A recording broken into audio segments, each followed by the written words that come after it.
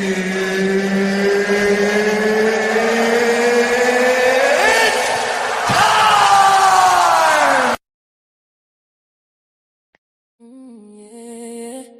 know what time it is.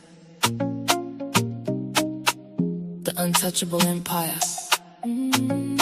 Sunday afternoon, getting ready for the truth. 5 p.m. It's time.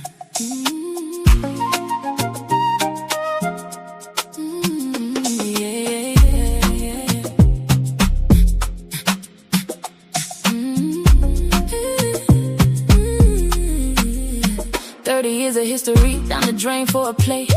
Watching brotherhood crumble in the light of day. Angry man had a brother, but the clout was a drug. Traded loyalty for fame, now there's no more love. YouTube views shouldn't cost you a soul, but when the ego takes over, you lose all control. It's ladies first, we're putting it on the line.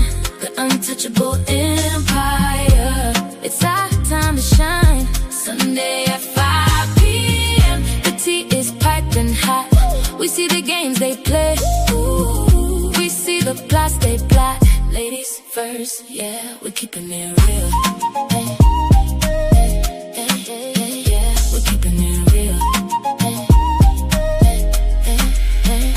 When you see a father standing tall for his own and taking it to the court to protect the home. When you talk about the wife, when you talk about the seas, that's a boundary you cross, that's a different kind of greed. He's suing for the family, suing for the peace. While the internet is talking, he's looking for release. Fatties in the building, keeping it sophisticated. Ali's on the mic and the truth is never understated. The untouchables, we don't fall, we don't bend. We're breaking down the drama until the very end. It's ladies first, we're putting it on the line. The untouchable empire. It's our time to shine. Sunday at 5 p.m. The tea is piping hot.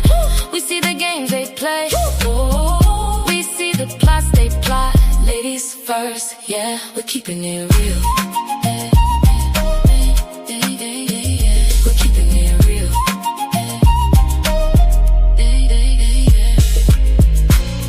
5 p.m. EST. Don't be late. The untouchable empire.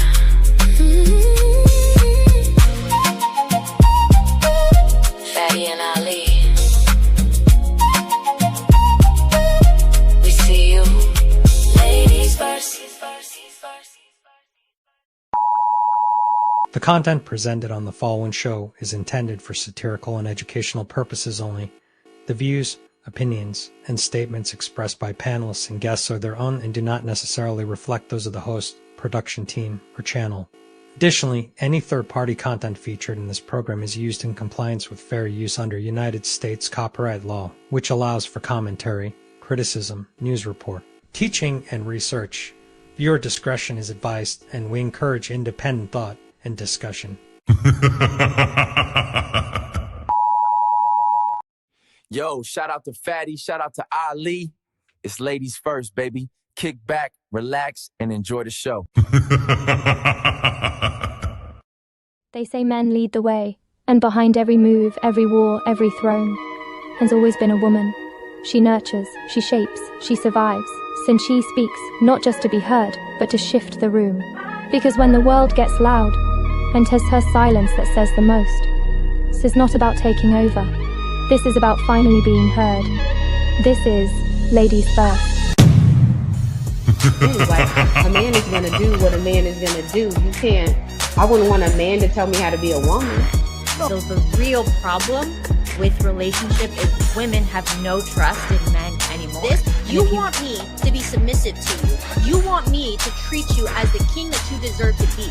If I am not having the mentality of a queen, if I am not having a mentality of a lifelong partner that needs to consider my man and make sure that I'm able to be here and please my man and think of it in that manner, if I do not have that mentality, I cannot give you what you want. Women really are doing that. Like Ali said, most women are focused on getting their degrees, what they want to do, their personal life, making sure that they don't lose themselves in a man or their kids and things like that. And that is one of the issues with dating today. And the reason why a lot of men are cheating is because men aren't getting what they need in the home. In order to make sure your man doesn't cheat, you have to do a lot. It's a lot of work. Y'all wouldn't believe them anyway. So if you are the ones with the issue of distrust, you are the problem. I'm sorry, you can't say a woman is the problem when you initially don't believe her when she enters the market anyway. If you're on Instagram and you're panties and bra, and he comes into your DM, what part of respect do you think he coming in there with? And you're saying because you're a woman, you can be on Instagram in your panties and bra. As a woman who's a couple of decades older than you, and I'm going to tell you that you're going to get what you get.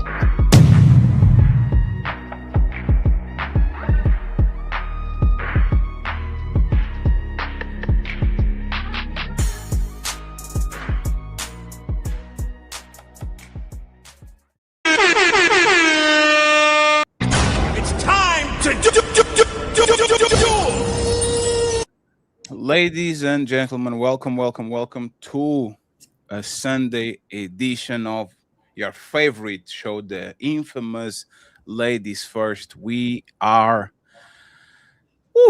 live.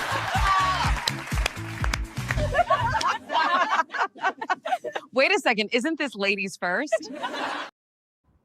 To remind you, friends, we have a couple of goals. The goals are going to be rolling in the bottom, okay? Don't forget to become a member. Don't forget to contribute for the Cash App and the PayPal goals. We need money to maintain this incredible shape that I developed on the last 4 years. Being fat is not cheap, friends. So please donate to me. Oh, Lord. Other than that, as an announcement, okay, all the content creators, as usual, are going to be in the description. Make sure you go support them. Send them a galaxy on TikTok. Send them some nudes. Whatever you feel like supporting, go ahead and do it. Just tell it was Ali that told you to do it, okay? Wednesday, we have Wednesday we have the debate that was scheduled but had to be postponed. So she's a runner. She a track star. Oh, sorry. As a impartial judge, I can let none of y'all thought I was go on each mute. other. I'm sorry. Okay, so Wednesday it is at 5 p.m. Eastern. You think to challenge the untouchable empire? Your icy heart will shatter. Your fire will burn out and turn to ash, just like your pathetic army. King Nini versus Yulkan Ali. Okay, 5 p.m. Wednesday, Warfare Wednesday. We are going to be here. But before that, we have a show today, Sunday, the Lord's Day. So let me give you and present our lovely guests. We have the lovely Coco in the building. Thank you very much for being here. We have Maya himself. Thank you very much for being here. Thank you. We have somebody that was running away from us, but apparently she's back. Leosha, she's in the building. And she can't even hear us because she's very expressive and she's looking confused. We have Kanisha, she's back. Thank you very much for being here. We have one and only JAS Noel, she's in the building. The lovely host that today is not hosting, she's in the field. Melanie Legacy, she's in the building. Your volume is low, Leosha, but I'll bring it up. Unmute yourself real quick. Unmute yourself. Yeah, she's. Leosha, say pineapple when I say 5. 1, 2, 3, 4, 5.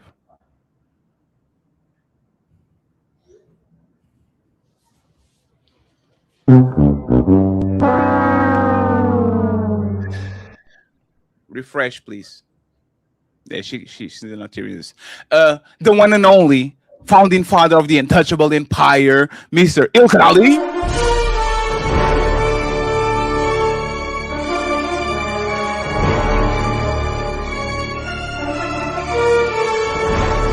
The untouchable empire, baby.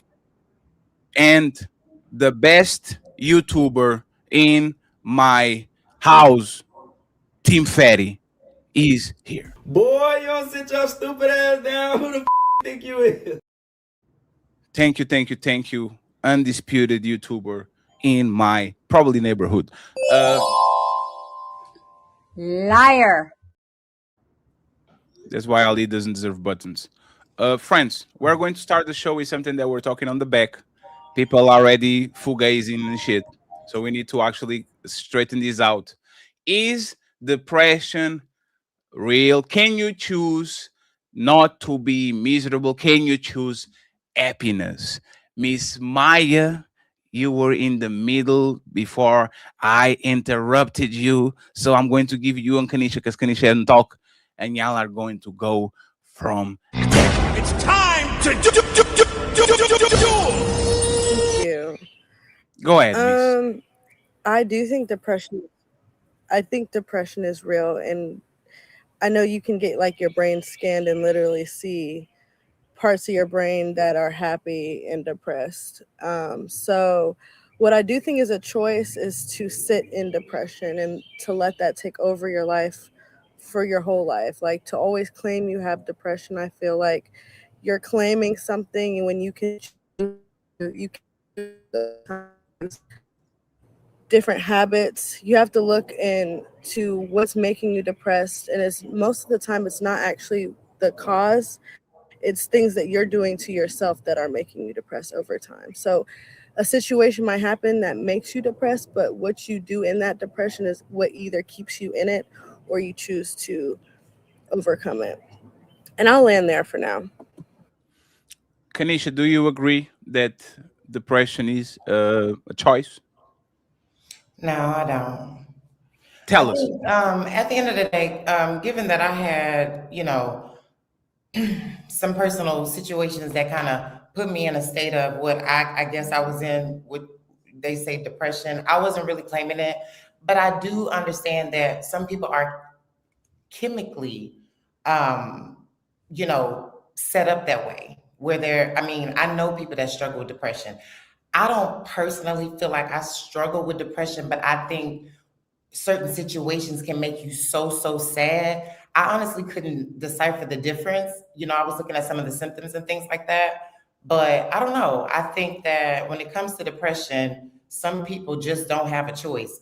The choice that you do have is to try to find resources to make you better. Denial, is not good. So if you're denying that you actually have a problem, that those things actually exist, I think that's where the problem truly is. But yeah, I don't think depression is a choice. Mr. Ilkanali.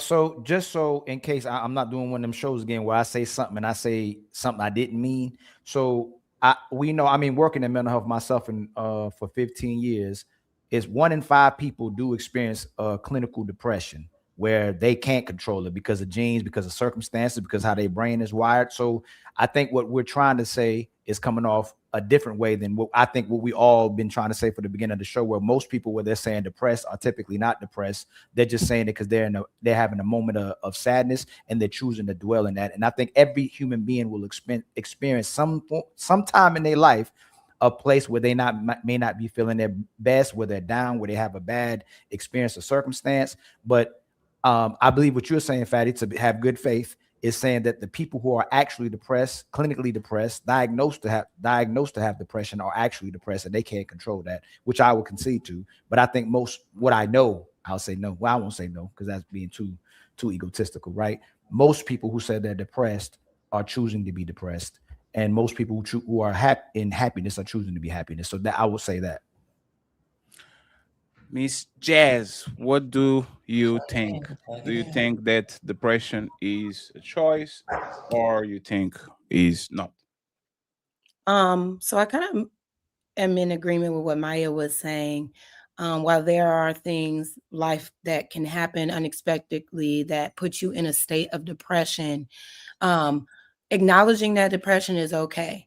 But once you sit in that and choose to remain in that depression, when you literally don't have to, you can make other choices. You can go about life a certain way to help yourself get out of that state. I think it's a choice to stay there.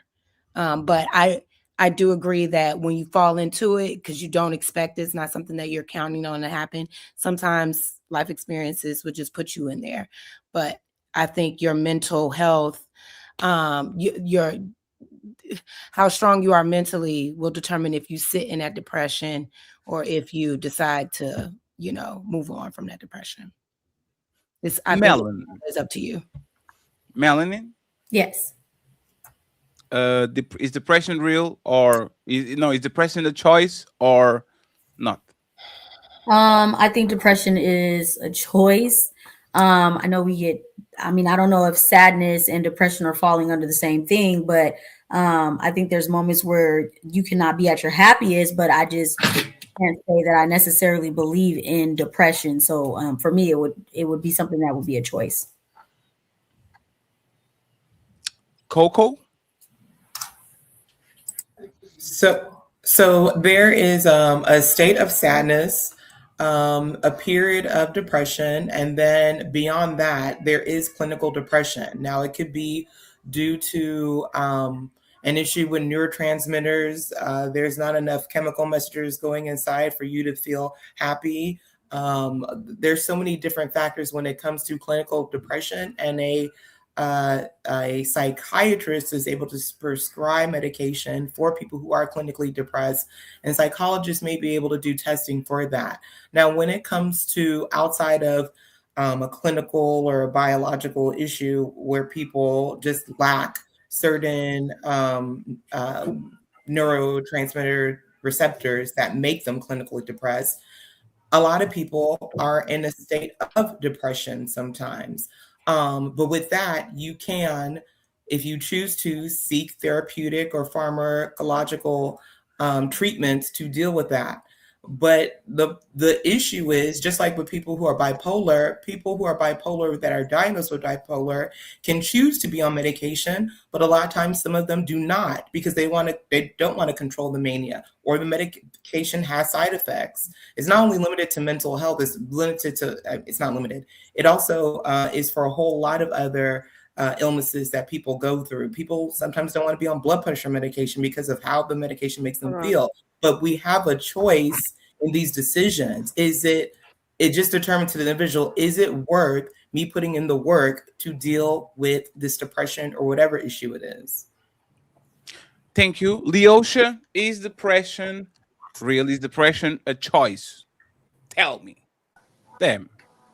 Go up there. Yes, depression. I feel like depression is a choice because you can choose to be happy or sad. You are literally only in control of yourself. So whatever is going on around you doesn't mean that that's who you are. So you can choose to get yourself out of it, or you can choose to stay in it. So I agree with everybody, the folks. I have a video to play for half of the panel and a little bit more than that. Boy, you don't sit your stupid ass down. Who the f think you is?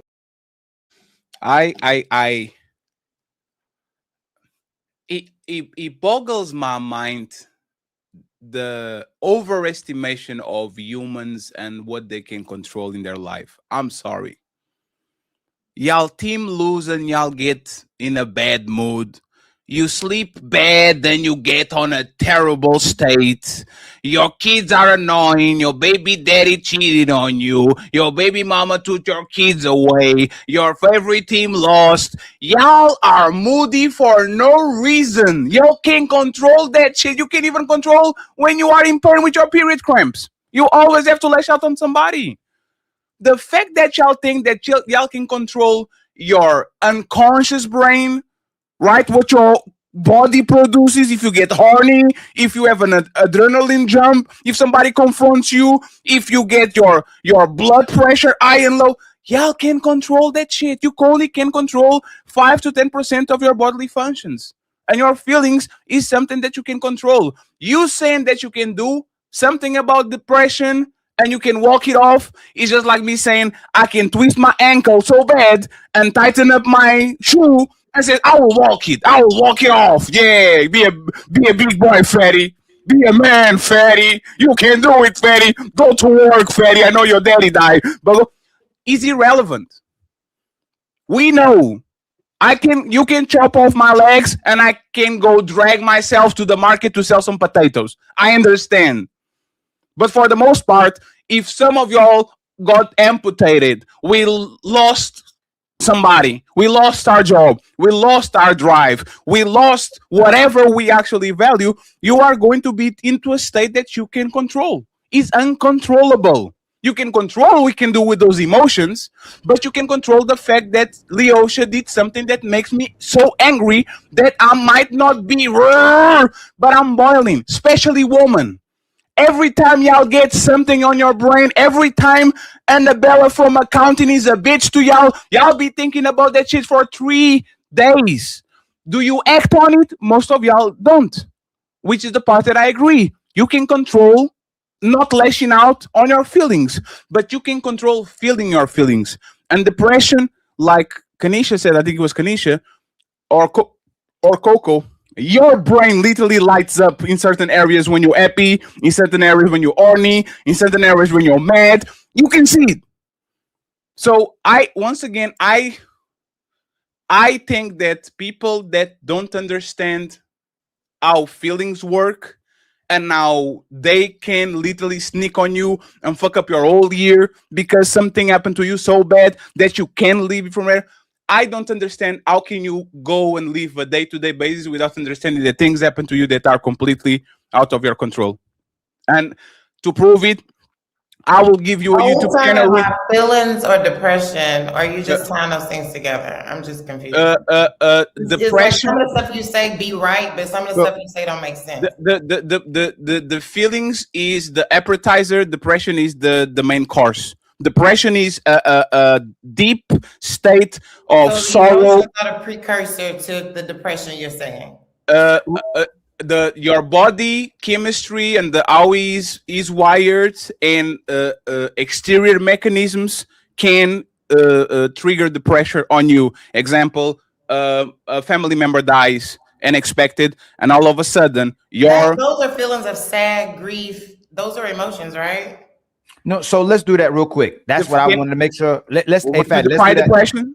No, I didn't say well, we should, but what I'm saying is can everybody on the panel, let's do this. Let's do this before we get lost in the sauce. Does everybody on the panel believe that clinical depression is real? You got diagnosed, this person is going through this daily, repeatedly. Yes. They're always in a state of sadness. Does everyone on the panel believe that? Yes. And I think what people who doesn't believe in it? Who doesn't believe in it?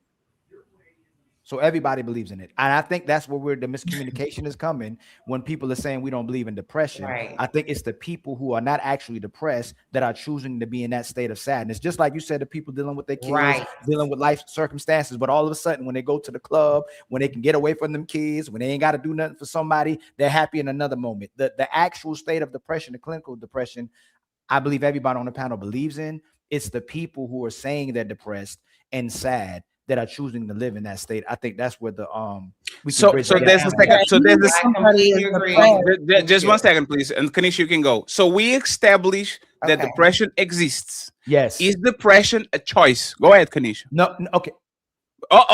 There was a point, right?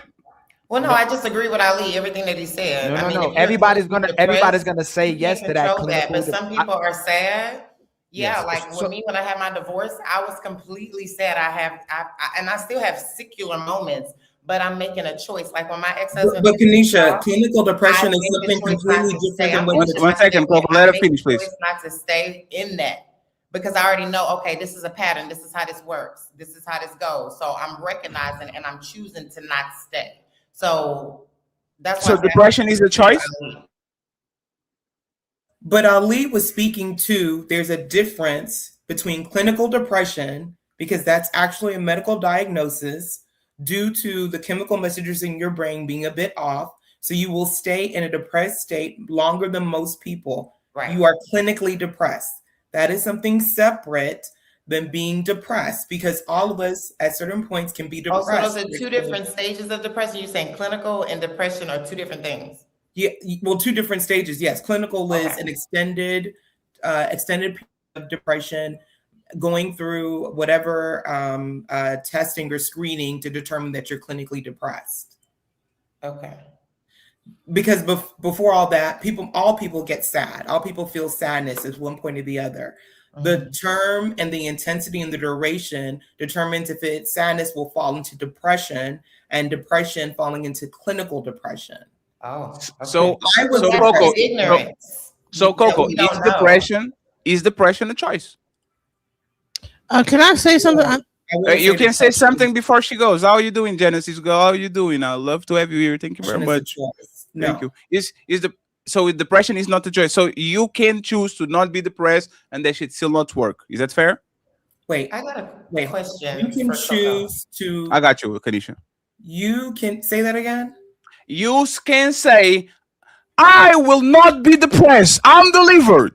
I am not depressed. I'm going to get rid of this right now. And those things still stuck on you like a bad cloud above your head. Every time you walk, they go after you. Like it is. Is that a choice to check it out, or you are subject to your bodily functions in your brain and the things that actually come with being a human being? You can be depressed, but there is treatment for depression. You just saying you're not depressed anymore doesn't mean you're no longer depressed. You can be depressed. So it's not a choice. Being depressed is not a choice. This is a very easy question. Is like, you know what's funny? What, Fatty, is eating Burger King a choice? Is being obese a choice? Absolutely. It's a personal choice. I decide to eat more calories that I put out. So yes, being fat and becoming fat is a choice, right? A state of obesity is a choice. But one second. But there's exceptions of people that have thyroid problems and all that can choose. Their body literally says every Twinkie you eat, 90% is going to stay on you, right? So my question is, what is depression a state of mind that you actually can choose not to be in, or is something that is going to happen to you even if you want to shake that shit off? Depression can happen to anyone. We shouldn't be talking about this. Can I just say something? No. As a person who suffers depression. Kanisha, why did you say that? And then we have the Genesis. I said we shouldn't be talking about this. This is just terrible. I mean, we haven't done no research. We don't even barely know the definition. Now I'm just finding out that there's stages. Now, my question was for Coco when it related to the stages. Like, if you are sad, then you go into depression, or some people just automatically jumping into the medical depression or the clinical depression? Like, I was just curious about the flow of it, because if you start with sadness, there may be a choice there that could prevent the depression. So that's why I was just curious with Coco. Yeah. When it comes to people and the onset of these things, like what stage do you have a choice in being in? Thank you. That's a great question. So I'm not a clinician. I want to put that out first. I don't want to health coach, and I assume. I'm sorry. Well, I am a health coach, but I'm not a licensed certified license. Yeah, I'm not a licensed social worker. I'm not a professional counselor. But what I will say is that I had deep sadness for something that happened in my life, and then I sought a professional, and then I was diagnosed to be depressed. Now, that was only temporary. I didn't stay in that depression, but because of the life events that happened to me, and because I was in a depressive state for an extended period of time, then I was depressed. Now, again, clinical depression, all of these are medical terms, and all of these have definition, is if that you are in a depressive mood for a sustained period of time, and they can do additional testing to determine if there's a chemical or hormonal or something imbalance. According to my clinician friends, because I used to work with, those type of professionals. That is something different. So I understand what Fatty's trying to say, but again, there has to be, sometimes there is an event that causes a depressive moment, a divorce, a loss of a child, a traumatic life experience that will move someone to be depressed. that that doesn't go against what Fatty's saying. It's just that when we get into these clinical terms, we have to be careful about what we're saying. Right. Anyone can experience depression. Anyone. Most people have experienced depression and not realize it. It's just they weren't diagnosed when that happened. And then either they're still in that state of depression, they don't have the tools to deal with it, and they're just going through life. And some people are just, when it comes to depression, more people have experienced than not, and just don't know it. Yeah, there's just so many undertones that, I mean, yeah, you know, it's just so much. I think this Yeah, platform, this, yeah. I think go ahead, Genesis. Because like I got diagnosed with depression. I didn't even realize I was depressed. I got diagnosed with postpartum depression and major depression. I didn't know I was depressed. And then they took me to the doctor, and then they gave me some pills, some Celexa, and I was like, oh crap. What? I feel normal. You know what I'm saying? I didn't realize there was a difference. You know what I'm saying? I've been living it with it so long. I didn't know that I was going through a depression. And let me tell you something. Low vitamin D, like I suffer from like low iron, low vitamin D, my thyroid, like a lot of like health stuff, like having like a low thyroid and low vitamin D. I like and also I was like bleeding to death, basically. Didn't know I was bleeding to death. And so you'll feel like just like laying in bed and not wanting to get out of bed. You don't even realize. You think you're depressed, but really, no, you have low vitamin D, your hormones are messed up. So a lot of times, that's why it's probably great to go to a doctor and get a medical professional to diagnose these things. A lot of this stuff is like chemical. It's not just a thought. It's a chemical imbalance. So it's not something like a person could choose, because half the time when you have these issues, you don't even realize it until someone pulls the blinds in your house and you realize you've been sleeping in your room in the dark for days. So I think this is a very good. important conversation that people don't have together collectively. And why I think it's important, because we have to gauge, is it my responsibility to deal with what I'm feeling and my impact on you, or is it all of our responsibility to control what happens and how it impacts each other and what we're supposed to do when it happens? Because I do believe like parts of the initial response to it, or your initial emotion, you can't control, but how you react to what you do and what you do to others is your control. So I think it's important to have the conversation, because what people are doing ultimately a lot of times is justifying what they do to other people, and not just to themselves, but to other people. So I think it's a very important conversation to have, because do you control it or don't you control it? Is the initial part warranted to the fact that maybe you can't control how your brain responds to that initial experience or encounter or an initial emotion, but you control what you do after that, you know? So because a lot of people will say hurt people hurt each other, right? But then there's other sayings, it's your responsibility on earth and how you're treating other people. Muhammad Ali, like your rent on earth is how you treat other people and how you serve other people as well too. So whose responsibility is it? And is it a choice ultimately? And what part of it is it a choice? What part of it isn't a choice? Well, when it comes to depression, do you realize a person that going through postpartum depression have killed their own children? No. So it's a thing where if you're not realizing that you're mentally going through something, and you might even think it's because a lot of like, especially when you get into severe depression, right? You'll think that things are happening that are not even happening. Your take on the world is completely changed from what's actually happening in real life. So you get into arguments, and you don't even realize why you're being like, you might be snapping on people and don't even realize that you're out of line. So and you Ali, have, Ali, by the way, before you go, Ali, Kanisha, I actually think there's very important to have this conversation, even if we are not doctors or well informed, because of the 500 people watching this, I guarantee you that 100% probably are on that state. Well, like that's when Ali spoke, you're right. You know, to me, we do need to have this conversation. I just think sometimes people just are so opinionated and they slang their opinion, and it just comes off so nasty. And you got to be careful in arenas like this when you're talking about mental health. So that's where my stance was. But after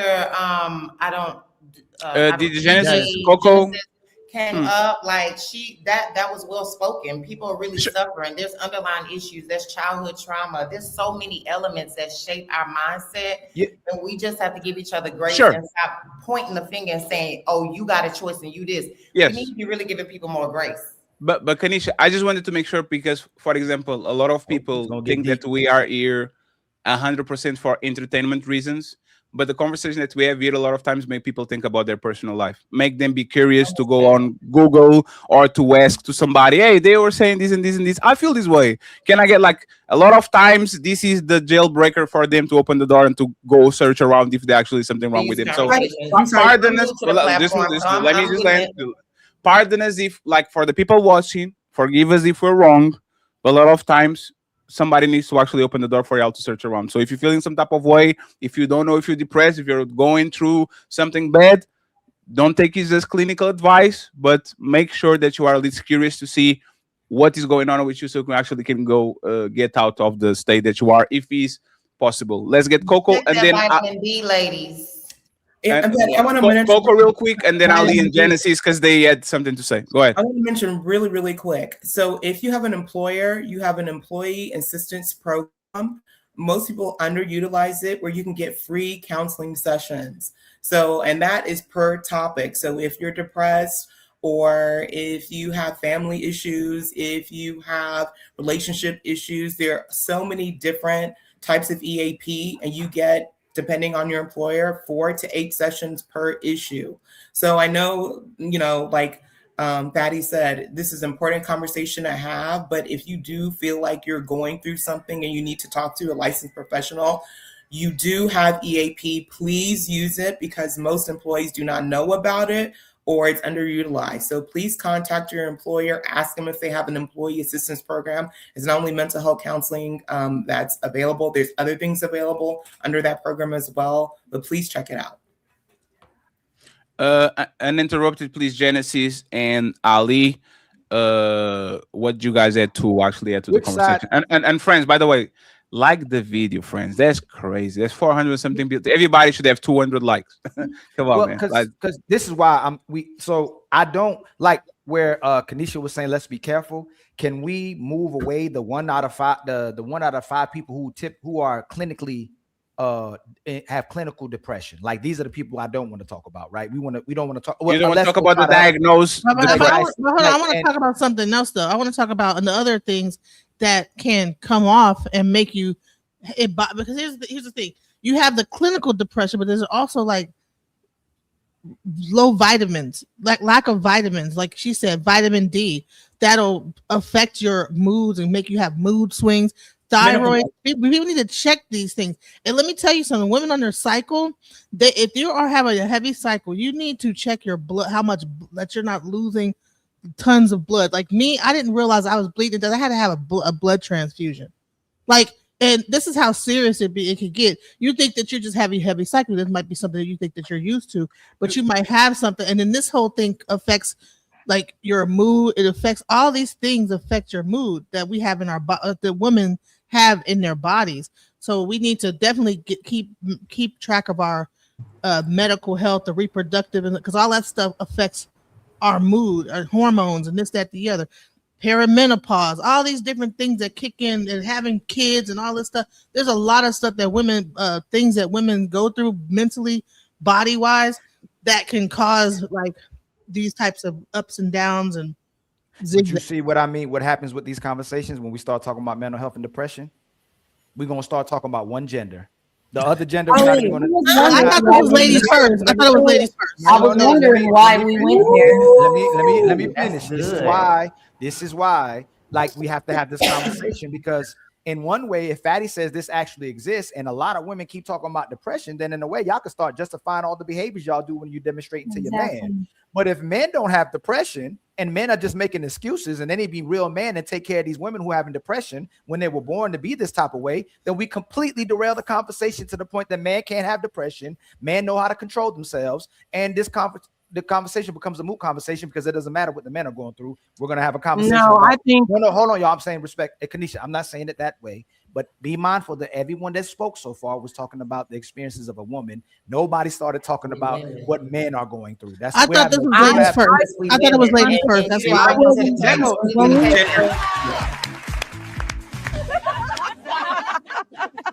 Wait a second. Isn't this ladies first? When we were discussing it, I never thought we were only talking about women. I was literally thinking we were talking about depression in general, because depression is not gender specific. Men go through it as well, probably a lot more, and we don't know about it enough because society doesn't support men in their vulnerability in dealing with depression. And I think we should support men way more, because they have mental things that they're going through and they don't have outlets, at least enough outlets for them to get it out. And there's like a stigma with men going to therapy, seeking help, asking for help, because there is like a standard that society placed on men to tell them, oh, you're not depressed, you need to just go out and make more money. You're not depressed, you need to just go to the gym. It's a lot of internal shit that men aren't supported enough to handle, which causes depression. And like Miss Genesis said, a lot of times these men are depressed and don't even realize it. So you just and it's did it. coming Sure, out. most women don't care. Most women just care.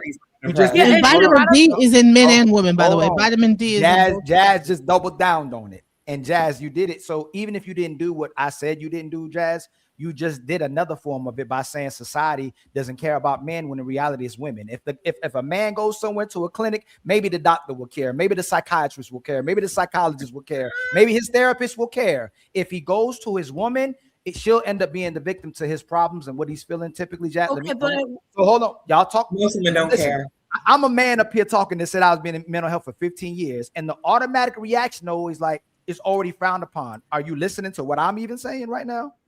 No, because you're making it about having your significant other be responsible for your depression. If you are really going through depression, you need to seek help. And that goes to somebody who's licensed that can help you to identify your depression. And Jazz, give you tools. Because I'm not saying, no, Jazz, you said because society wait a minute, let me finish. You're making it seem like society equals the women that rejected men. No. Men created that standard. Men created that standard that men don't feel things. They don't have vulnerabilities. That's woman shit. That's feminine stuff. Men aren't depressed. They need to just go. Men set that standard up. Now, I'm not saying that women should not have a safe space for their significant other or for just men in general to be able to get their shit off. But the average person may not be equipped to handle your depression. So you should go seek professional help in order to get that. A lot of times women, they don't usually rely on, they may be more vulnerable naturally to talk about what's bothering them to their significant other, but women also take that other step to go seek professional help because it's something deeper, and your significant other, your family members may not be equipped to help you through that. And I think men should be supported more to go seek that professional help and to tell them that it's okay to go and seek that help and not just keep it all balled inside and then only relying on a woman to fix it for you. So Jazz, you did it to me again. This is what I'm saying, right? I was in mental health for 15 years. Okay. I have personal friends of mine too who went to therapy sessions, counseling sessions, marital sessions with people. Do you know what happens every time the man and his woman would go to a therapy session, even if the woman recommended it, and then there was an issue that went to the woman had to be accountable? The sessions would end because she didn't want to go to therapy anymore. So it's not the fact the man can't go to. Anecdotal, though. It's not anecdotal. So yes, so hey, you know what? If I so again, you talk your Jazz, you keep taking the mic, Jazz, right now.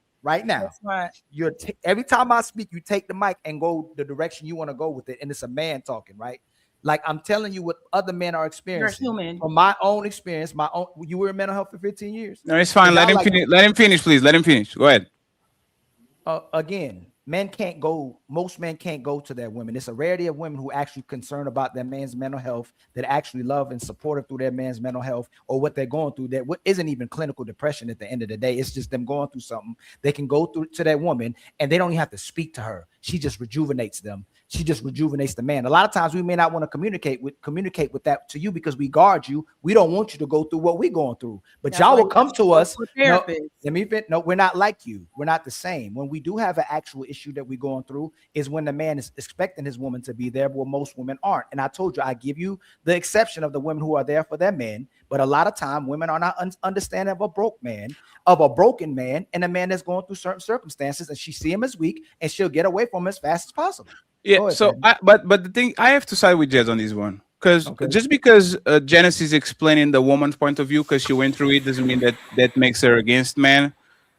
Men are the ones creating this shit. Men are the ones not going to the hospital regardless. Even if they have a woman, they don't want to go. If they are single, they don't want to go. If they have a foot literally falling off their leg, they don't go. If they have cancer, they don't go. If they are itching, they don't go. This is men. Be a big boy. Walk it off. Don't cry like a baby. You're not a girl. This is things that we men created, and you know for a fact every time a woman feels something, she already called in. Oh, I think I have these, please, let me. And men don't do it regardless. So you are responsible for your mental health, and you are responsible for the things that happen to you. Just like I can stop a woman from having postpartum depression.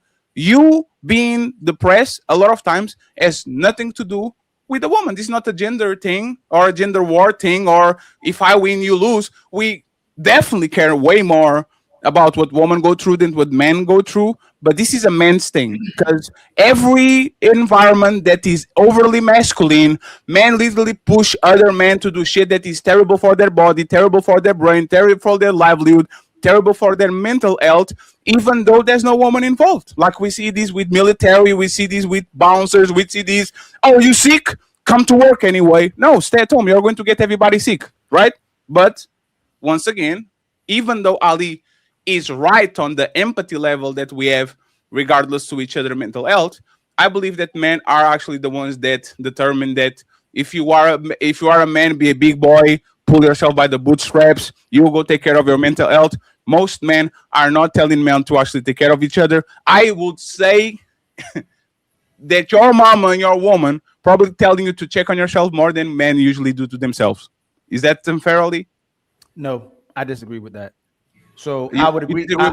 So I think you're conflating men telling men to be strong with the experiences of life versus the fact that someone's truly going through a mental health crisis and they're really dealing with something they're breaking in life versus the fact that most men are telling you to do what you're supposed to do because you're the foundation of the family. You're supposed to be strong for your family and endure certain experiences. So if you're saying that a person is telling them to be strong and pick yourself up from your own bootstraps, it's typically for the family. It's not if somebody's truly going through a mental crisis. The women were always supposed to be the love and nurturing of the household, and she was supposed to be the backbone and the support of the man when he came back home. There was someone there for him going through the actual encounters of life circumstances. But if the man's actually going through something and a tear was coming out of a man's eye, that the most men wouldn't turn that man away if he's going through an actual crisis. That's not something that men build other men up to go through. I disagree with that part. But if you're just crying because you had a long day at work, because your work was rigorous, because you're dealing with things that's going on in your household, then a man would say, hey man, be a man. But if you're going through some real stuff, no, most of today's society, a brother is there for a man. Your uncle is there. No, they're not. No, they're not. Yes, they are. I disagree. Ali, if that was the case, the self-deletion rate of men wouldn't be 5 times higher or 4 times higher than women. Men are men are choosing to delete themselves because they'd rather be on the afterlife than be on a shitty world. Respectfully, and now, let me just say this, Kanisha. This starts with fathers. You know how I can prove that shit? Every time your daughter does something from 1-year-old to 45, my princess, we have to take care of you. We have to do this and all that. Men go fall in the park, fuck each other up, fight. Be a grown man. Just pull yourself by the bootstraps. Be a big boy. Big boys don't cry. This starts from the get-go. We make sure that our daughters are always in a state of self-preservation to the point where from the moment they are born until the day they grow up, they're always self-conscious about how they move, how they behave, their mood, how their body works and all that shit. And we tell boys since day one, hey man, just walk it off. Hey man, you'll be okay. Hey man, just power through. Hey man, you got it. Hey man, those 16-hour shifts is fine because you're taking care of yourself. You are killing yourself. So I don't think that our women are dictating these things. I think men are doing this way before they meet the love of their life. And I know this for a fact If you do sports, you know it. If you have a strenuous job, you know it. Like the amount of men that literally go to an early grave because they were conditioned since babies to actually do what's best for society instead of putting themselves first is actually what's get them on an early grave. Is not a random woman that meets them at 33 and all of a sudden this man stopped going to the doctor because she doesn't love you like that. That man was not going to the doctor even before he met her.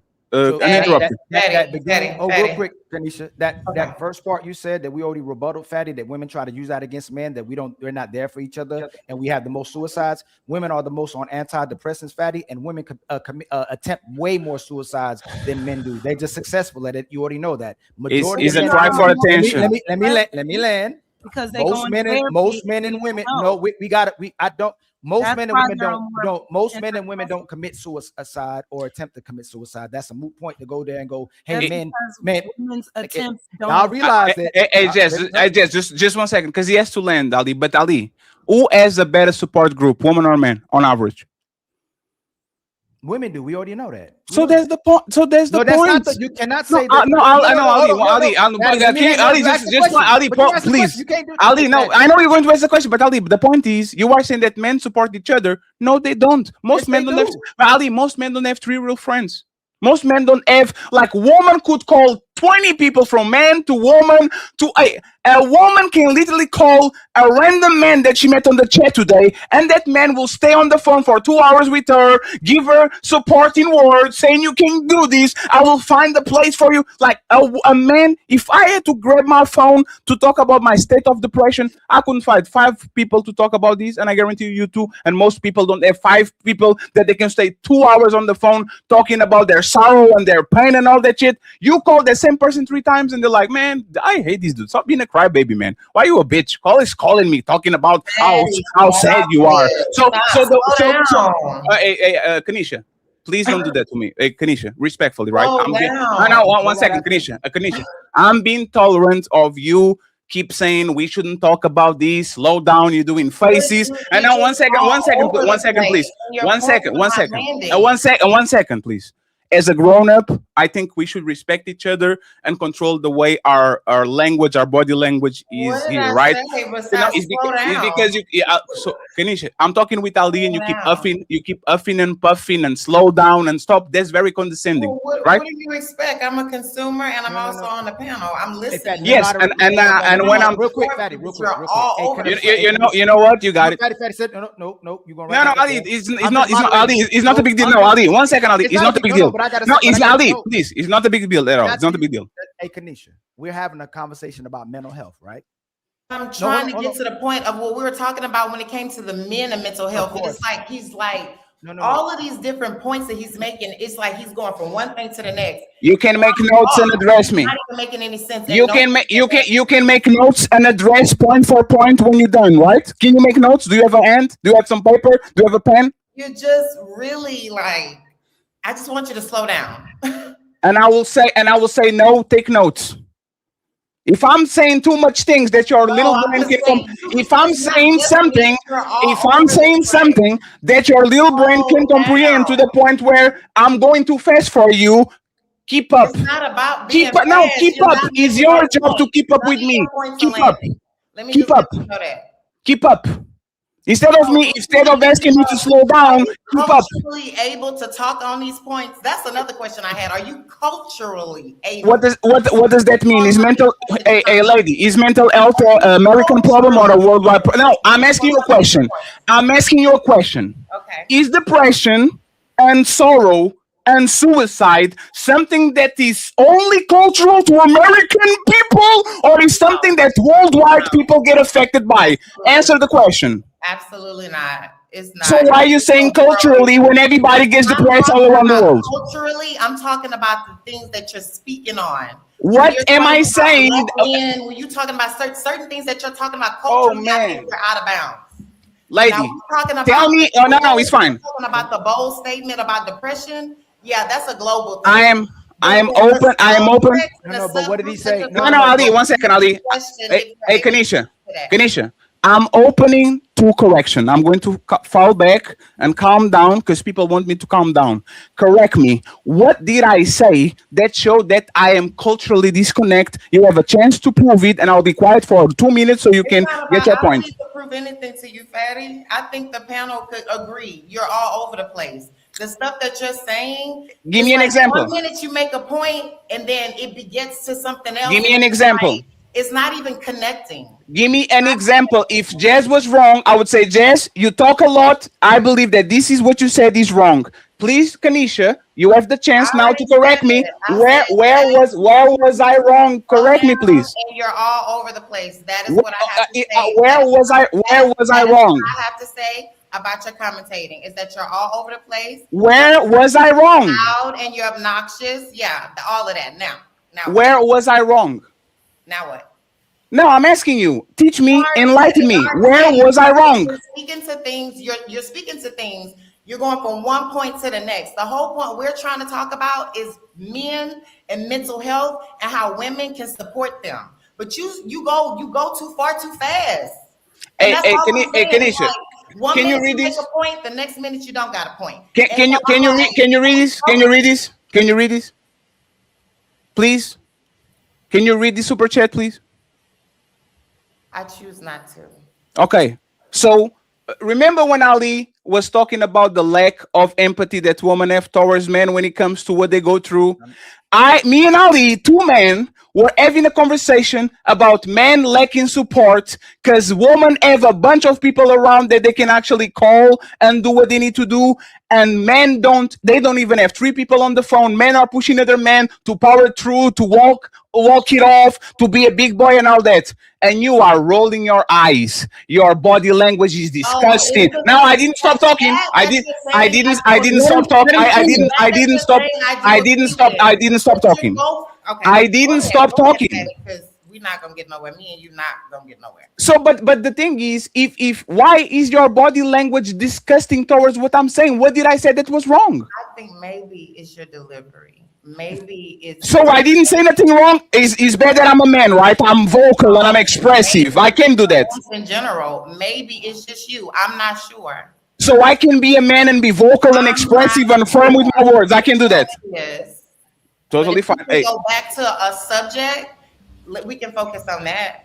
And we Yes. can talk about that. Hey, friends. I would love to touch on that because when it relates to mental health, Sure. men, I was married for 19 years with my ex for 21. Sure. And there was a lot of reflection there. I'm raising a 12-year-old son that is dealing with the sadness of his dad being gone. So there are elements as a mother that I have to chime into. Nope. But for you and the stuff that you're talking about, I just feel like I said, you make points when we talk about how standards have been set for Black men or men in general to just suck it up and deal with it. And that ties into what I'm dealing with my son. I'm like, I need you to understand that it's okay to be vulnerable. It's okay to speak. It's okay to let people know what you're feeling. Sure. That's actually strength. That's vulnerability. My ex was telling me he was intimidated by me. My ex was telling me he didn't know who he was as a man. As a woman, I didn't know what to do with that at all. I tried to help, but I feel like personally, I may not have created the space for him to be able to have that platform to feel like that.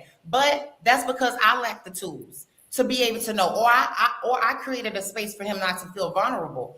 So it's like when it comes to relationships, we both have responsibilities self-wise, but we also have responsibilities to be there for our spouses and to make them have a safe place or create a safe place for them, especially men, to feel vulnerable because they don't statistically, or the stigmas have been set up for them not to, or the patterns or the traditions have been set up for them not to. We need to change that stigma. We need to change that. Please let me say something. So why would you tell them? Ali, I'll just want to say this, right? Imagine that you said all that about your ex-husband and your son and all that, and I said, nobody asked you nothing, you are all over the place, and dismiss what you said. I don't do it because I'm a grown. Now you see, are you still a hit dog? Let him finish. Let me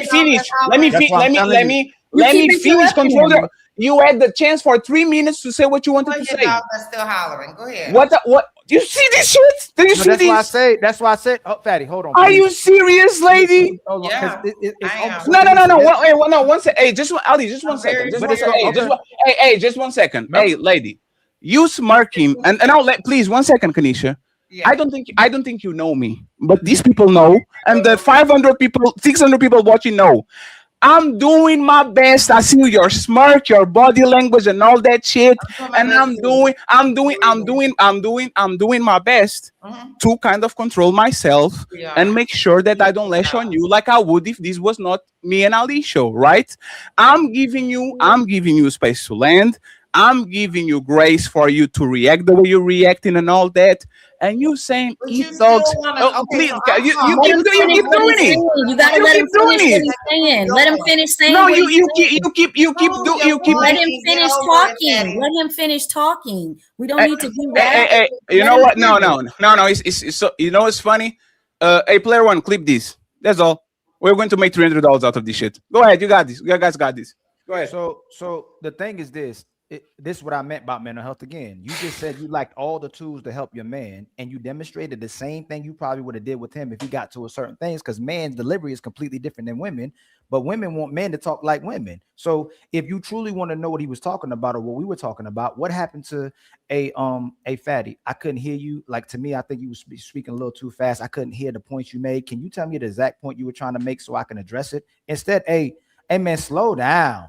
You rolling your eyes. You being dismissive of what he's saying. You say hit dogs holler, but we care about mental health. That's called gaslighting in terms of mental health. Well, at the end of the day, everybody's going to get to a point of defense. And that's why we say certain people don't mix or match. Everybody brings different things out of people. Clearly, me and Fatty is not. We do No. You missed my point. No, you missed my. Hold on. Hey, Kanisha. That may appear gaslighting. We're both at a point of you didn't even listen. You said there's no reason. If we're having a conversation, there shouldn't be something that he has to be defensive about. If we're trying to hear each other out, there's no reason for you to get defensive. He's been defensive from jump. All of his points are defensive. No. But so if we care about mental health, if someone's being defensive, we're supposed to be understanding. Do we escalate it and gaslight the person, or do we try to de-escalate it? If you feel like if I felt Maya was getting defensive, right? Hold on, you were getting defensive. Hold on, real quick, y'all. Hold on, please. You were the first person that got defensive. You said we shouldn't talk about this.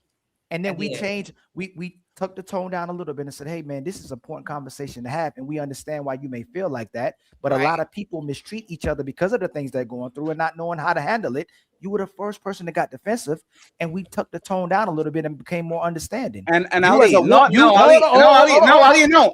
just the point. No, 1 second. It's not just that. Somebody gave their opinion. She was okay. I gave my opinion. She said we shouldn't talk about this. And then Coco and Genesis talked, and she said, you know what? I'm happy we're talking about this. So she clearly didn't like what I said. It was just me, right? She went from let's not talk about it to let's talk about it to let's not talk about it. It's just that. When I told you, hold on. There's a video I saw when we talked about the roles of men and women, right? Maya, that is your role of being the de-escalators, the nurturers, the lovers. We're supposed to come for you with the grace. If Kanisha talk like this is real, let's talk real life, right? Right. Charleston White, I saw a video before I came up here. He was talking about men don't talk, right? And men don't argue with women. They're not supposed to, right? Because in real life, when a man and man argue, we're supposed to fight. Women aren't supposed to get in positions like that with men. They're supposed to work on de-escalating and nurturing and being able to communicate. Y'all are supposed to be the actual communicators. Y'all supposed to bring our mind to our heart. We're supposed to bring your heart to your mind, right? Yeah, that's the part of our community where we're lacking, where the man is still being supportive of it, and you're trying to get the man to change the way he talks, the way he receives messages, the way he gives messages as a woman, and the woman can turn up, come down, talk how she wants to talk, and still get support and love from the person. So this is what we're talking about, mental health. And look at what's happening. Just what we don't know each other, but look at who's being receptive, look who's being defensive, look who's being offensive. And if that's your goal, Kanisha, it's not necessarily my goal. I just think, like I say, I listen, and I listen very good, and I've been listening all of this time, and it's like I'm trying to follow. So what did he say? Personally, so what did he say that bothered you? Defensive. Let's just put that on the floor. Yes. So can you tell me? So look. So it's not that this is communicating. Women ask men to communicate, and we keep saying it's the woman who not communicating, or we're not saying what she don't want to hear. It's what's really happening. What did he say that bothered you?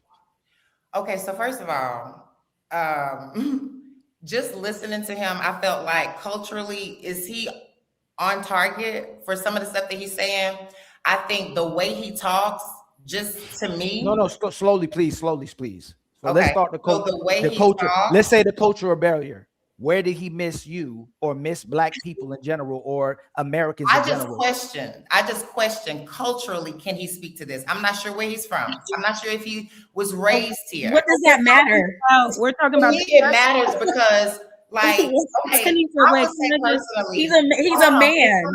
But he's a man. Let her finish. Was it? Am I answering? No. Yes. Let her finish. Go ahead. What does that mean? So for me personally, like I said, recently divorced, right? So if I'm going to go seek help, I feel like I want to seek help from somebody that I can relate to. So I would probably be going to a Black woman or a Black man because I feel like they can relate better. But that's just my point of view. So initially listening to him, just off of his accent alone, I wondered, is he culturally able to speak to some of these points? Because that was just my first question. Then second, it's like the stuff that he was saying, it's like 1 minute I'm like, yeah, that makes sense. Then the next minute it's like, okay, we just, from the point that we were at and the stuff that he was saying, we just got so derailed. But that would be that would be a contradiction, right? You said, I don't know if he can speak on this because he might have a cultural barrier, but you said that was that's not a contradiction. That's not saying 100%. You would have no opinion, and none of it will be right. No, that's what you were implying, that he might not understand this, but you said you understood some of the things that he. Different topics. No, Kanisha. Can you respond? Are we really entertaining this? Yes, aren't most doctors from India? What about their culture? Are they still able to be doctors? Cut him off to make the same point he was making, and nobody's talking about it. You brought up your son and how in men's spaces it's hard for men to be vulnerable. He brought that up. That was a point he was making. Well, so I don't see why you say that there were some things that were right and there were some things that I didn't understand and that were wrong. But you didn't even let him finish. No. So what? That's the point, right? Two men. It's two men talking. No. Hey, 1 second, friends. 1 second. So again, like this happens a lot, right, Kanisha? I've been doing this for 3 years. Ali, just 1 second, Ali. And people say, why is Fetty talking about family and divorce? And I tell them, divorce rate in Portugal, Europe is 70%, way higher than American divorce rate. I can talk about relationships because we're going through the same thing over here. Mental health is something that you need a brain, a body, and be human and a society to feel. Either be in Brazil, in India, in Russia, in whatever case it is. So, Kanisha, please, we are going to give you the floor. Explain to me what did I say that was wrong so we can move along. Like we can correct each other, right? I'm not being funny. I'm not being messy. I'm not being angry. What did I say that was factually wrong so we can move along? What did I say? So, like I said, and I'm going to repeat it for you one more time. Everything that you were saying, one point of it made sense. Then there were some points that was like, where is he going? You went from one thing to the next. That's all I'm saying. It did not line up. It did not add up. What are those? What part didn't add up? It seemed like what we were trying to do was highlight. Please don't, hey, Kanisha, respect me. Kanisha, you can hear me. You can hear me, right? Talk. What point did you not understand? And you talking around everything but saying what you didn't understand that he said. You said you understood what he said on one part.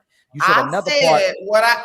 So what didn't you understand? The part. Hold on. When you say you're gonna say Ali, this is the part I didn't understand. She can't state what it was that he was saying. She can't state what he said that she didn't agree with. I'm saying that there were points that the man said that made sense, and there were points that he said that did not. What are those points? When I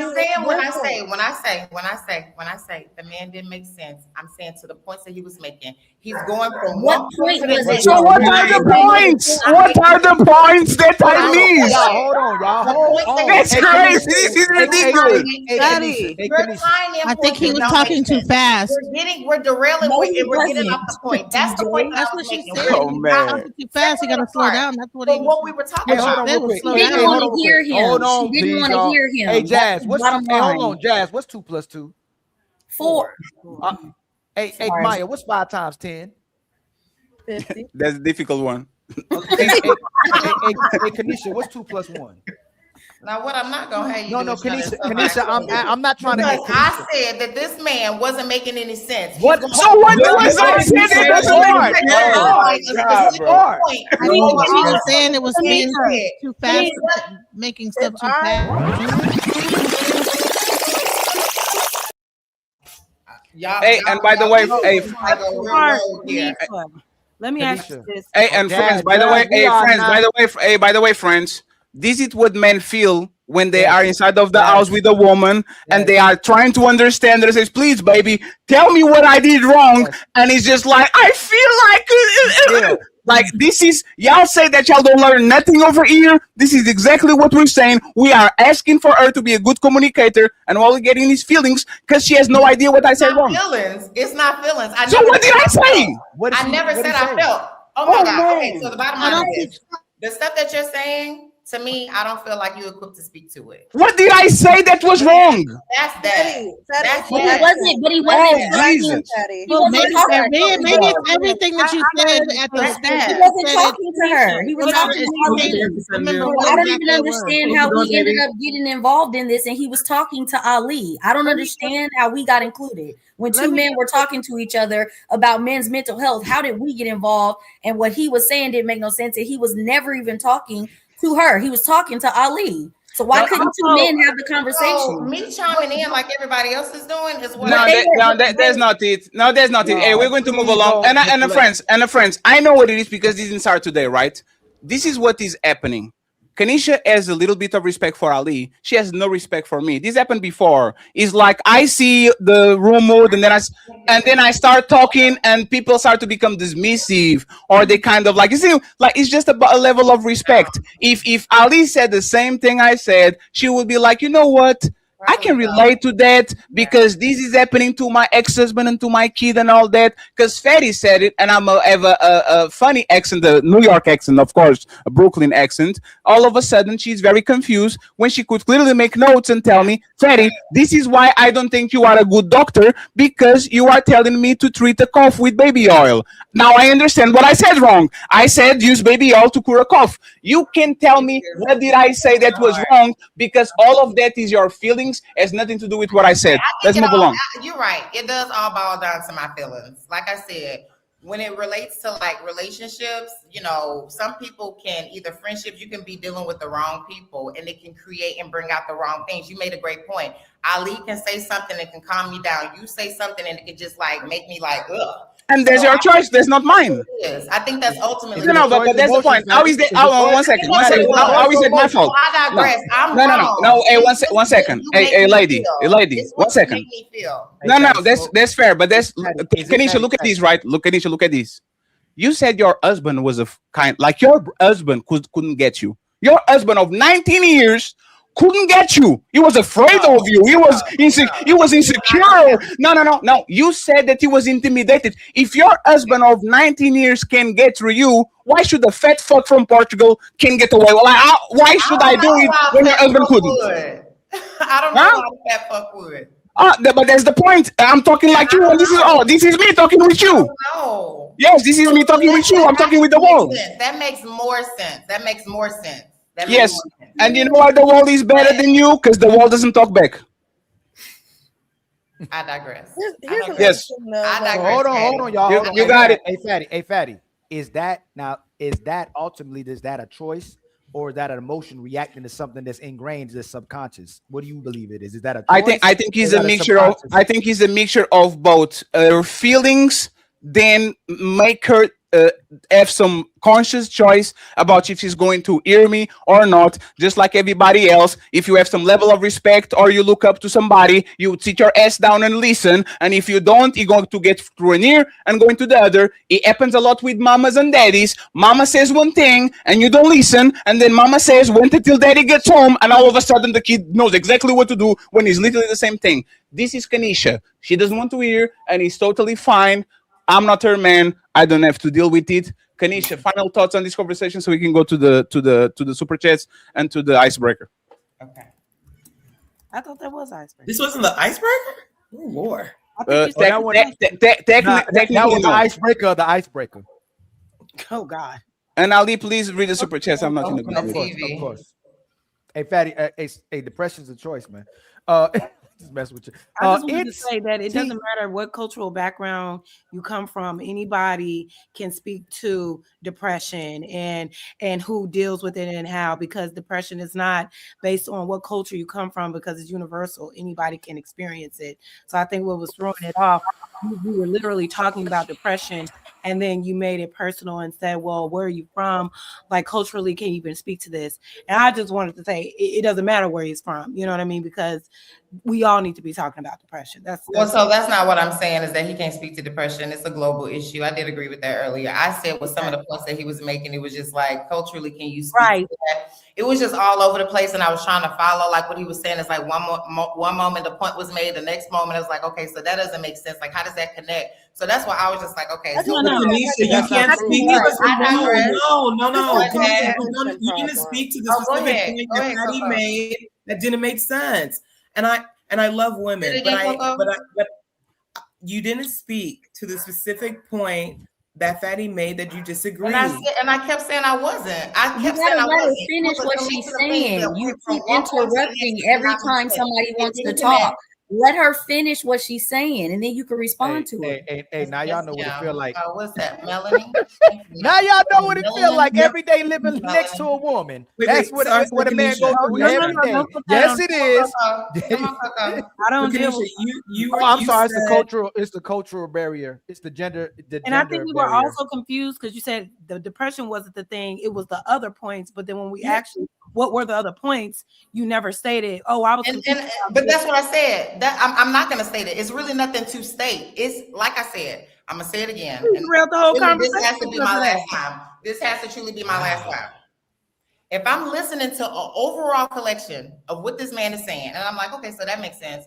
Okay, so then how do we talk? Why are we talking about that? Well, what are we talking about? I don't have to give specifics. You're not saying anything right now. You're literally not saying anything. This is why a lot of y'all.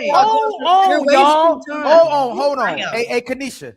Kanisha, it becomes a stacking of gaslighting, because first they started out trying to be understanding with you, and you still not being understanding, and them trying to be understanding with you, and they in the United States of America. They don't live in Portugal. If I want to understand, let me give you an example.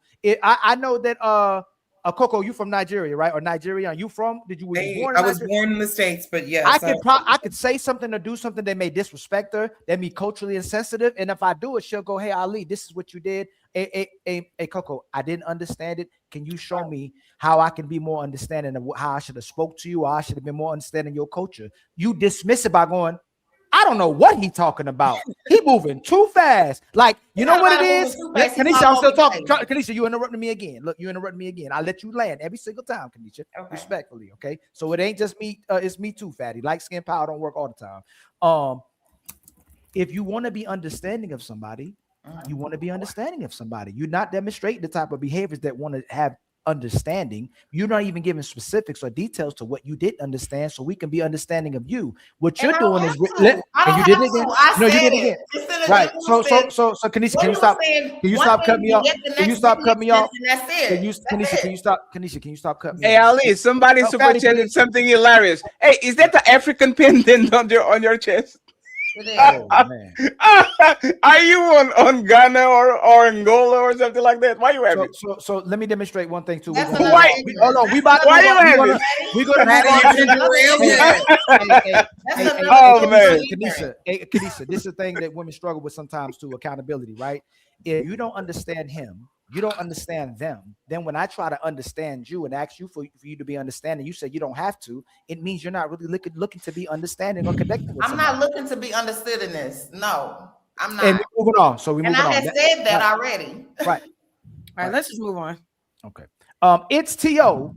has become a member. Much love to you, my brother T.O. The untouchable empire, baby. Untouchables. And then T.O. put up his black fist. Much love to you, my brother. The untouchable empire, baby. And then T.O. gifted us with 10 memberships. The untouchable empire, baby. And then Misty gifted us with another membership. The untouchable empire, baby. And then my sister Petty with the $2 super chat. Define depression. I don't know where that button at. But if you're not trying to understand, it don't even matter. Red Lipstick. Red Lipstick vibes with the $2 super chat. There are 8 types of depression? I thought it was 12, just like sexual orientations and gender. Like the videos, friend. The likes are for free, friends. Like the video, please. Realistic vibes with the $2 super chat. There are 8 types and 5 stages of depression. Then 3156 for life with the $2 super chat. Ask the women, what did they eat today?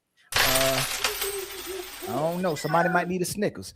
Red lipstick vibes with the $2 super chat. Men have postpartum depression as well. And then my sister Maisha, I hope I'm pronouncing it right. Maisha, I think I am, with the $20 super sticker. Much love to you, my sister. And then Maisha again with the $70. Not everyone realized that they are depressed. I didn't realize I had PTSD until some of my battle buddies, army friends, pointed out how my behavior had changed after coming back from Iraq the second time. Much love to you, my sister, with the $70. And hopefully you're getting through that as well too. And there's people around you who are understanding and trying to understand. Cha-ching! My brother Dark Lake with the $10 super chat. Fatty, wasn't your point made in real time? You were trying to explain the issue to Ali about the lack of support men have from men, but it was from women, Dark Lake. And you were told by Kanisha to slow down, negating the issues you brought up. And that's my point. Most brothers ain't gonna tell somebody to slow down. He get knocked outside his head. Most sisters may tell you to slow down though, because they don't fear repercussions from their actions and what they say to brothers, which is crazy in today's day and time. Marvel J Bishop with the $10 super chat. Kanisha is the perfect and prime example as to why men do not open up in front of women. Lord have mercy. Ali voice. Cha-ching! And then my brother Anton. With the $20 super chat, I'm going through something now and nearly lost my life. I am blissful. Fatty does speak some facts about men. I just am fortunate to have a few strong men in support of women in my life. Women can get support from most. Absolutely, my brother. And then tells you with the $2 super chat, Coco, what you benching? 250? I saw them shoulders, girl. I put the girl and then put some more emphasis on that. My brother Tim Panics with the $10. She's on Angela Bassett. My brother Tim Panics with the $10 super chat. Kanisha is a hyena. Everything her husband divorced her for, all feelings that why she can say one thing, but how she felt about his voice, even the vibes. Mr. Walker with the been a member for 2 months. Salute to you, my brother. TM Panics with 5 more gifted untouchable empire, baby. And then our sister Smell the Roses with the $20 super chat. Great show, guys. Much love to my sister. Untouchable empire, baby. And then my brother, the Bell 5000 with the $5 super chat. She has Jamaican dreads, African pendant, and from America, her cultures are all mixed up. That's black for you, baby. That's all of them, Fatty. Friends, please like the show. I need 4 likes. I think Ali needs way more than that. Please like the video. That will be nice. It's fine. It's for free. There's almost 700 people watching. I want y'all to support everybody on the panel, including Kanisha. The links are going to be on the description. Okay, is for y'all to go ahead and support them where they at, and please help us get the goals. We still have a lot of show to go. Okay. Other than that, no hard feelings, Kanisha. I'm working on my yin and yang. Ali is helping me with that, and I'm trying to be better. And actually, because my life has been awesome on the last couple of months, I am delivered. But Fight Club Fatty, Fight Club Fatty would do other things. Yeah, he just needs 1 more year, and he'll be. Americans told me. You want to be?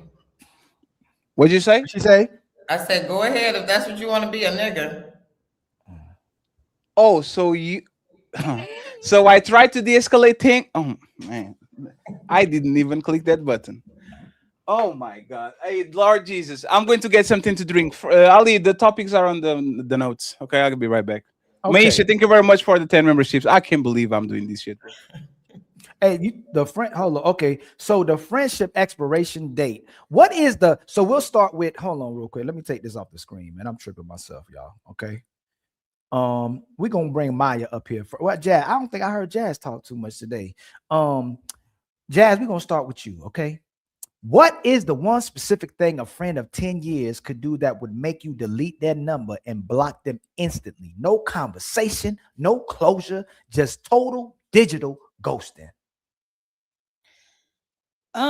It would have to be some high level form of betrayal. Whatever that looks like, betrayal for sure. You said it would have to be some type of form of betrayal?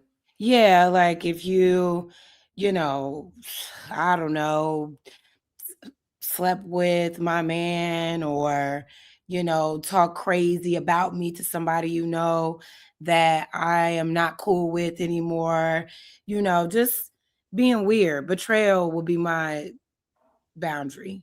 Okay. Because How once about you betray me, it's like I can never trust you again. Have you ever talked to somebody again that betrayed you? Like made peace with them? I've made peace. We can be cordial because that's more so a me thing.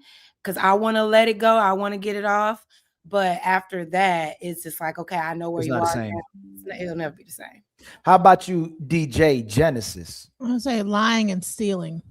Lying and stealing. So if somebody lying, steal from you, it's over. You broken every relationship up with somebody, like friend, male or female, that lied to you. Pretty much, yeah. Yeah. I don't have too many people around me at this moment because when people start get the lying and backbiting and talking, lying on me, lying about this, lying about that, I get away with bye. Okay. How about you, Maya? Okay, so first would be messing with my man. Two, because we have to really think. We have to talk about like cut off. No, you're saying like ghost. If you steal from me, I'm gonna need my stuff back. So there's gonna have to be a conversation before the cutoff. But yeah, you mess with my family, it's over with. So don't mess with my man. That one. Okay. My sister Melanin Legacy. What would you cut off a friend of 10 years? What could they do to you that would make you instantly delete their number and block them instantly? No conversations, no closure, just ghost. You'd have to put my life in danger. Okay. That's it? Yeah. Okay. How about you, my sister Kanisha? I would say betrayal for sure would be it. But what type of betrayal? Like how can somebody, what's a specific thing someone can do to betray you? I'm big on integrity. So if it's just like, just the way you moving, I'll be specific. Betrayal. Yeah. Sleeping with my husband, sleeping with my ex, doing something to my children. Yeah. Just big shit. Okay. Coco, you there? Fatty, y'all living? What would I do? I'm here. I'll go next. I'll go after you. I guess when y'all say betrayal, specific betrayals, things that happened to me before where I'll tell y'all some specifics. I ain't gonna say no names. One thing I can go back to sue for, especially that it became kind of very successful, and I may go back and do that. Somebody took my name off of a business and plagiarized my name and put their name as if I got out of the business. That's one thing. Obviously, having any connection with my lady, saying something crazy, flirting, whatever, anything come to that, you got to get up out of here. Stealing from me, doing something. You know what, y'all may not believe me, but if I have a friend and he has a good individuals in his life and he does them grimy or dirty, even a woman, if he's doing a woman grimy that's respectful and good to him, I'll cut them out of my life as well too. A 10-year relationship, it don't matter. It's all permanently. Trying to think what else would I delete somebody permanently out of my life for. That's the only ones I can think of.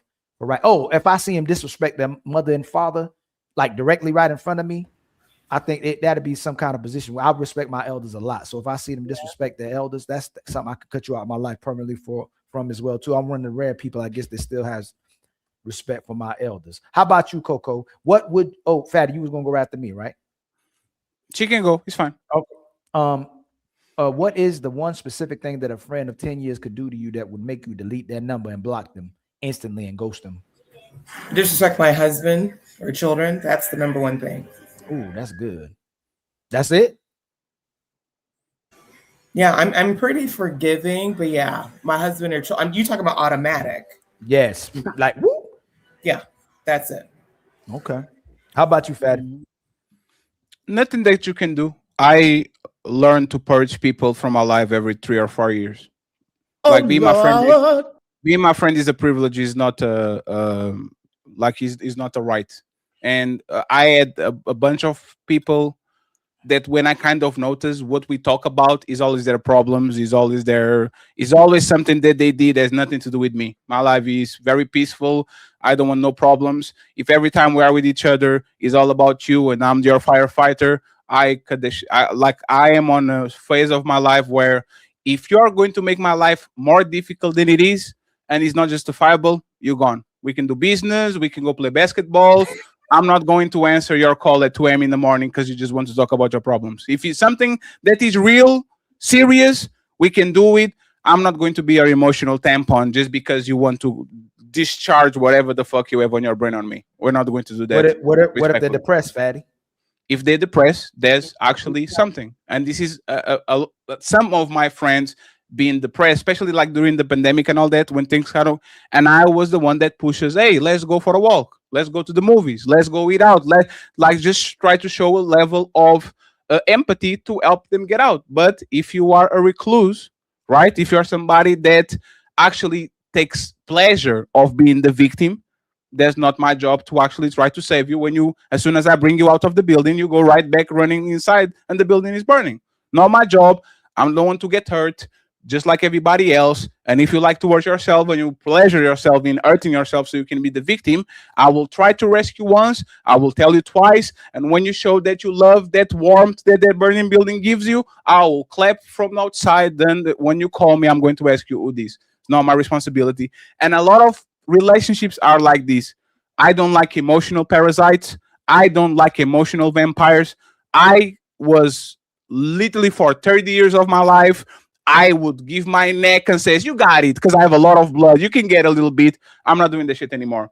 Respectfully. Either you fix it, or there's something so bad that I have to sit with you and kind of baby you to recovery. But if your mama didn't die, if you're not going through a divorce, if your kids are not MIA, if there's not something very specific, don't come in crying because the Lakers lost and LeBron James put you on the bad mood. I don't give a fuck about that shit. But isn't that the fine line to what we? That's the thing. Like, y'all, I don't got time for it no more. Like what Fatty talking about. If somebody's coming with me with all their burdens, they always down, they always going through something bad. When I feel like it's my responsibility through what I'm going through to be light to you, to be positive to you, to be there for you. If someone's coming to my life like that now, man, y'all, I've helped so many people in my life that they never gave back or reciprocated. Y'all seen things on these panels and these spaces. Ali lying. Ali lying. Ali will say, Fatty, I think we should. Fatty, let me help him. Fatty, I say, Ali, no. You must help Ali. Hey, Ali is. I've served my time.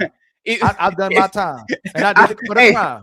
Ali feeling good because he's out of the plantation, but he still can see motherfucker with the, like it's ridiculous.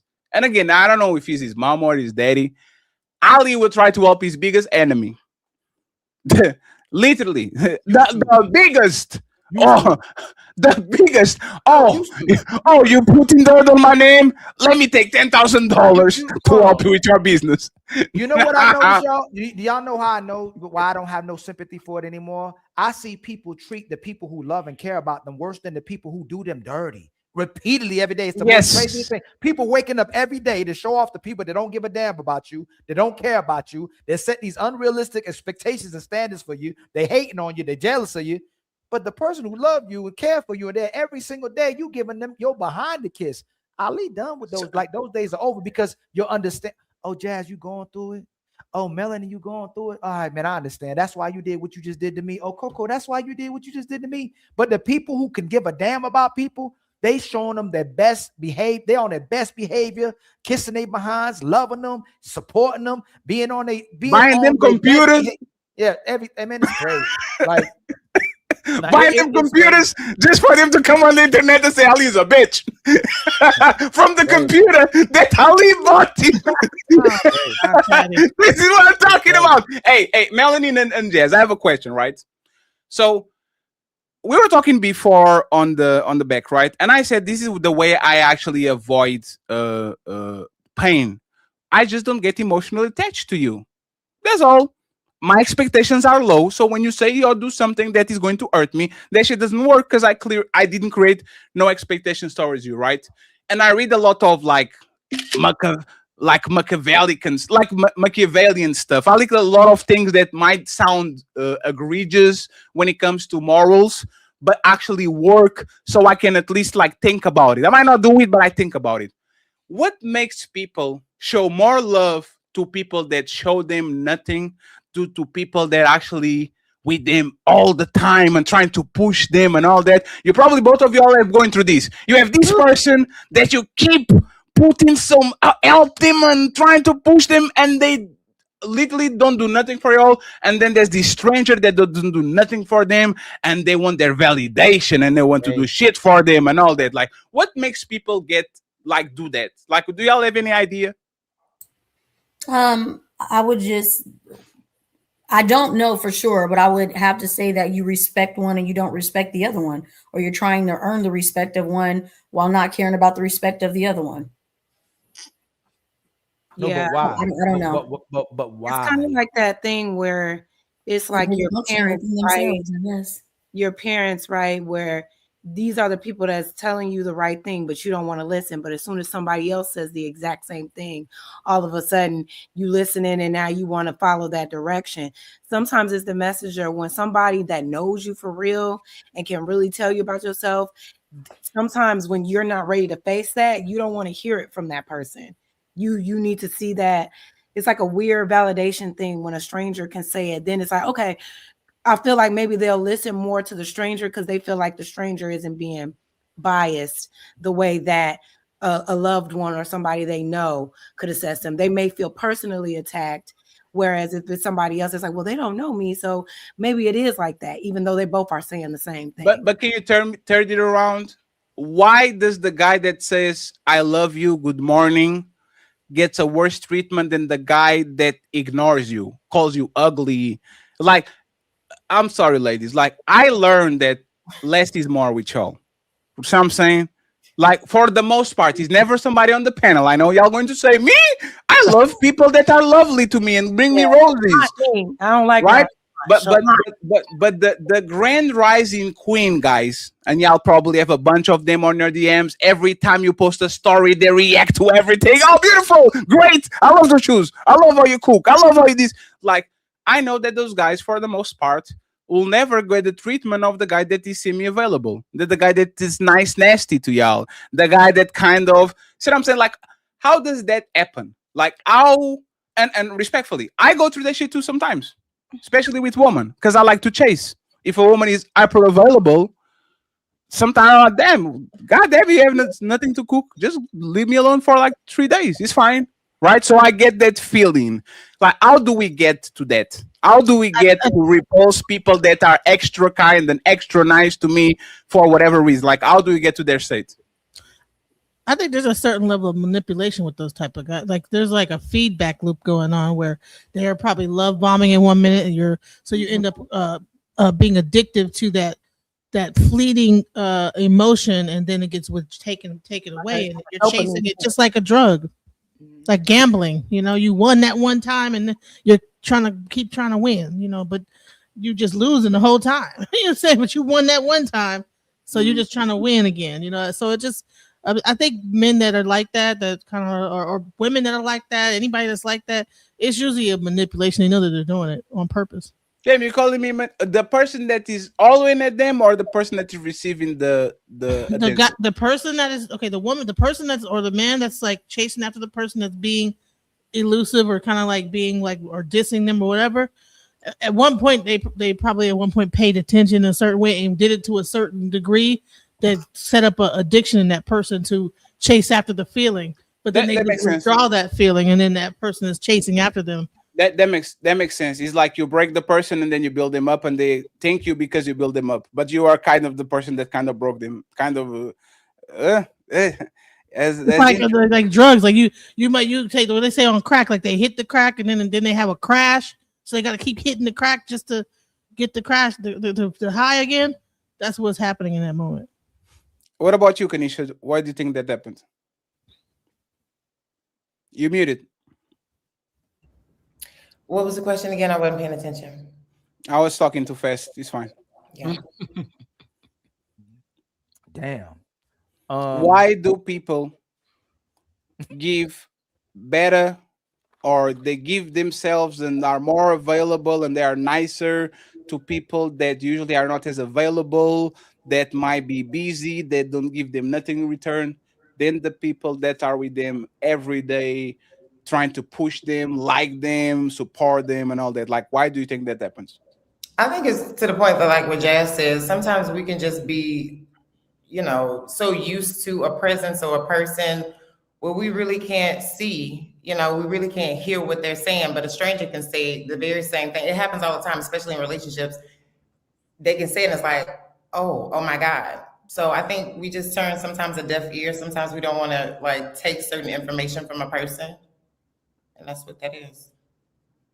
Is it ever happened to y'all that there was a person that was very kind to y'all and y'all took it for granted instead of actually promote them, make them feel bad? That ever happened to y'all? They're like, damn, I shouldn't have treated a person like that.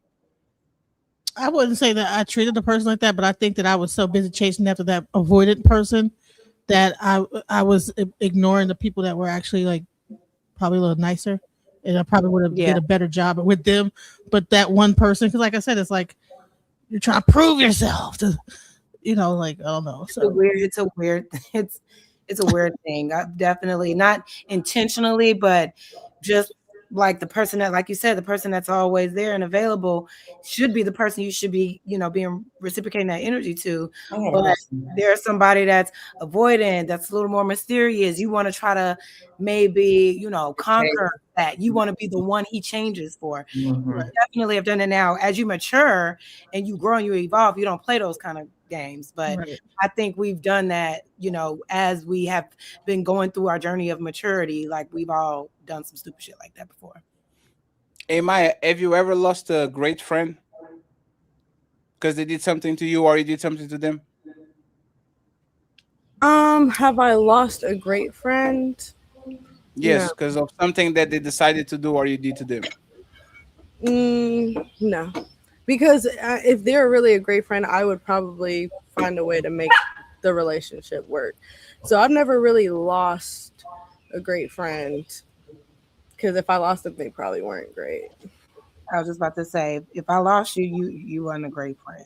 No. Sometimes it's been great. Y'all never did something to somebody that was a form of betrayal. Mm-hmm. And then y'all never talked to a friend, man, or a dude that she used to talk to, and you shouldn't have done that, and you like, oh dang, and might not hold yourself accountable or hold yourself accountable. Y'all ain't never did that. I have, yeah. Jack. And that's okay. That's okay. I'm 40 years old. I definitely have done some shit I ain't supposed to. Like, man, it was worth it. I wouldn't say that. No, I wouldn't say that.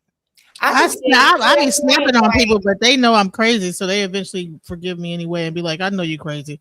About a couple months later, like I'll go out on somebody and then we have to take a break and then I come back and everything will be fine because I do snap. So my friends are used to me snapping. So but why did it happen where I might not like spaz, but like have like an emotional response? I probably didn't require that, and then I have to be like, y'all, I'm so sorry, or my bad that I didn't have to say this, or I didn't have to say it like that. So that has definitely happened. But like intentionally going behind my friend's back to do something behind their back, no.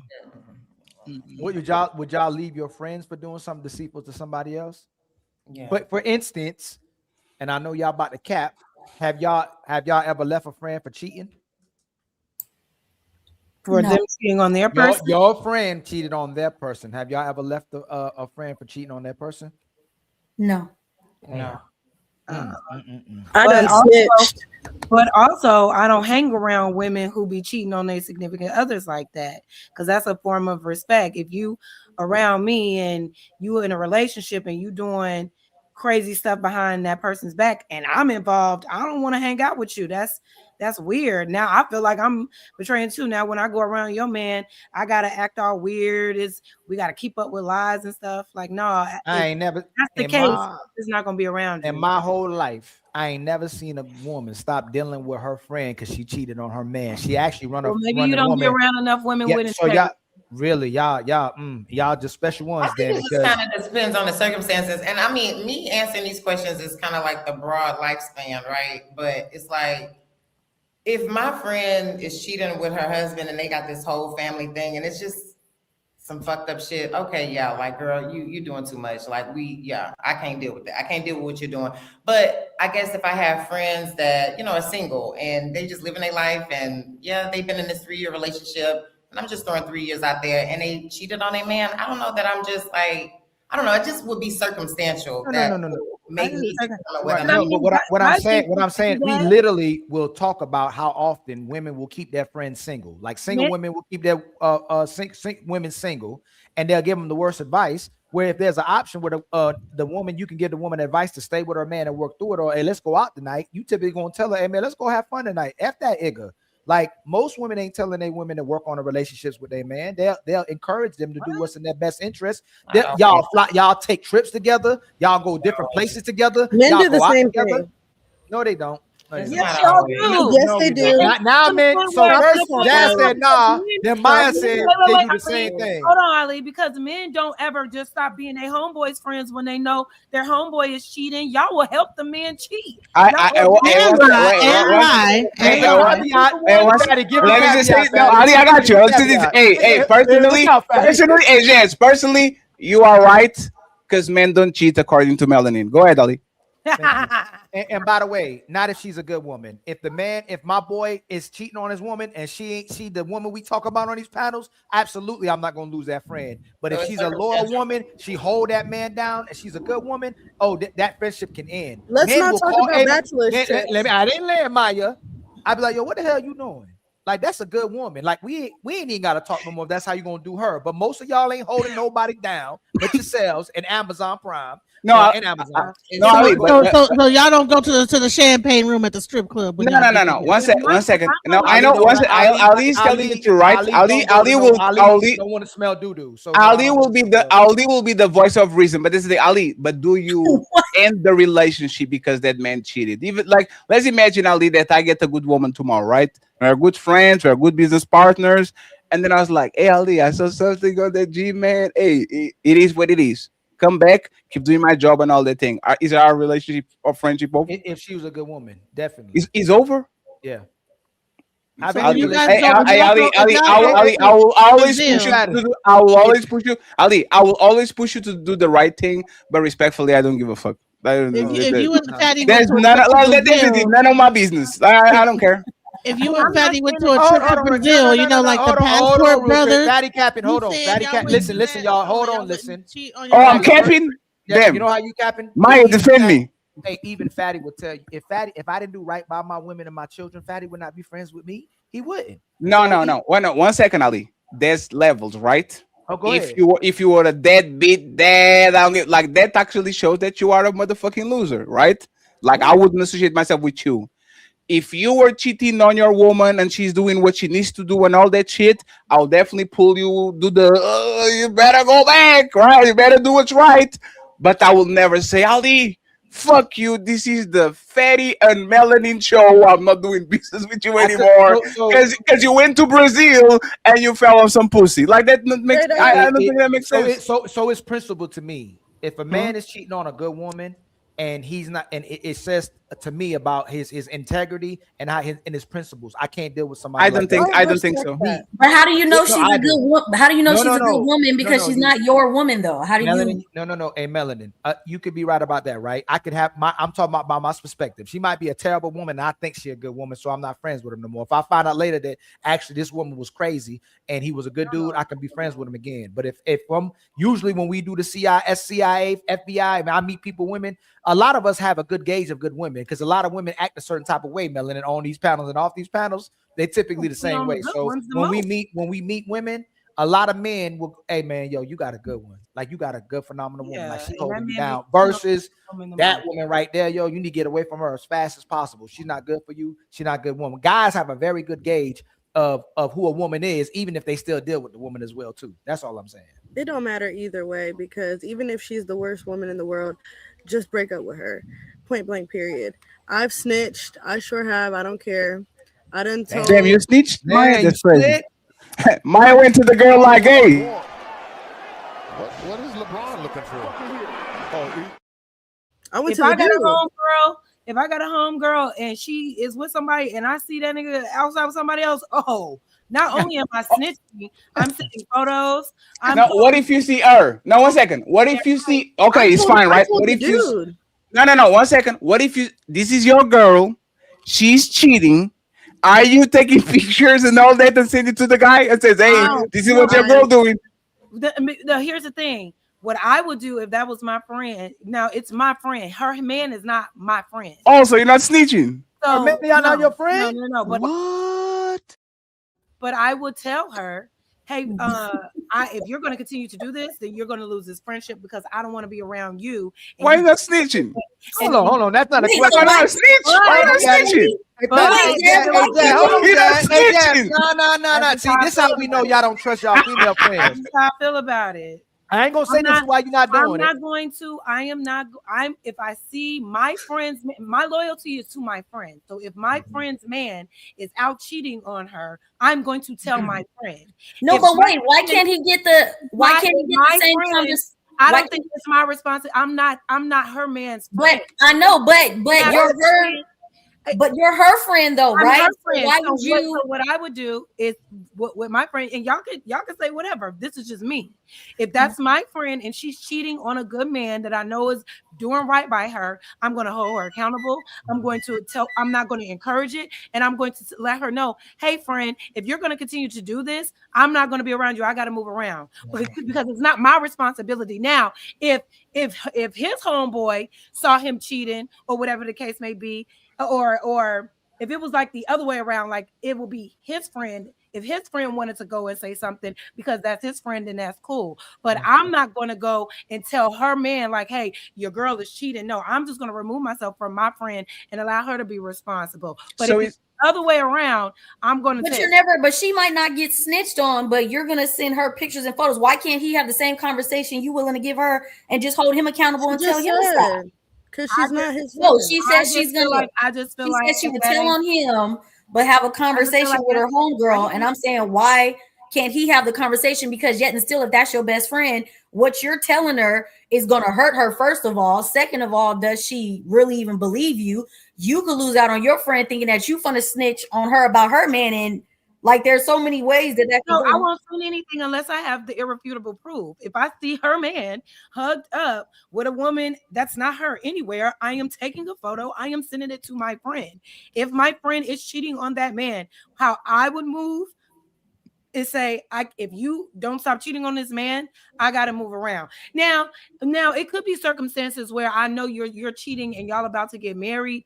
It may be like a situation where if he asked me, right? Like if he had a inkling or something and he asked like, is so-and-so, is your homegirl cheating on me?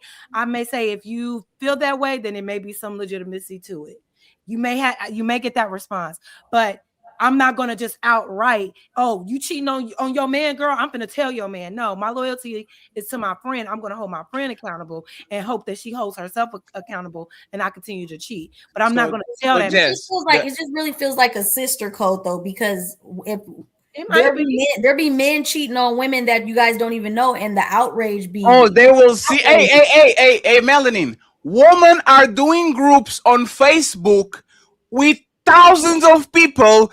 Have you saw this man? Have you met this man? And they literally put in the pictures of the man, and there's hundreds of women commenting, even women that never had nothing with that man, saying, "Oh, I saw him on such and such, and he does this, and he has herpes, and all these shit." So it's kind of one again. I don't think what Jess said is different than what usually happens. It just proves that it's not a principle thing. It's not about the principle. It's not about if people shit around me, I'm going to say the truth to anybody because this is how I feel and this is a principle. They pick and choose when the violation can be communicated, when they mind their own business, or then they go on a public platform and literally bombard that man with, "Oh yeah, he cheated with da da da da." Most women, respectfully,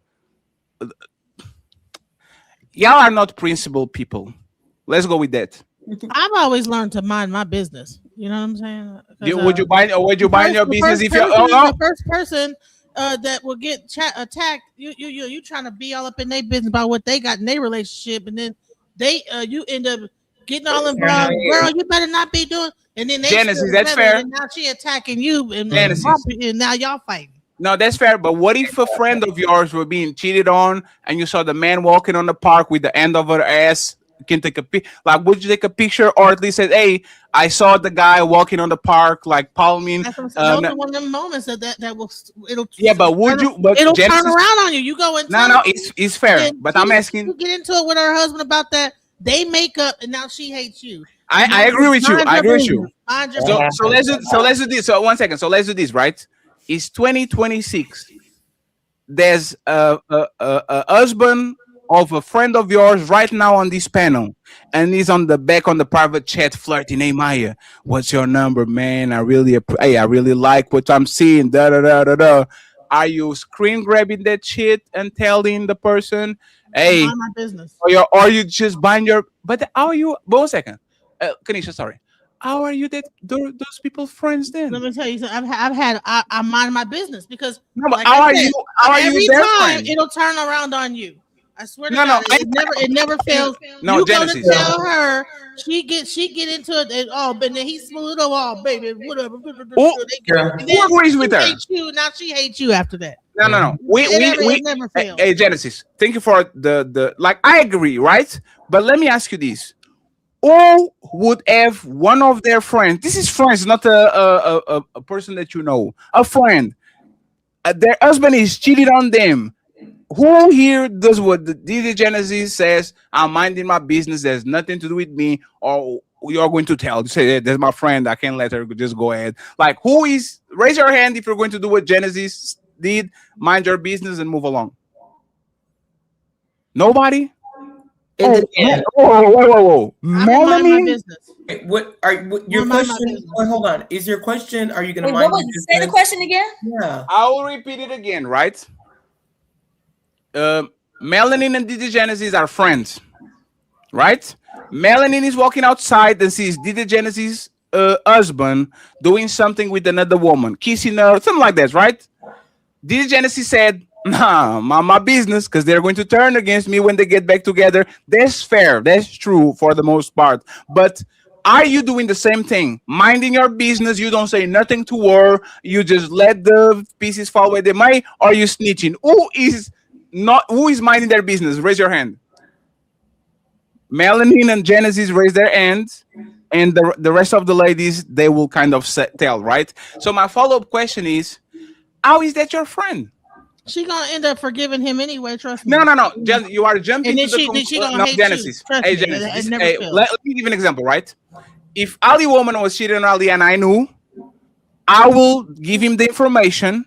And if he wants to be a sucker and do what he needs to do and turn on me, that's your problem now. That's not my problem. I will feel bad letting him walking around with something on his. See what I'm saying? I'll like, hey man, see what I'm saying? So I have me as a friend. I think I have the duty to tell you, and then you as a friend, as your friend, husband to that person, whatever, you have then the duty to do whatever you want to do with it. That's your consequence. There's nothing to do with me. Yeah. I'm not accountable to consequences. So if I lose a friendship because you can't handle the truth, we weren't meant to be friends. But I'm not hiding behind something I know because I'm fearing of losing a friendship. No. If I'm going to tell you what I know, and if you choose to not mess with me for it, we were never meant to be friends, but I got that off my chest now. So, Melanie, why are you not telling Melanie? Because for one, in my mind, I'm trying to figure out if he is with another woman, why you don't know that he's with another woman. Melanie, don't do that. I'm not telling her. That's none of my business. What are you paying attention to? You don't know what's going on. Hey, Melanie, you don't know if they might be swingers. Your friend. You don't know if they might be swingers. They might have an open relationship. You don't know what they got going on. And then now you jumping in, putting your 2 cents when you know he was out there doing that. And you know what he's gonna do when they making up and she said that you were cheating on me. And he's like, girl, don't listen to her. I told you she wasn't your friend. So and so told me. He gonna get that's it in gonna be with the first thing out their mouth, and you gonna be out of there. So like, so my question to Coco and to Genesis will be this, right? If you had the best friend that know your husband was cheating on you and she didn't told you nothing about it, and you found out that you know for 3 years that your husband was actually having sex, is that person continues to be your friend or is over because she didn't tell you? I agree with Melanie. If my husband's cheating on me, you better believe I know somewhere that there's something ain't right. Trust me. That was not even the question. That's crazy. Like, that's not even the question. Rely on my friend of 3 years to like if 3 years go by and I don't realize that my husband cheating on me, I'm not paying. But that's the point. Is if let's imagine that is Melanie. Mel says I'm my business is not my business, right? Is that friendship keep going, or y'all saying nah? Because I'm your friend, you should have my best interest in mind. How dare you see my husband betray me and cheat on me, and you don't tell me nothing? Is that relationship continue, or the relationship is gone? Do you know how many women like tell their girlfriends that this guy ain't no good? That was not the question. Oh my God, Genesis, that's crazy, Genesis. That was not the question. Patty, the friendship would be over. I'm trying to tell you. So Genesis, listen, girl. You know how many women leave their friends when they start dating a man? Well, a lot of women friendship are out of the blue and stop talking to their friends. So if the relationship is fake, why are you afraid of losing it? Like Maya said, why are you being a coward? If the relationship is fake, why do you care? Why do you care so much about the fake? Why do you until something actually happens? Because we like social networks, whether it's good or bad. It's better to stay with the devil you know than the devil you don't. And women do not want to be isolated.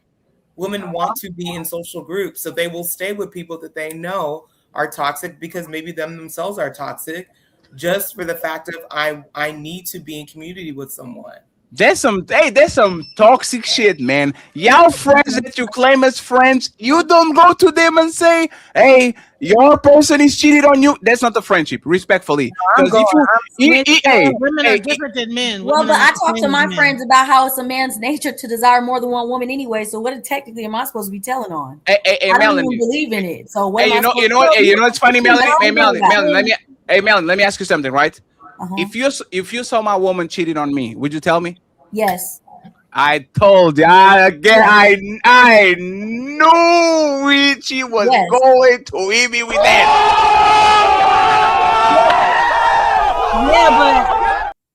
I will give 1 second. That's what I said. I will give 1 second, please. So her loyalty is to you. So if she sees you getting cheated on, she's going to tell you immediately. Okay. So let's do this. Right? She said she will not tell her friend. Jazz. It was not the other person. Her and Genesis. But how you take it is different than how a woman would take it.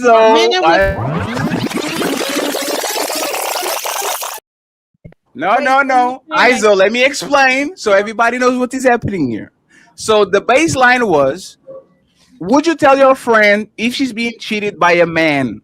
And this is your friend. And Genesis and Melanin said, not my problem, I mind be my business. This is their friend. And then when I flip it and says, hey, Melanie, if I'm being cheated on, which I'm a man, and a woman cheats on me, are you telling me? And she said, absolutely. What is LeBron looking for?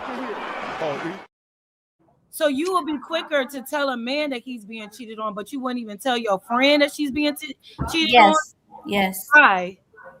I've already explained it. I don't even feel like a man technically is cheating. Like, that's not my belief system. So why would I be telling her if I see him out with another woman?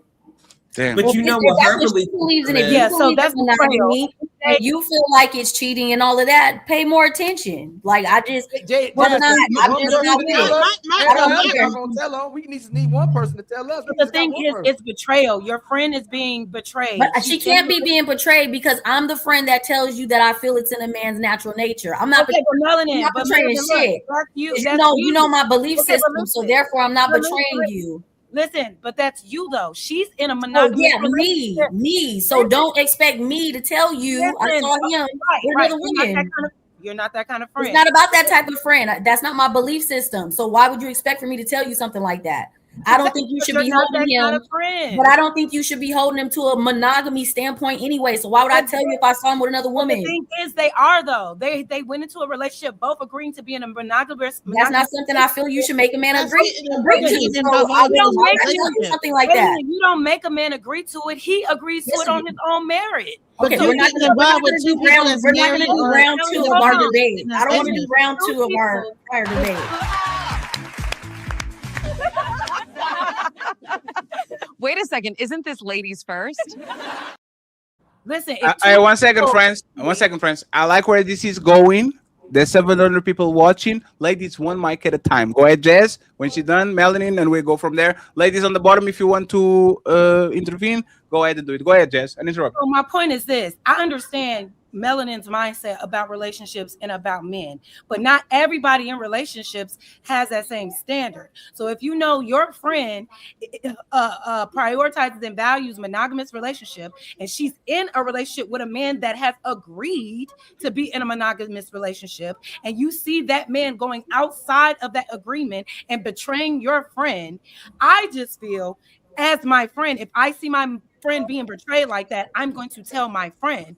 But I don't understand the logic of, well, I'm not going to tell my homegirl, but I'm gonna tell the man because the man is he's naturally supposed to cheat anyway. I just think it boils down to like integrity, and you cannot project your beliefs on everybody else and say, well, you deserve to get cheated on because you should. But you're projecting your beliefs. You're telling me to tell her something I don't even believe is happening. You're saying I'm a bad friend because I vocalize that I don't believe that this is men cheating, and you're saying that I'm supposed to tell her anyway when she's very aware that I don't believe in this. So why are you expecting me to come tell you that I saw him doing something and I don't even feel like this is a standard you should be holding him to? Mind you, this is a conversation I'm having with you as you being my friend, and we can agree to disagree, but you understand what I believe in. So if I see him, what was I supposed to tell you? I've already been talking to you that you shouldn't even be holding him to this standard. So Melon, does your friends know that if their men do step outside, that yes. Here's the question. I don't believe in my it. thing is that what relationship? Okay, what if I can almost guarantee you that the moment that you drop the dime on this guy or this whatever, that this friend of yours is not gonna be great at the end. They're not gonna be great. Thank you. You're gonna get blamed anyway. The first thing it's gonna go back on you, and you're gonna like that. That's true. Melanin said, we admit that you with another woman. That's gonna be the first thing out of her mouth. Is Melanin said, "I saw you with another woman." So it's not even gonna be the point. It's gonna be, why is your friend in my business? Oh, do your friend want to fuck? It's no. I'm not giving your friend want to F me? Yes, I'm willing to take that risk. You need to stop hanging out with her. I'm willing to take that risk. But you're gonna be the blame of it. No, let me just say this. I'm willing to take that risk. If my friend is being betrayed and I see it and I have proof, I'm going to tell her. If my friend then chooses to not talk to me anymore and to not deal with me, then fine, fuck it. At least you know. At least I made you aware, and then sooner or later you'll start to believe it too. But I'm willing to take the risk just because of my loyalty. That's your choice, though. But I'm not being unloyal. You're right. I'm just saying. Yeah, I'm not being unloyal. There are different type of friends. You're just not the friend that will tell your homegirl. You'll tell the man before you'll tell the homegirl. But this is something that's established. This is established, though. You know what I believe in, so therefore you can't tell me I'm being a bad friend. Rely on you if she's being betrayed. I got it. No, it's not a betrayal because I don't believe in it. So you can't word it like that. but she believes in it. If she is in a monogamous relationship and the person she's in a relationship is not being monogamous, and you know that he's not being monogamous, and you can tell her, hey friend, I know I don't believe in this, but I know you do, and you're with a man that is making it seem like that y'all are in a monogamous relationship, I'm going to tell you right now that he's not. But if you were my friend and we're talking about this friendship though, if you were my friend and we're talking about this, I'm telling you, I don't even understand why you're trying to hold a man to a monogamy standard. Like these are stuff we're talking about as homegirls on a regular basis. Like you're not friends with me because I'm pretending, girl, team monogamy, fuck these things. And then the next minute a dude face, no, dog, I never snitch on you. No, you knew the whole time I was your friend that I don't believe in this. So that I'm not doing nothing wrong. Right. But why would you be willing to risk your friendship over telling your friend something that she's not going to leave him over anyway? Because that's her friend. Because that's her friend. I'm with Jazz on this one. It's not going to change anything. They're going to still be together. No. Hey, Genesis. Wasting your time. Hey, Genesis. Genesis. Think about it, Genesis. If me and you are on a diet and we being trained by Coco, right? Okay. And we go to the gym every day and we put our effort on and all that shit and we're eating well and losing weight. And I see you on the Burger King line when I know you told you I'm snitching on you. I'm calling you. Hey, no. Hey, Coco, Genesis. No, that's not the point. No, that's not the point. 1 second. Let me land. That's not the point. The point is this, right? You might think I'm a snitch now and you can trust me with nothing and never tell me a secret again because I snitch on you when you said you were on Burger King in episodes all the time. You go to a person, you say, hey, I'm telling you this is a very small thing, but you don't say it to nobody else. And then they kind of spill the beans and all of a sudden, you know, for a fact, I can't talk with you like that anymore because I know you are kind of a flight risk. If I'm your friend, and this is something that I vehemently disagree with Melanin. If I'm your friend, your standards is what makes you be your friend. Me and Ali don't have the same worldview, but I understand what makes him tick. So I know there's certain things I will never say to Ali, even though for me, if Ali said to me, it's kind of fine. See what I'm saying? Like I don't have a problem with that. So if his worldview and his standards is, I believe that men should be monogamous. And if my friend sees you cheating, you don't say nothing to me, you are not my friend. I don't care if you, because a friend has to tell you the hard shit that you never would hear from nobody. If my friend can correct me and tell me, hey, this is what you're doing or this person is doing to you, like, what is the friendship about? You see what I'm saying? Like, why are we friends anyway? If this is something that is dangerous to me, can cause me trauma, can cause me a bunch of bullshit. If you are a woman, and every man I think on this panel agrees, if the bestie, other than Melanin and Genesis, for whatever reason, if I know the best friend of my girl see me in Miami doing some nasty shit, I know when I get home, she has the full report, the GPS data, the pictures, while I was dressing. The fact that y'all saying y'all won't do it, it kind of make me question, like, how is that a friendship? But most women are friends. It's a friendship because you knew who I was the whole time. I'm not pretending. You know what I do. But you'll tell the man though. If it's about just snitching, then you shouldn't tell the man. You know what I believe. I don't feel like women should be sleeping with multiple men though. I don't believe that women should be doing that. You as a woman, I don't think you should carry yourself like that. I don't feel like women can do what men do. So I'm on code with how I feel. I'm not saying shit wrong. And mind you, you know this, or don't be my friend. Don't ever be my friend. Don't give a fuck. Don't be my friend. Yeah, but 1 second. Please, 1 second. Hey, 1 second, friends. No. Hey, Melanie, 1 second. Melanie, I'm not your Melanie. I like you. You treat me very well, and I try to reciprocate. But I'm not your friend. So why would you tell me? Like, why would you literally go out of your way and say, "Hey, well, you said friend. You labeled it as friend. If I don't know you at all, then how? What is the space for me to be telling you something like that if I don't know you whatsoever? No. There's not it, right? When people are friends, there's a level of loyalty, camaraderie, like it's a symbiotic relationship. I do things for you, you do things for me, and this is like a united unit, right? There's 10 people that disagree, but if we're at war, we are together. I can fight you every day, but if somebody from outside comes in, we fucking them up, because that's the laws of the land, right? Yes. If you are not going to do that to your friend, right? Your friend is, you know, she's monogamous. You know she has problems in being cheated on. You know her, and you are not telling her that is your friend, but you are telling me, and I'm not your friend. You tell Fatty, your woman cheated on you. How does that? Why would you say that to me? Because it's my belief system. I don't feel like women should be laying down with multiple men. You can't even please that one man. You'll complain about him cheating or whatever, but most women don't even tend to that one man the way that you should, let alone you switching them out.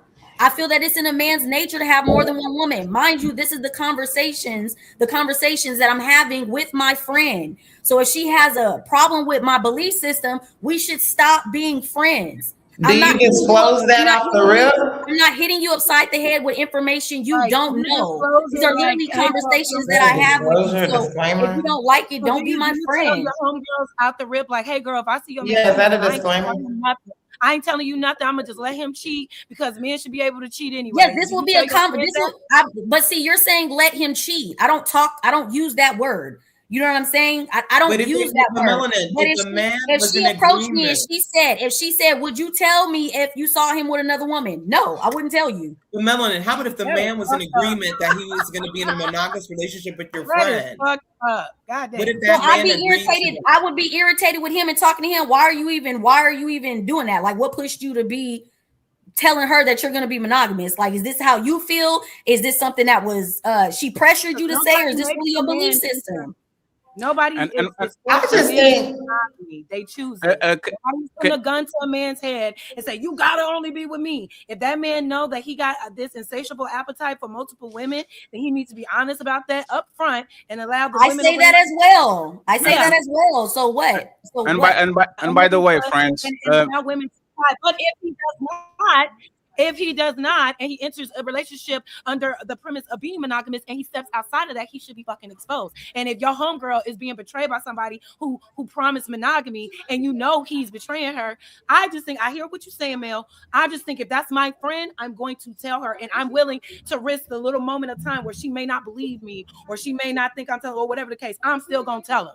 I've already been telling my friend to have common sense enough to know that men like more than one woman. These are conversations I've already been having with you. Why you want to go all upside his head if you saw him with somebody else anyway is irrelevant to me. And I really don't even care. I really don't care.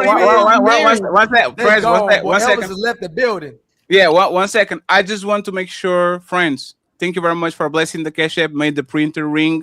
We still need a couple of ways to go there, so I appreciate the 800 people watching. Okay, Kanisha, you can go ahead and pick up from the conversation. Angry Man, Ali made the thumbnail and choose the title. I don't know nothing about this. I wasn't even here. Okay, it was his fault. I don't know why he decided to put you on the thumbnail. And we're talking about friendships. It was Ali's fault. Go ahead, Kanisha, you got it. Well, I mean, Melanin or Mel, I definitely understand what you're saying. In a sense, it just seems like your point of view is just. It just seems like from an experience, and you just jaded and you're tainted. And I'm not jaded or tainted. Y'all mad that I'm not being a girl's girl. I don't care. I don't need to be no fucking girl's girl. You understand if you're gonna be around me, you understand that I don't think that you should be sharing your body with more than one man. This ain't even about your nigga. You as a woman, I don't think you should be fucking him and him too. Your body's not designed for that. I don't care. It's not something I believe in. I feel like men should be able to have more than one woman. You know this, or don't be my friend. Oh, wait, I have a question. I have a question. Wait. I'm not damaged. I'm not tainted in none of that. I don't believe in it. Quick question. So your point of view is shaped off of what? Wait. Born with it. So where was your point of view? How do you know? Hold on. Wait. Let me ask this one question. You were born with that? Wait a minute. Kanisha, hold that thought, baby. Okay. You said that our bodies as women are not supposed to be taking multiple men all the time. Are our bodies made to take a man that's going around with multiple women behind our back and then coming back to us without knowing it? No. If you create it, no, to answer directly, no. So that is why we should know that we are being betrayed. But you should know that a man is going to be with more than one woman. I don't know that. You're trying to make me agree. You're trying to make me agree with cheating. I don't look at it that way. You're not gonna change my fucking mind. If Oh, y'all so think you he don't cheating, believe in kudos monogamy? for y'all. I don't feel like a man is cheating when he's with more than one woman. If y'all do, that's great for you. But no, I just Internalizing. want It's clarity. all your fault. You're getting cheated on. You're the bad girl. It's all your fault. Go do better, sis. I just got Internalize a the cheating. I don't question, believe in Mel. it. I believe What it's is your nature. I'm not internalizing none of that. Mel, what is your specific, like, what do you agree with? Monogamy? So you don't agree with monogamy? I don't because feel you like think it's in a man's natural nature to be with just one woman. So what is your belief? Like, what is the category? You know, they got different categories, poly or whatever. What do you believe in? Well, I guess I would believe in poly, but I don't like when we go personal because we're having a conversation and this is my response to it. You guys feel like it would be cheating. That's great for you. That's great for you. You know, I'm not asking you guys, have you been cheated on before? How many niggas didn't cheated on you for you constantly keep saying every man is cheated? I'm not asking y'all none of that because I don't care. Personally, what y'all believe in. Just for clarity for me, for my takeaway. So men by nature can't be monogamous, and then women shouldn't be with multiple men.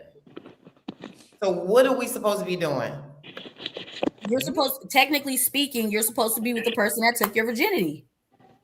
You're supposed to marry and be with the person that took your virginity. No. What?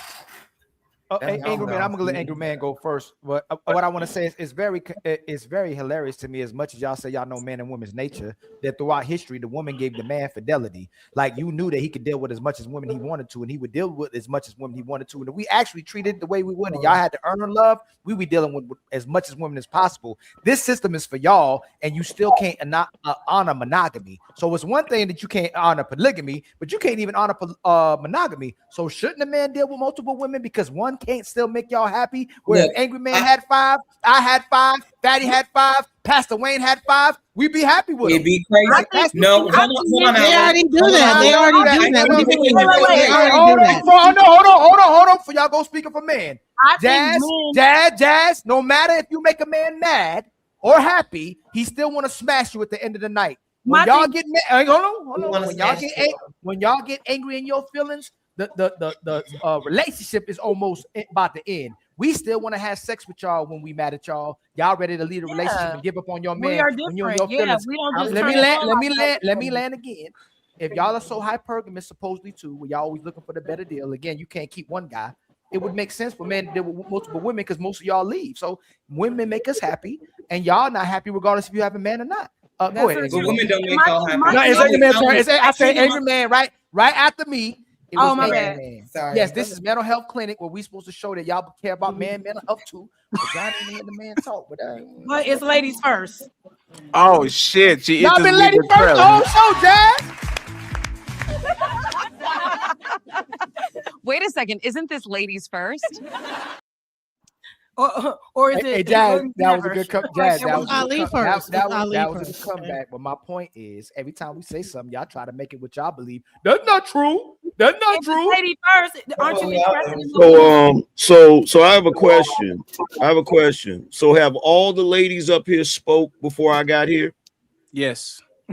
So is it ladies first, second, third, fourth, fifth, sixth, seventh, eighth, ninth, 10th? If you're saying it's ladies first, Jazz, you've already had your first. So calm down, be quiet.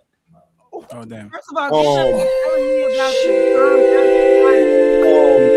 telling me about Melanie, check this out. Check this out, Melanie. Yes. Check this out. The reason why they're upset with you, is because in this day and age, women believe they own men. So you being a man owner by their estimation, if you see another woman's property stepping off the plantation, you're obligated to tell it. That's why they're frustrated with you right now, because they believe they own men. They believe as much as they talk about, I'm pretty sure. Hey, one second. I'll make 1 second. 1 second, please. Jazz. I'll make sure you can reply uninterrupted. We made clocks for y'all, so let him finish and then you got it. Why you need to talk to me? Go fast. So I'm pretty sure it's my turn. So as much as they talk about bodily autonomy, my body, my choice, they believe they own a man. The moment that a woman gives a man some sex, they believe they own that man. right? And it's never been like that in the history of the world, right? But the funny thing is how they're acting like they don't understand what a double standard is. If you're saying that you're not going to tell a woman that's your friend that her man was stepping out because that's your belief system, but you would tell a man, that's a double standard. And they're acting like they don't understand that double standard. If I'm standing there and I'm watching a woman slap her man, I'm not going to intervene. But if I see a dude getting ready to slap his woman, I'm going to intervene. That's a double standard.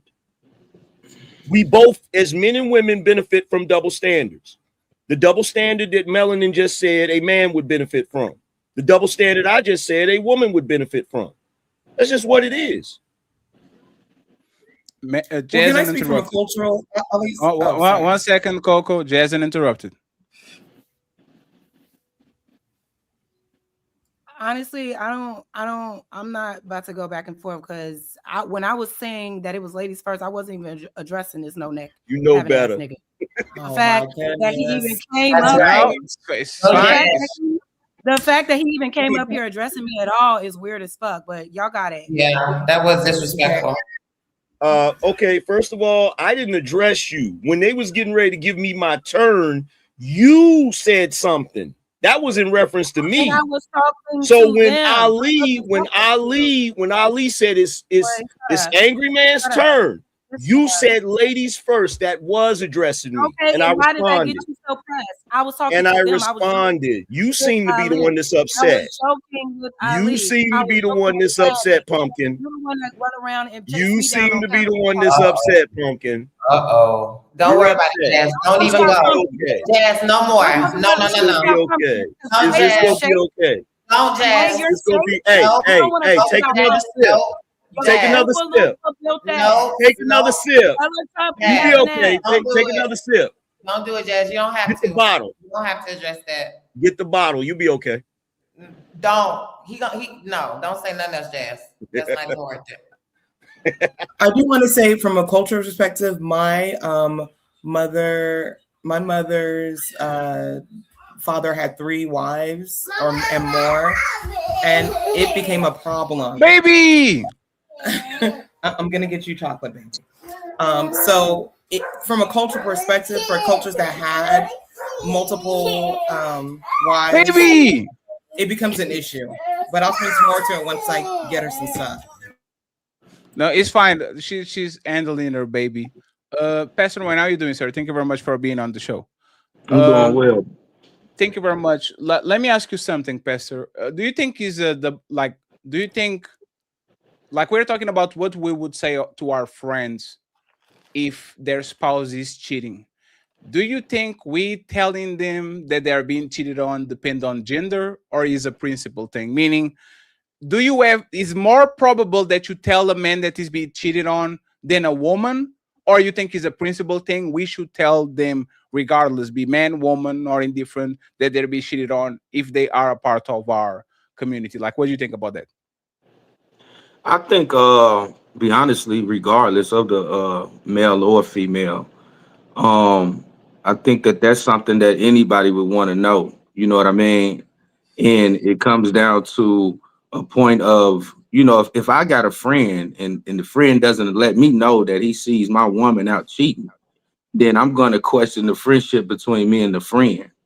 I do know, though, there are some times where you have friendships and a person is obsessed or overly emotional about a person, and regardless of what you tell them, you might have shared red flags with them, and for a fact, if you do discuss or tell the friend that of what's going on, the friend ain't gonna do nothing anyway.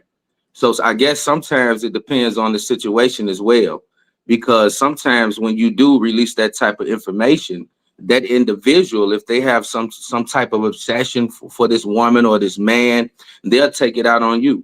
They'll look at it as if you're, hating on their relationship or things of that nature. So I think either way it go, I know I would want to know, but I guess it depends on the relationship. Yeah. In the house, I was gonna say something about marriage. Like, if you're not married and these people are married with each other, I think that there's like a line, you know, that you probably don't want to cross in a married couple that took a vow and an oath together, because it's not gonna be. I don't think what you tell them is gonna make their whole. You want to be the reason why their entire marriage falls apart. Like, I don't want to be that. I don't want that responsibility. It's none of my business. I'm sorry. I just don't want to be the catalyst to I don't want to be. I don't want to do that. Well, in some cases, you don't really know what the arrangement is between the two people in the relationship. Some people don't trip about that. You know what I'm saying? So, like the brother was just talking about, when it's male friends and you see a chick out that's your homeboy's girl doing something she ain't got no business, that's shaky ground. You got to be careful, because sometimes the dude won't believe you. He be ready to fight you. You know what I'm saying? It'll end up ruining your friendship just because you told it. You feel what I'm saying? Sometimes you got to let him find out on his own. That's what I said. You know, sometimes friendships, you know, I think that there's a fine line when it starts getting into people's relationships, because that's their own like relationship. That's what their own bond is. And then you jump in the middle of that. I believe that it's just going to cause problems. Stay in your lane as a friend and stay out of people's relationships. So let me ask a question to Pastor and to Angryman, because he didn't answer. If your friend, if their woman is cheating on them, are you telling them? If my friend, if his woman was too, you have a friend, you find his wife cheating on them, are you saying, hey bro, I was in the park, your wife is cheating on you with are you telling? Yeah, I'm probably gonna tell. Yeah. What about you, Angry Man? I ain't saying shit. Oh shit. What? I ain't saying nothing. And the reason why I'm not saying nothing is because I've seen dudes fall out over shit like this. Like I've seen dudes try to tell a dude, man, and they don't want to believe it, and they get into a damn scuffle about it. And nah, I'm just because he's gonna find out. But and they still stay with the person. They'll be like, they'll get into it too, and then be still with the person. Yeah, and that's when it be worse when you do try to tell your mans and he stay with the chick, and now you over there playing the video game with him, and every time she walk by, she hissing at you and shit. Y'all are right? But that's the thing. And I talk with Ali with this all the time on the back. Why are you afraid of losing that relationship? If that person is that bad, that is so paranoid that they are literally giving you the holy grail of information, and you pick that shit and you throw it into the ocean and you fight me for that, why are we afraid of losing a shitty relationship with a shitty man that I'm giving you the info, and instead of you turning around and giving me, thank you, Fatty, for putting your reputation on the line to come with me. Like, why are we afraid of losing a shitty friend like that will turn on you? Sometimes we not saying nothing is because we was just at the strip club with homeboy last week, and he had ass and titties in his face. Sure, so we see that chick and we're like, sure, but so you believe in you believe in divine retribution, like you believe like if a man is doing dirt. I believe in staying out of people's relationships. That's what that's crazy. That's what I believe. Hold on. Cause how uncomfortable it is that you done told, all right, so now, all right, you friends with them and they're a couple. You done snitched on him cheating or whatever, and now y'all going to go out and have dinner together, and he knows that's life. Hey, that's life. Hey, Genesis. Do you know, from the moment I was 15 until I was 33, because I would like to listen to people crying, how many women came to me and said, Freddie, my man is putting his hands on me and he's cheating and all that, and we would have a conversation, and then 2 weeks later they will be with each other, and I'm looking at her, you motherfucking dumb bitch. Like, it's fine. I'm okay with Genesis. Did you punch the guy out? Let me land the parachute. Genesis. She showed me who she is. She's a dumb bitch. I don't want to be around dumb bitches. You are dumb. You are a person that is not worthy of my time, because I spent 3 hours of my day with you crying on the phone just for you to get back to the man that is abusing you. So now is a choice. My conscience is clear. My conscience is clear. If one day we're talking about this and it's weird, it's going to be weird for you. It's not going to be weird for me, because I did what I needed to do. So it's about you. The difference is that it's principle. If you tell someone that this guy cheated on his girlfriend, you can't be in the midst of them at any point because he knows that you were the friend that ratted him out, and now that's uncomfortable. Okay. Mind your business. Mind your goddamn business. Hey, 1 second. Maybe Kanisha was right about cultural differences, right? So I'm actually going to say something that might prove that's right. Y'all Americans have these no snitch clause, right? Oh, if I didn't see nothing, I didn't see nothing. If you're on the street and somebody runs over on purpose, you saw the plate, you have everything. They ran over somebody or they committed a crime and it's affecting somebody of your community. It's not a stranger, it's your community. Are you going on the next day and at least putting the photos on the post office so they can open that shit and says, oh, this is the person that killed my son. This is the person that robbed my establishment. If it's your community, doesn't matter it's your barber shop. You've been on the barber shop for 20 years. You know everybody inside of it and all that shit, and something happens. Are you telling? And when I say telling, you don't have to go ahead or are you saying I'm minding my business, it's nothing to do with me, here we go. Like, what are y'all doing? I think it's all circumstantial for me. I've been in several situations like this. One where a man tried to come on to me and I had to tell a girlfriend, or I had to debate on whether or not I should say something. I think it's all really circumstantial. If I see if I see my friend's man cheating, it's subjective. If it's a married man, I would more likely say, but if this is her boyfriend and I know they've been back and forth in and out, some stuff I probably like, okay, she's not ready to stop being stupid. So let me just let her finish being stupid. And once she done, she done. Because it does happen like that. With women, sometimes they just not ready to see the truth. And if you interceding on some of that, trying to be her friend, she would and can turn on you. Because this happened to me multiple times. That's why I'm really indifferent. And I say it just would have to be circumstantial for me to say. But I will say love makes you do. I'm definitely speaking from experience. Trust me. Love make. That's why when Fatty says she being stupid, you can't necessarily say that because love make people blind. They make them not certain. Make them drunk. Absolutely, that's fair. Well, that's right. Dick blind. But that's the thing. You don't let that. Love makes you drunk, but I don't let the drunk driver drive the car. You go on the back. You can put you on the back. It's my job to tell you. Just love eggplant too. Eggplant is my drunk too. Is my job to tell you. Is my job to tell you. Is my job to tell you you are drunk. Don't go ahead and get the keys. You know what to be. You know what to be responsible, in my opinion. Oh, Kanisha drunk and she's driving. None of my business. None of my business. Yes, it is. I literally see you stumbling and shit. At least I'm going to say, hey, miss, hey, don't do that, miss. Can I call somebody to come pick you up? Like, is there somebody that can Uber? I'll even pay for it. It like literally happened where there was a person that was stumbling off drunk. I said, give me the phone. Let me call them. I will Uber that person over here so he can drive the car home and you can have the car on your driveway. But you letting somebody, especially from your community, do things that you know are going to either damage somebody's reputation, are going to fuck them up, and you say none of my business. This is why the black community. No, I don't talk about the black community. there's angry man. I think this is why the world kind of is the way it is. No, angry man. That's mostly for Western cultures, not in more communal societies. In a more communal society, if they see you with someone who's not your wife, they're going to tell. If they see that the children are acting crazy, they're going to discipline them. There's how the village used to be. No, but yeah. Coco, there's the problem right now.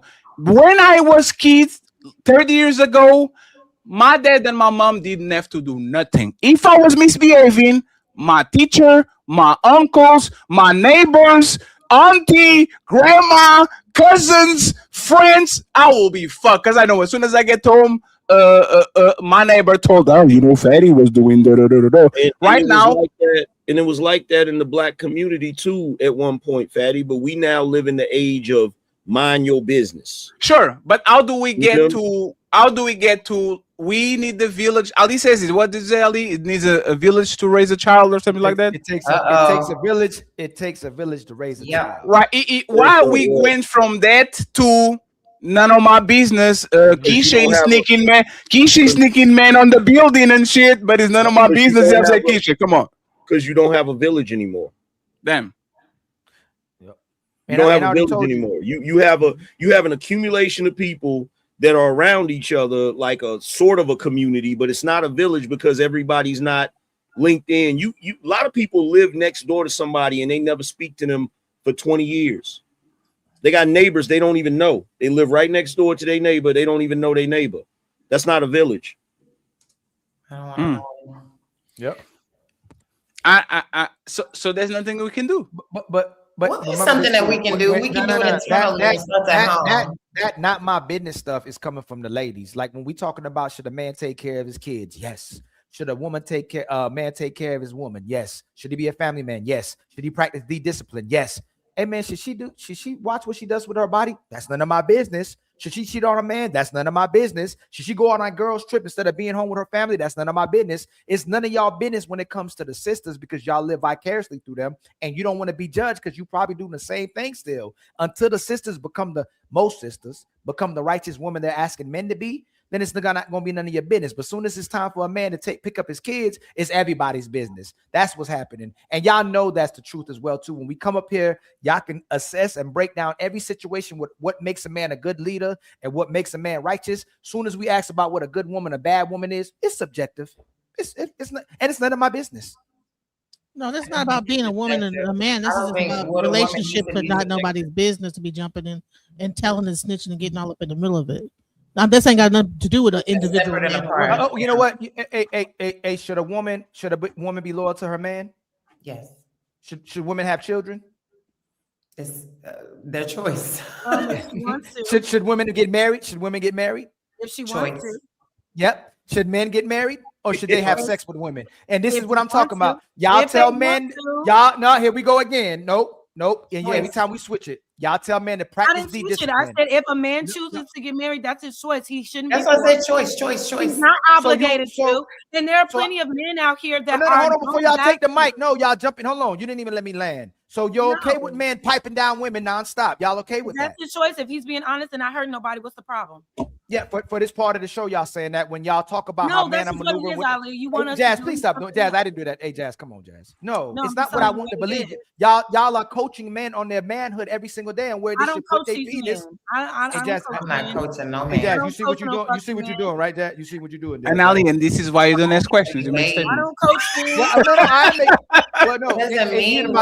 do even to make statements. It happens as well too. But again, we communicate to y'all exactly what's happening, and y'all refute logic and run away from it fast as possible. There's never any accountability. Communication doesn't always have to be. We're trying to demean you, Ali.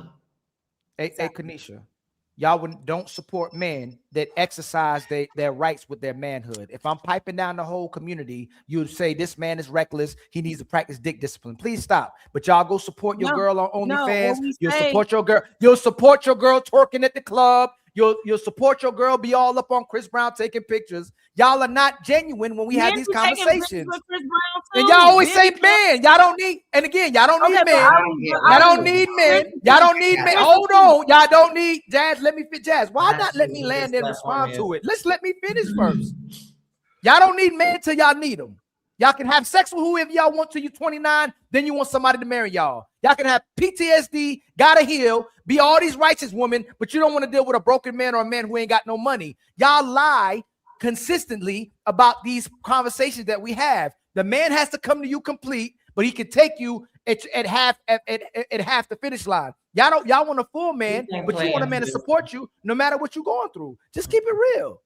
Okay, so I'm gonna keep it real right now. If a man chooses that he doesn't want to be married and he doesn't want kids and he wants to live his life to single and have sex with whoever he wants, he should have that right to do that. Nobody is mad at men for choosing that life. What we may have pushback on is when a man acts like he wants just one woman, gets in a relationship with one woman, and then behaves like He just didn't act like he wanted to be in a relationship with that one woman. What we're saying is just be honest about what you want. If you're a man that's out here that's saying, I need a bunch of sex from random women until the day I die, then just say that. Don't approach the woman that you know wants monogamy and then get into that relationship and then go and cheat when you could have just been single. I'm here for men having their way. Have your way. But if you got a lie to kick it, if you got a lie to kick it, then you're a coward, because nobody is forcing a man to do anything. Nobody is forcing y'all to be in marriages. There are plenty of men out here that say, I don't want kids and I don't want marriage, and nobody ever has pushback for them.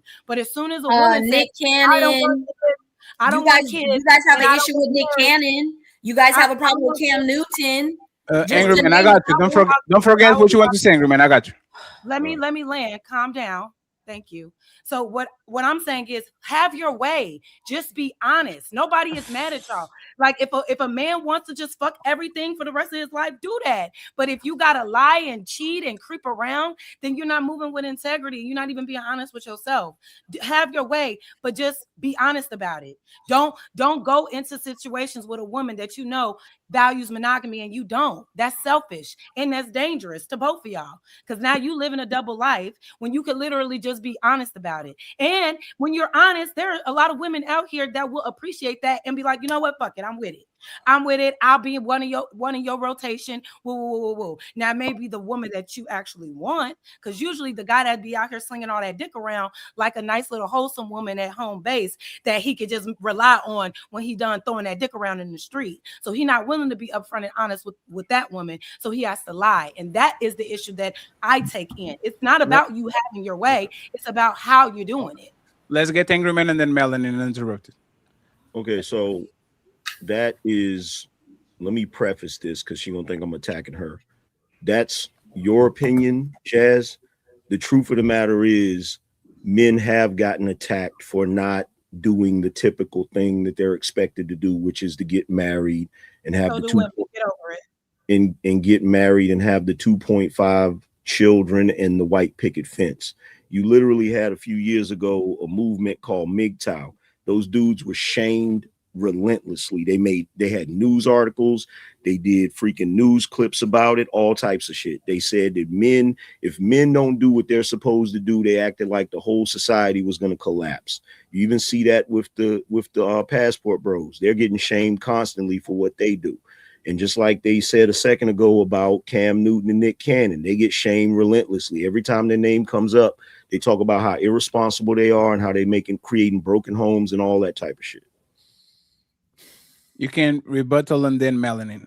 All I'm saying is, I don't know why it's so hard to understand. I don't know why it's hard either. If you are a grown-ass man, you are in control of everything. You are the leader, right? No woman should be able to conform you or contort you to live the life that you want. If you are a man out here that want to have a bunch of kids out of wedlock and you want to do all of the things, if you're not harming anybody and being upfront and honest about your lifestyle, I have no problem with it. The only issue is when you lie to get to where you are, when you betraying people to get to where you are, because there's no reason to do that when you could just be honest. My whole preference is just be honest, and I don't know how anybody can have pushback on that.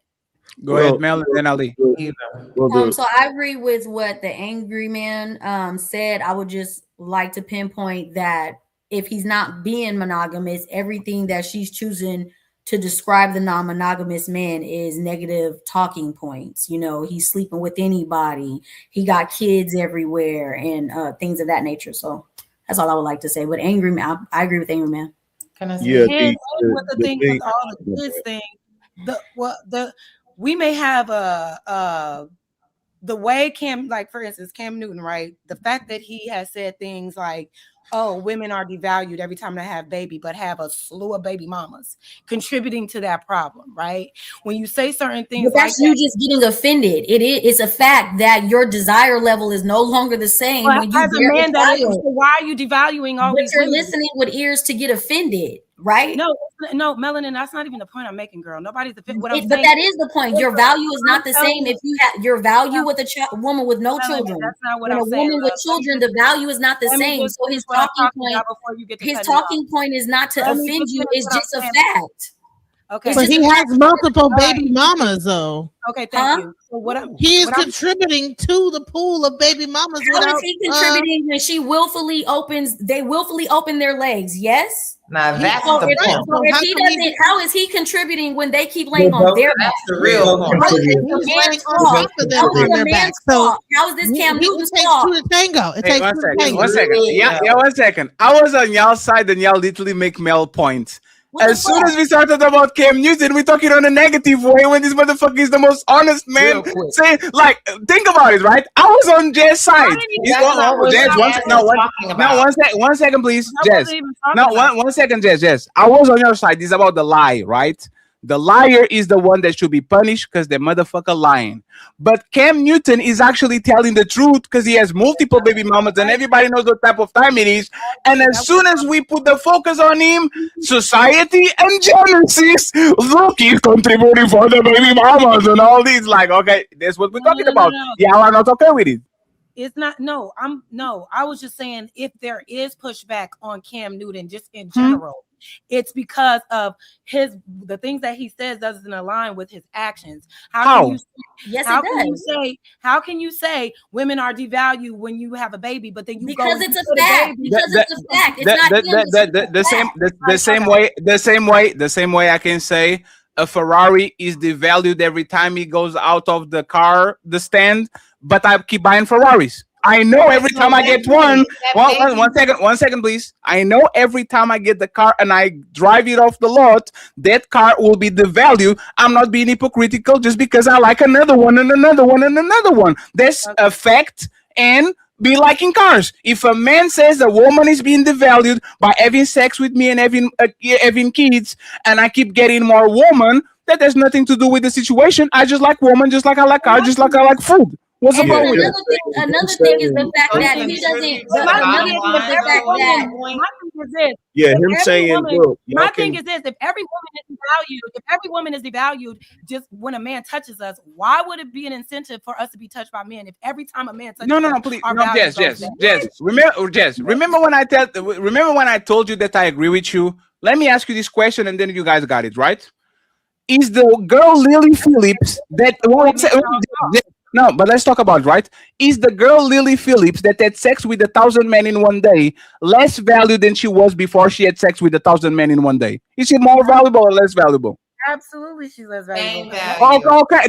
So Jess, that's the point. I think health-wise. Here's the thing. But you don't have a problem with. She can do whatever you want because she's a body. I believe that Jess will say that woman can do whatever she wants, but you still can have an opinion that if a woman lets 1,000 men run a train on her on the same day, she has less value than she had before. You're not contradicting yourself. It's just a fact. Here's the thing. He's being. When Cam Newton says that and he does what he does, he also retracted it and apologized for saying it because he knew he was wrong. Because he's a coward. No, that's because she didn't. Hold on, y'all. Let Angry Man land, y'all. No, he just knew what he said was wrong. No, it's her. Yeah. Y'all see the lady. Y'all see the lady right now. The men aren't cutting y'all off. Y'all realize this, right? It's ladies first, right? For once in our lives. Just saying, no, that's okay, Jazz. That's cool. No, we don't be. This is what happens and why you start getting cut off. This is what y'all do. Y'all invite if we cut you off, Wally, there's no need for it, Jazz. Today you're being unfair, Jess, because we kind of, Jess, you saw the show Friday, me and Ali talked the whole show. Today we chilling. No, Jess, today we chilling. You know what's funny, Jess? Everybody comes to the end of the show says, Ali and Ferry talking a lot, and my question is like, who didn't not talk? Who didn't got their thought off completely on the show? And the answer is nobody. You are saying what you need to say. Melanie needs what you say. So if y'all feel y'all didn't say something, then raise your hand and you got it. Angry Man, finish your point. Kanisha, and then we have to introduce Peaky and the rest of the panel there on the bottom. Go ahead, Angry Man, finish your point. Okay, so when Cam Newton says that, and then he goes and does what he does, he's definitely being a hypocrite. You can call him out for that. However, it does not negate the fact that what he said was a fact. The way our society is structured, women who go out and mess with multiple men, it does devalue them. That's a fact. Even if he's guilty of doing that, even if he's guilty of having multiple baby mamas, that does not negate the fact that he stated. Does it make him a hypocrite? Absolutely. But it's still a fact. Yeah. No, and was that's it why that I she's think women dating should multiple stay men, away or from once it. she has a baby, she loses her value? Yeah. Which He one is said, it? he Once said, she has he a said a baby, baby. has a child. He she said a loses baby. her He value. said a baby. So once a woman has a baby, she loses her value. Yep. No, I think it. She Well, loses but value. the value She is not the loses same. She doesn't lose her that. She's Hold on, not y'all. married, yes. And we have a genuine conversation. If a man loses his money, y'all know he loses value. Okay. If a No. man loses, Yes, he and does. please, yes, he No, does. because If I he don't Yes, he loses attach a does. man's value. No, I don't Yes, he attach a does. man's value. If my Hey, man Jad, you see you do talks that it every all time, today, Jad. Jad, I if can't I'm even get my thought But off. if that's my you man talks, personally. That's Like, you. Jazz, like I can't even. That's And you your. still gonna go, That's Jazz. But if I was doing that to you, you'd be like, Ali, you that's. gotta let me talk. okay, I But see hold what on, y'all Ali. got. That's you. Okay, That's y'all you got it. personally. That's you Y'all got No, it. no, personally. y'all That's got it. you. That's you Oh my personally. lord, boy. Hey But man, this hold on. this But nigga. look. My bad. But I'll look, take Ali. accountability. Let me say I'll this, take Ali. accountability. My Let me say fault. this, Ali. That's you personally. There may be women up here on this panel that say, okay, if a man loses money, he doesn't lose his value. But as a society, if a man is broke, he is not viewed as a valuable man. That's a reality. Yeah, Yeah. that's a And let's patriarchal break. standard Hey, that men y'all want to keep it real because y'all don't like the that's truth. the Y'all not standard loyal. that men Hold set on, too. Jazz. Please stop talking, please. Please. Y'all are not loyal. A lot of y'all is trash. A lot of y'all don't want to perform in the household. A lot of y'all are inconsistent. A lot of y'all can't keep 1, 2, 5, 6 men, got a roster, ain't stayed with the last guy you was with. It makes sense for a man to deal with multiple women in today's day and time. And it made sense that they were dealing with multiple women in the beginning of time. Because y'all always go after the best guy. Majority. There's a minority of women who will pick up these AirPods and go, you know what? I like these AirPods. I'm gonna stick out with these AirPods for the rest of my life. Majority of y'all, you'll get the man that you wanted, and you can't deal with what comes with that man. So either he a strong man, he toxic, he a weak man, he ain't got no backbone. Y'all don't stay with nobody. But I will say it again repeatedly. If Peaky had 10 women, if Angry Man had 10 women, if Fatty had 10 women, if Ali had 10 women, no matter what they came with, I'm still gonna bust them down at the end of the night because we actually love women. Y'all use And men. then they'll poison you, and their children will fight amongst each created, other. hold on and real your quick. household will be Y'all destroyed. created hoes. Y'all created whores. You created prostitutes. And then at the end of the line, you went, you know what? I don't want to be a prostitute anymore. I don't want to be a hoe anymore. And nobody should judge me for my past. You should accept me for who I am right now. That's the problem with the market. Y'all have destroyed the market because you are the market. If you want to be wives, we're going to be husbands. If you want to be whores, we're going to keep knifing you and piping you down. And we're going to have kids out of wedlock and babies going to come out of that until y'all actually stay with the man, be loyal with the man, and deal with the man you actually love no matter what he does. But since everything is about you, every time something doesn't go your way, every time you don't get control, every time you don't get the last way, every time you don't get treated like the man you trying to be or want to be with, you treat the man like the woman, and then the relationship falls apart, and then you complain about being a single mother or being by yourself, and then when it gets too hard, you pretend to lie to everybody that you're happy being alone. But if you see when you get to 40 and 50 years old, there's a whole bunch of videos about y'all complaining about being old and by yourself. So again, if you want to change the market, change the women. Ain't got nothing to do with the men. Yeah, and I don't. One second, Coco, please address it. And then 1 second, please, friends. And then I need Peaky to actually get in it. So then, friends, just let him get his thought out. Friends, we need $150 on the Cash App and PayPal. There's 900 people watching the show. Come on, friends. Lord, don't let me get slim. I'm starving over here. Okay, it's 2 a.m. Please support the Hamburger Fund and support Mr. Ilkan Aling. Make the printer ring and say Cha-ching. Go ahead, Coco, uninterrupted, and then Peaky. Yeah, what I don't understand about the Cam argument is men will be upset with Cam, but these same women will still deal with the Cam Newtons and the Nick Cannons. Like the men that you complain about are the men that you're looking at. And I know this because women always keep on saying that these men want to cheat. No, the men that you're attracted to are the cheaters. You're not attracted to the honest guy. It is not most men that want to cheat. Most men may desire a lot of women, but most men cannot sustain a whole bunch of women. So that's the contradiction that I hear a lot of women say. You do not want the square. You do not want the nice guy. You do not want the guy who's awkward. No, you want the player. You want the guy that all the women want, and then you complain about that guy. because he is exactly the guy that you desire.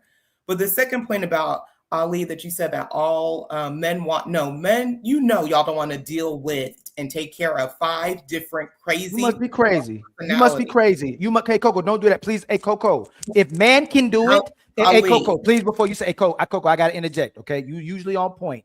That's the, if a man and that's this is the thing, right? Y'all can work now. If we can go back in time where we living off the land, a man can deal with 5, 10 women. Are you crazy? We was already hold on, Coco, please hold on. Please hold on. I know you. It sounds good to your ear to feel like the man is just supposed to be monogamous, right? A lot of men is exercising self-control, and they be being monogamous to that woman that they love, especially they got kids. They're not trying to tear that family apart. But for the most part, a man can deal with multiple women. Are you crazy and be in love with multiple women? And we can do all, and that's our nature. We're controlling and suppressing our nature, and it's still not good enough. And we're emasculated culture that supports that and has done that. So why are you saying that's not true? Monogamy is a European standard. Monogamy is a European standard. And I finished, please. We have to let Coco finish, and then y'all guys got it. I'm sorry, Coco. I'm sorry. What I'm saying is, having integrity is has promoted it for hundreds and thousands of years. The problem, though, is that to deal with multiple women is to deal with multiple headaches and multiple problems. And then also within the different families, you have siblings within one woman's family that has an issue with the siblings within the second woman's family that has issues with the first wife, and then that husband has to deal with the competition between the women, and then you have to deal with the children plotting against the other children. Or hold on, my turn. Hold on, Melanie. Y'all don't let her finish. Hey, y'all so froggy. Let her finish. It's fine. We have time. Go ahead, Coco. I'm not saying that men can't deal with it, men have to deal with it. It doesn't lead to the best outcomes because there's a lot of infighting. There's a lot of fighting for land. There's a lot of fighting for position. There's a lot of things that happen when a man has multiple wives and multiple concubines or whatever. It's not just, everyone's going to get along. No, it doesn't work that way. Hey, so polygamy is a rich man thing. Hold on. Y'all love the fact that you can live off. And Coco, usually, like I told you, I usually agree with you. A man who don't give a damn ain't got no problems. If he don't give a damn about you, if he don't give a damn about them kids, if he don't care about give a damn about supporting you, he don't got no problems. The man that the women are fighting for and trying to be with to make them care for the kids, make them care about them, those are the actual relationships and how relationships supposed to be. The reason why y'all can keep running all these men through the mud and go, man, I don't want to deal with that. Men can't deal with 10 women because they care about all those 10 women. But if majority of the men who winning, like the Cam Newtons, the Nick Cannons, the dudes that's rich is going through women, they don't give a damn about your feelings. They don't give a damn about their kids' feelings. They got to invest in their father. They got to care about their father to share dividends with them. But so Ali, the way Western society, and I'm landing. You can't say they don't care about their kids, though. That's crazy. No. I'm not. You're taking. But Ali, you missed one part. Man, let me just land it real quick. It's a misunderstanding, Melanin, of what I'm saying because what I said. So let me switch what I say. The man does love his women and children, right? But he is not.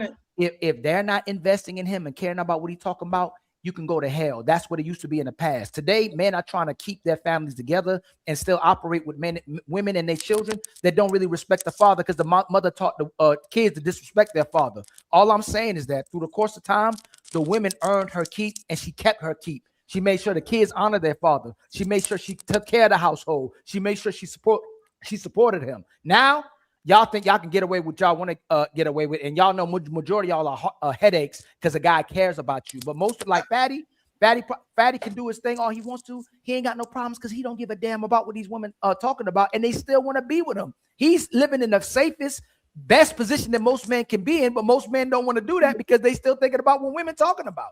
But Ali, you're missing. We're missing the biggest part of this. Let me get in there, man. We're missing the. You know what I'm saying? I agree with Ali. A lot of what's being said from women on the panel right now is disingenuous.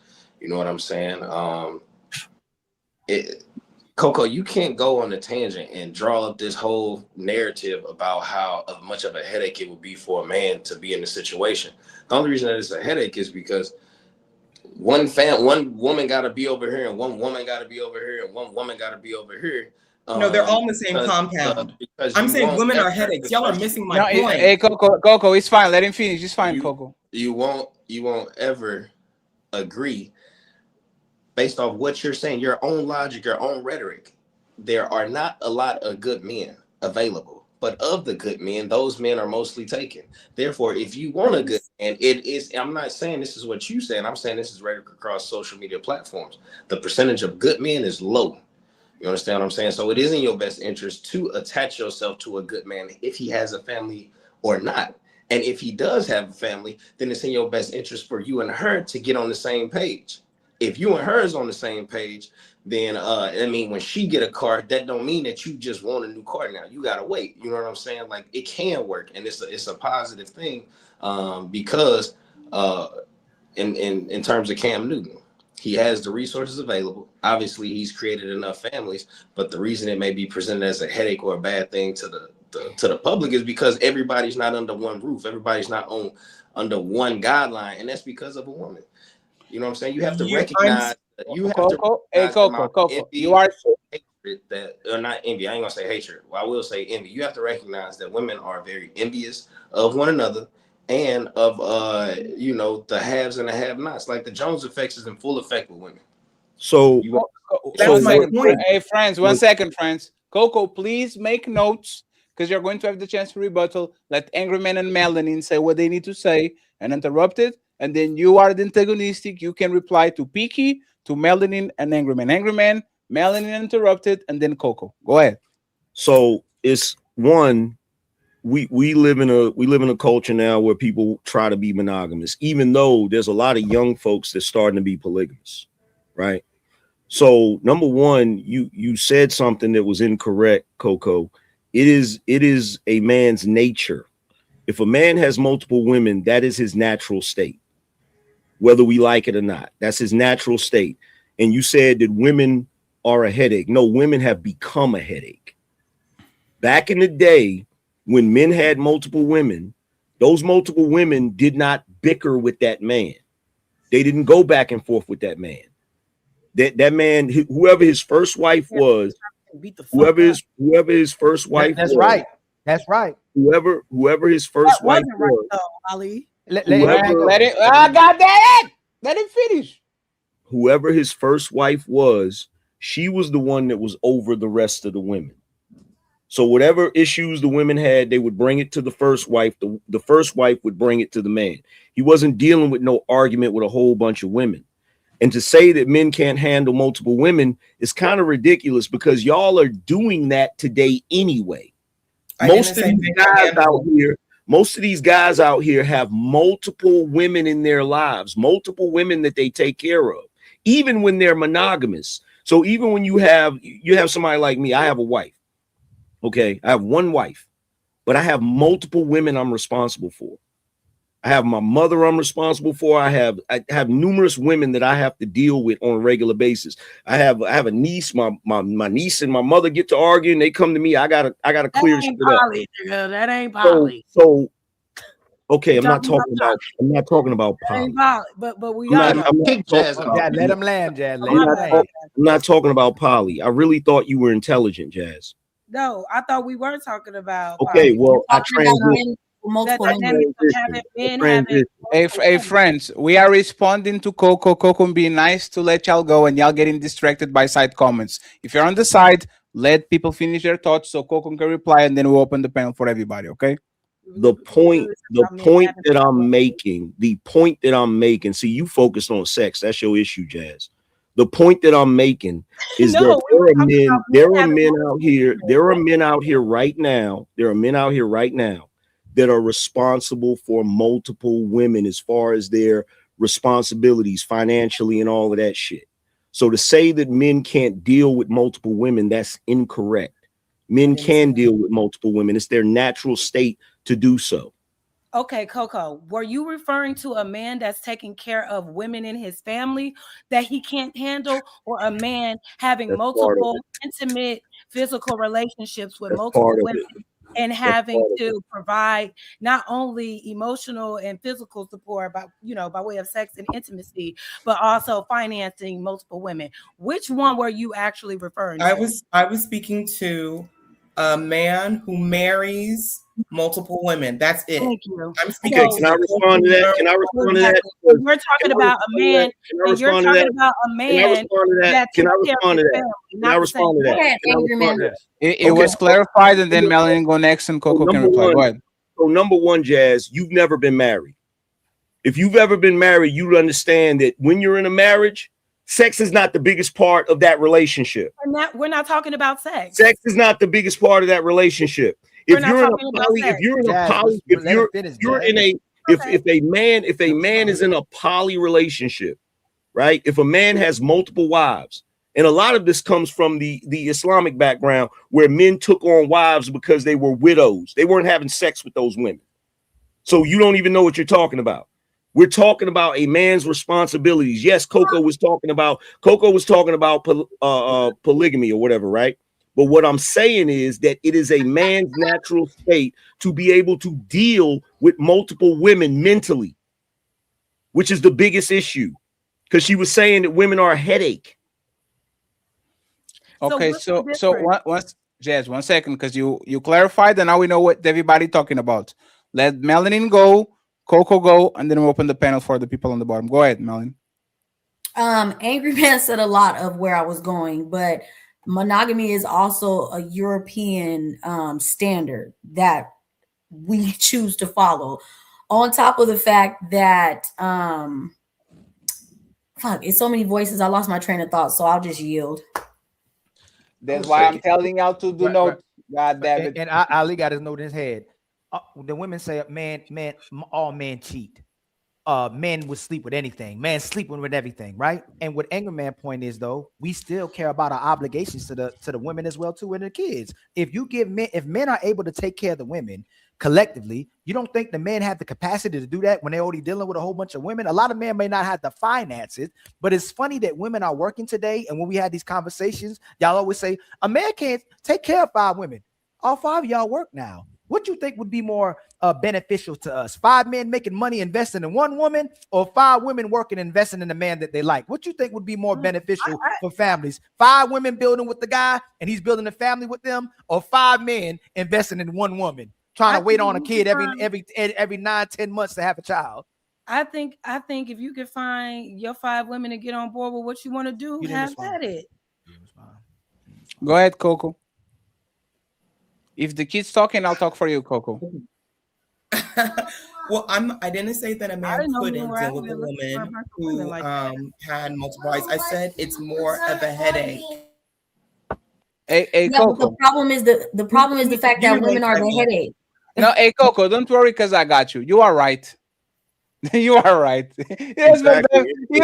You're right. You know why? Men want 1 wife. How are we judging a man's capacity to deal with women if the women are actively being a problem? And that's the point. That's the point. What happens when the women act like they got sense? Angry Man, that's the point. We on the place where you had religion, extended family, village, resources, that is valuable because you can be the most prolific man on the tribe, and these women are beneath you because it's good for the tribe to get as much Genghis Khans as possible. In today's society, 1 woman is a tremendous addict. Men complain about women being addicts all the time. What we want is 1 wife we can love and take care of, a concubine, and a bunch of hoes that we put our shit on and we bounce so they don't become a problem. Most men don't want 5 women to love and adore. They want 1 woman to love and adore, and then some replacements they can fill in here and out and go about it. So respectfully, if we are talking about women being an addict and being needy and needing your time and draining your resources and all that shit, why do you want 5 women? Get a woman, get a side piece, and move along. Why you want 5 wives? Well, here's the thing. I don't want 5 wives. But here's the thing, right? Ali, do you want 5 wives? No. Go ahead. I was joking. Aren't men harming themselves? No. Why don't you have multiple women? I thought it was natural. If that's the solution, go ahead, Angry Man. I'll go after you, Angry Man. But it's natural. Men need multiple women. Why don't y'all have it? Jazz, go after Angry Man, Jazz. I'll go after you. Okay? I'm gonna you go after Angry Man. I'm gonna go after you. I don't understand. It's also Jazz, it's Angry Man turn, and you go right after him. I'm gonna go after you, Jazz. I gave up my turn for you. it's also natural for men to settle disputes with other men by killing them. We don't do that all the time either. There's a lot of things. There's a lot of things. There's a lot of that is natural. Friends, we can be stuck on every step. Friends, one second, friends. If when people we're going through a main topic, y'all can be replying to everything. That's not like let's not. No, but go there, Angry Man. Go there. Go there. Let him all the way there, Angry Man. Go all the way there. What you see today is not natural, Jazz. Sure. What we did in the past is natural. We do certain things today because it's not conducive to our life today. But it's natural for men to do certain things. Just because we don't do it doesn't mean it isn't natural. There are men right now that force themselves to be monogamous, even though they have a desire to be with multiple women. And they do that because that's the norm today. The norm today is monogamy. That doesn't mean that's what we're supposed to do.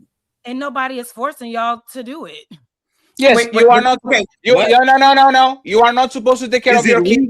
You are not supposed to take care of your kids for 40 years and be with a woman for 40 years, and we still do it. Is it legal, Fatty? Is it legal? Let me ask this question. You said nobody's forcing you to do it. Is it legal in the United States to legally marry multiple women? No, it's not. No. Okay, then. So yes, we are. There is a societal expectation for men to be monogamous. If there wasn't a societal expectation, y'all wouldn't be up here crying about men cheating. Sure. One second, please, friends. There's a societal expectation of you being monogamous, and there's a societal expectation for women not to be hoes, and they're hoeing like they never owe in the history of mankind before. So we are not on a natural society. We are on a society where we actually damage each other. And by the time I meet you and my 3 other wives, all of y'all are going to have 4, 7, 8 ex-boyfriends and all that, and it's going to be problematic. No, let me just finish it, yes, and then I got it. None of y'all believe that Cam Newton wives, baby mamas, and Nick Cannon baby mamas only fucking him. These women are fucking everybody. But here's the thing. Here's the thing about Cam Newton. Even on the best case possible, Cam Newton woman definitely have other men. Nick Cannon woman have other men. So who is this man in the West that is actually living what y'all saying and he's successful? He's not. Patty, here's the thing that they don't realize about. Here's the thing they don't realize about Cam Newton and Nick Cannon. The thing they don't realize about Cam Newton and Nick Cannon is if we didn't have laws that gave women the ability to take these men's wealth and they were capable of marrying multiple women by law, they would have married all of those women. But they don't. There's a what if? There's a what if. The thing is, this is why Coco is right. Most men can't even deal with one woman on the state that we have now. They will have to go to one woman. Right. They will have to go. They will have to go. They will have to go to the Middle East to live this life that they're talking about because the religion and the laws are on their favors. So if we are on the West and having a woman is already difficult to maintain that relationship for 30 years, imagine wanting the man to be with 5 women on this state. You're just bringing problems to yourself. You are going to be crying in the car because these women are not listening to you. The average man can deal with one woman. They can't deal with one jazz. Wait, hold on. Wait. Tell the truth. Thank God. Oh my gosh. I'm right at the Coco. Oh my God. Thank God I am not on the average man's radar. But again, in Nigeria, it's still legal, especially if you're in the north, which is mostly Islamic, to have multiple wives. But the reason behind it is because you know, typically it's agrarian society. You have land, you have crops, you have children so that they can work on the land. This is not, I want to go sleep with multiple women. I want to go have my way with multiple women. No, a man who takes the responsibility of multiple wives is thinking not with that other member. They're thinking more community-wise, I need children to I need to do what's best for the community, which is to have children, to work the land, and to work with other groups. Now, again, in this current society in the West, most women, it would be, yes, Ali, it'd be great if I wouldn't actually not know. I'm not gonna say that. For men who would like to think, yeah, I can deal with multiple women, you would be in an early grave. One woman is enough to send you through the roof. I'm not saying that the women in that culture are going to directly go to the man and complain, but sometimes they will complain. Sometimes they're not going to want to talk to the head wife. Sometimes they're going to have their children. Ali. And the reason I say this is because I know, due to both of my parents have had parents that had fathers that had multiple wives. And there's a lot of issues that come with that. I'm not saying that it doesn't happen, that it's not a society that clearly it's still going on in the country that my parents immigrated from. But I'm just saying that when men say these things like it's going to be the most ideal situation, it's not. And actually, most men, hold on, and most men cannot have multiple wives. It's going on here. Can barely they don't have the capability to deal with multiple women. It's going on here. It's going on right now. It's going on right now in this country. It's a structured thing. Like, we've trying to paint the picture as in one man is breaking his neck. He working 1,000 hours a week, paying for this, paying for that. No, it's a structured environment. The family is like a corporation. The wife, her title is chief operating officer. The mistress is director of not even a sales. mistress. Fun time. I'm just saying mistress, so you understand her role. You know what I'm saying? The next one, and everybody is in alignment. These women they have objectives. They are doing things. They're not just sitting around harassing the man. Like, this is going on right now today, but you just don't see it because I think for majority of our vision, like, we got cataracts. You know what I'm saying? It's a little cloudy in our eyes. We think that it's an emotional thing. It's all about smacks. No, this is a capitalistic economy. When you can bring a family together, this is the village that Fatty was speaking of earlier. Because I heard him say, like, well, what's the solution? This is the solution. Well, there is no village. No, this is how you make stop. It's my turn. I said I was at the Coco, and this is what he just spoke on it again. Like, Coco, I can't even believe my ears, like what you're saying, right? But I get where you coming from. I get where you, Fatty, coming from. Look at as generations keep going. You can't check a woman. She don't want to do nothing for you. She don't want to pay for nothing. She don't want to cook. She don't want to clean. She don't want to have sex. She complain about any man, the good one, the bad one, anybody. She's never happy. She's always miserable, but she supports the hell out of gay. Let me finish, please. Let me finish, please. Who are these women that you're talking She about? supports the hell, including Genesis and JAS, support the hell out of a gay man who has multiple men, but let me finish. What gay man? Let me land, please. Hey, friends, Ali deserves to talk too.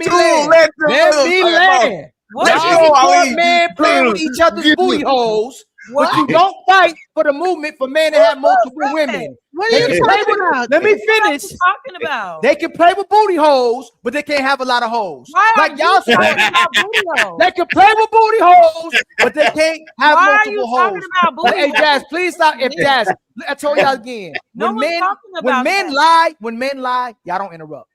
You know, women are God. I'm just confused. Women are queens. Amen. Women Oh are That's so crazy. amazing. Like, there's nothing a woman can do wrong. Like, she's so precious. Like, just give her all the power and she's going to lead us all to the promised land. I don't know why a woman isn't leading all relationships, because we're nothing without women. You see how, Jazz, you don't interrupt And when I'm they're lying about quiet. anything about women. And But they're if I say quiet things right that are truthful, women interrupt it, because as soon as men get right back to the positions they're supposed to be in, you're going to have to get checked and you're going to have to come correct. If men don't give a damn and don't love anybody except for who love them, we're going to correct all the problems in society. We ain't going to have no more problems.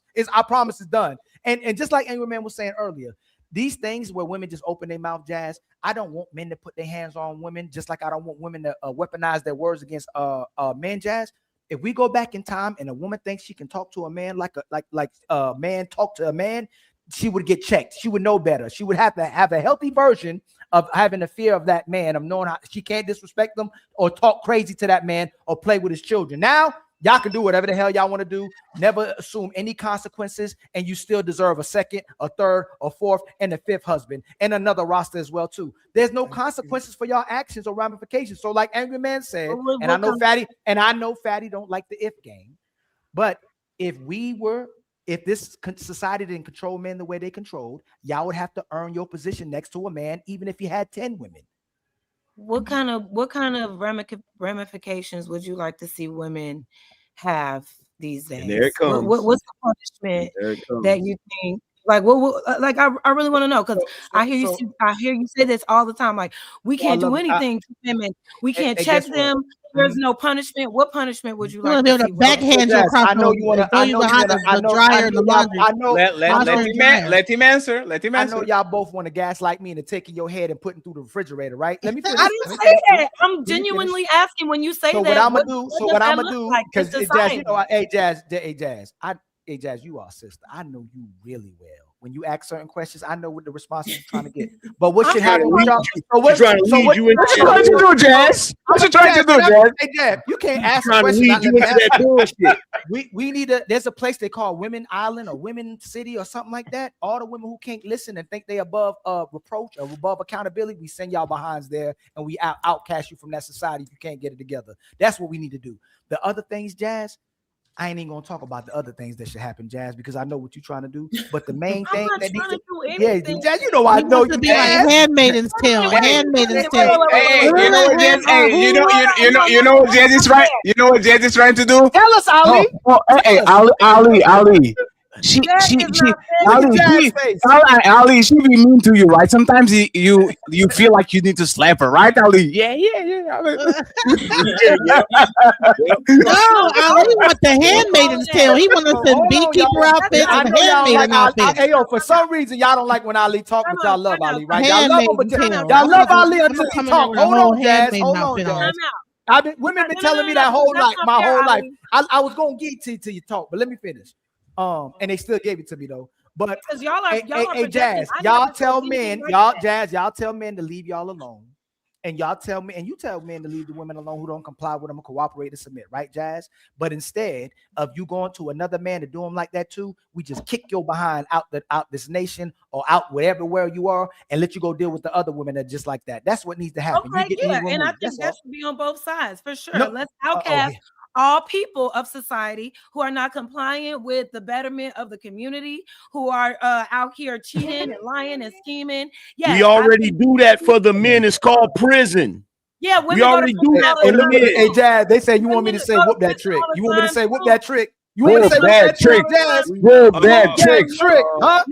No, y'all the ones who went to domestic violence first. I didn't say shit. We I just already asked do y'all that. to elaborate on what you meant on women don't get ramifications or any punishment for their actions. So I was genuinely asking, what does that look like? And y'all went to brutally beating up a woman and da da da da. I wouldn't even.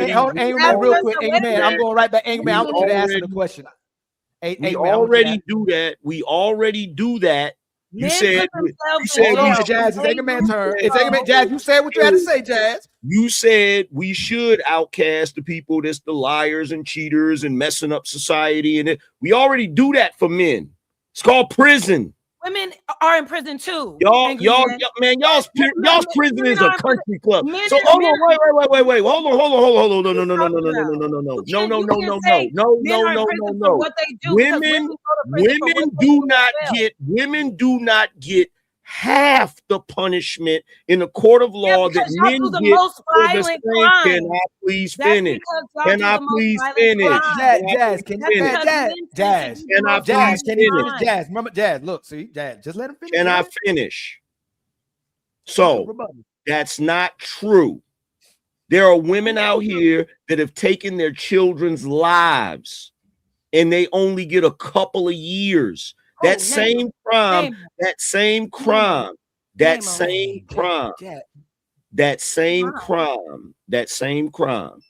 If a man did it, he's going away forever. You're lying. He's going away forever. You're lying. Name one incident where you heard a woman that was caught killing her kids that did not go to jail for the rest of her fucking life. And I want you to name exactly. And I want you to name exactly the case that you're speaking stuff. You're Wait a minute. bugging Wait right a minute. I want to know you because you're making some You're very bugging big right points. now. No, Unless she Anchorman, played what- insanity, there's no. I don't see her. She's gonna go to jail for life. when is Okay. the incident that you're talking about where a woman got charged for Yeah, kidnapping? y'all got it. You win. You win. Y'all got it. Prove You it. win. You Prove win. it. Y'all got it. Prove it. Y'all got it. So- You win. Saying anything to do propaganda You against win. women. Y'all got it. You Hey, win. Jazz, one second. So Jazz, we're can I? clear. Just so we're clear, what you're saying is that when women commit crimes that are comparable to the crimes men get, they get the same punishment. What I'm saying is when a woman does a Can you answer what crime, he's at, Jazz? Can you answer? Hey, Jazz, Yes. can you answer? Jazz, That's a Jazz, you simple do research. Jazz, you do research in that as well too. Can you answer Angry Man's question? Answer my question. When men a and women, woman commits a crime, when a woman commits a crime that is comparable to the same type of crime a man commits, she gets the same punishment. Yes or no? What you're saying is a system that was created by men leans He more asked in you to- favor no, of Jazz, he- women. Now it's fine. I'll play. Let her finish. I'll play it. Go ahead, Jazz. Talk. It's fine. No, because what I'm saying is I'm trying to understand because what y'all basically are saying that a system that was set up by men literally rigged it that if a man or a woman did the same crime, a murder, that they're going to lean in favor of a woman and give her less time for the same crime. Is that what y'all saying? Men created that Yes. system. Do you agree? Do you agree? Yes. Do you agree? Do you agree? Jazz, do you agree? Hold on. The same way, the same way, the same way in this society, the same way in this society that men allow y'all to get away with all types of wild shit, the court system does the same thing. It's the men that, first of all, saying that the men created the system, that don't mean nothing because we're the ones that dole out the punishment anyway. We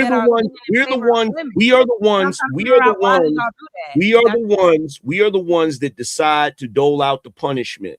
So if you're asking me, did we have a system that benefits women and y'all have privilege? Absolutely.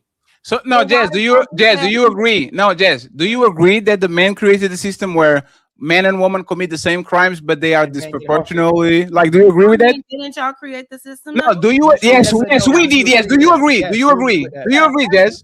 Yeah, So you prove this, Jazz. You're proving this problem. What is LeBron looking for? Now you believe the patriarchy. No, Jazz, there's East Point. One second, Jazz. Think about it, Jazz. 1 second. Jazz, 1 second. There's East Point. There's a small percentage of very strong and rich men that created a system where women get away with murder while the men do the same thing, and they get their book thrown at them. No. I was confused on what you were saying. That's what you said, not me. What I said was, I'm saying if this is true, why are men complaining about a system that they created that leans in favor of women? But I can answer that. I can answer that. She got to say. No, I can answer that. I can answer that. Where is the case where a woman literally was found guilty of murder and she just completely got away with it? 1 second. Hey, from 1 second. She was a woman. She got away with it. No, Jess. You know what's funny about you, Jess? You understand the black plight, but you don't understand the man plight. If Angry Man told you, or Ali told you, I got you, Jess. 1 second. If they told you that black people are disproportionately affected and penalized by the system, a white person does one thing, the black person does one thing, and the black person gets 10 years and the white person gets 4 years, you say, yeah, the system they created. But now that we're saying that a small group of men that are very powerful and with a lot of money made rules to punish men for certain things and for let women ride with the same things, you say, no, but who created the system? It's the same thing. The system is not fair. The same way the system is not fair if you compare white versus black. The system is not fair when you compare woman versus man. Is that 1 second? Is that the fact or is that fiction? So you are saying there's a gender bias in the system. There's the gender bias and the racial bias. Yes. Okay. So all I'm saying not okay. Do you agree? No. Do you agree? No, I don't agree. Jess, you can't do that to me. What? Jess, what? Why Jess, there's so many studies that say that if a man and a woman commit the same crime, the man I think gets more 7 years than the woman. And no, that's the black and the white. Hold on, The 1 second, one second, Jazz, you're overexcited. The man and the woman disparity on the American judicial system is even bigger than the black and the white. So if you acknowledge the black and the white, why don't you acknowledge the man and the woman, which is actually even bigger than the one that we're talking about race? Because I didn't know that if a man and a woman committed the exact same crime, that just because she's a woman, she's going to get a less harsher sentence. I didn't know. I believe you. If you didn't know, the same crime, the same exact crime. Like we both women and stabbed. Yes. At the same time, and just because I'm a woman, I'm going to get less of a crime. I really did not know there was a bias. Obviously, there's a racial bias, completely true, but a bias that says that a man and a woman can commit the same exact crime, and just because she's a woman, even though she did the exact same crime, that she's just going to get a lesser crime. And I don't know why a system that was built by men that at first was all about upholding men's values and standards, and you all had the power. Why would this be the one thing in the system that they want to show a gender bias to? Is not the one thing. Is ladies first? Is ladies first? Right? When there's a fire, is ladies first? Is if the family court is biased towards the woman, men created that too. If you're talking about going to war, now men, the world all of a sudden very a lot of countries like Germany now are not letting their men leave the country. If they have to leave for more than 6 months, they have to report it. Women can do whatever they want. Women in Ukraine left the country, men stay there. But the patriarchal societies are literally built to protect the woman and to punish the man. And if that is something that you acknowledge, you have to acknowledge that is not all men, is a very small percentage of men, because when white people say black people are criminals, y'all say is a very small percentage. Why are you telling that 40 million black people are criminals when it's less than 1% that is doing the crime? You can do the same thing. You can do the same thing with the men. It's not all men. It's a very specific minority of men that can control everything. It's not men overall. Men are not okay with that shit. Go ahead. So she asked me for something.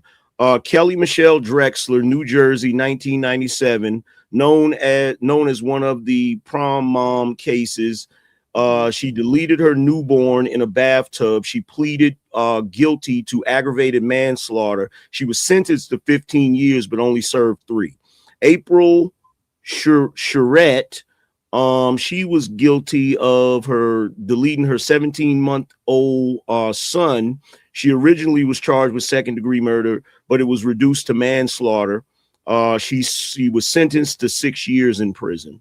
Bonnie Lilitz, she deleted her. Let's see. She deleted her daughter. She was charged with involuntary manslaughter. She served 4 years. Andre, I mean, I can keep going. No, what I'm asking, I would need context, because why were they giving those lesser sentences? If it can't be, she got this lesser sentence because she's a woman. No. They're women. Oh, is that what it says though? Is that what it says? No, because she's a woman, she's going to get this less of a sentence. That's not what the court case. So why is the reason why? That's not what the court case is going to say. What I'm trying to say to you. No, I'm just trying to walk it down. Angry man, give me a second. Go ahead. Give me a second. I'm trying to walk it down with you. You're saying, even though there's I want to know the why behind, if this woman killed her newborn and she was sentenced to 15 years, why does she only serve 3? There's usually some context in that court document to tell us. And you're trying to say it doesn't matter what that court context is. That's not what I'm saying. The overall reason is because she's a woman. That's not what I'm saying. What I'm saying is this is what I'm saying. Even if you don't want to believe this, whenever a woman goes to court for crimes like that, there are a lot of things they can say. They can say postpartum. They could say she had a psychotic break. And those women usually get more leniency because they're women. This is what I'm telling you. Whenever women go to court for doing heinous crimes, they get more sympathy, either from the judge or from the jury or whoever. Men do not get that same sympathy. I know you know this. Well, no, but men complete insanity just like women can. Like, I don't know what we're saying. They do. They don't. But they do. But they don't turn around and get a sentence, and then the sentence get reduced, or they get out on appeal and shit like that. Typically the way women do.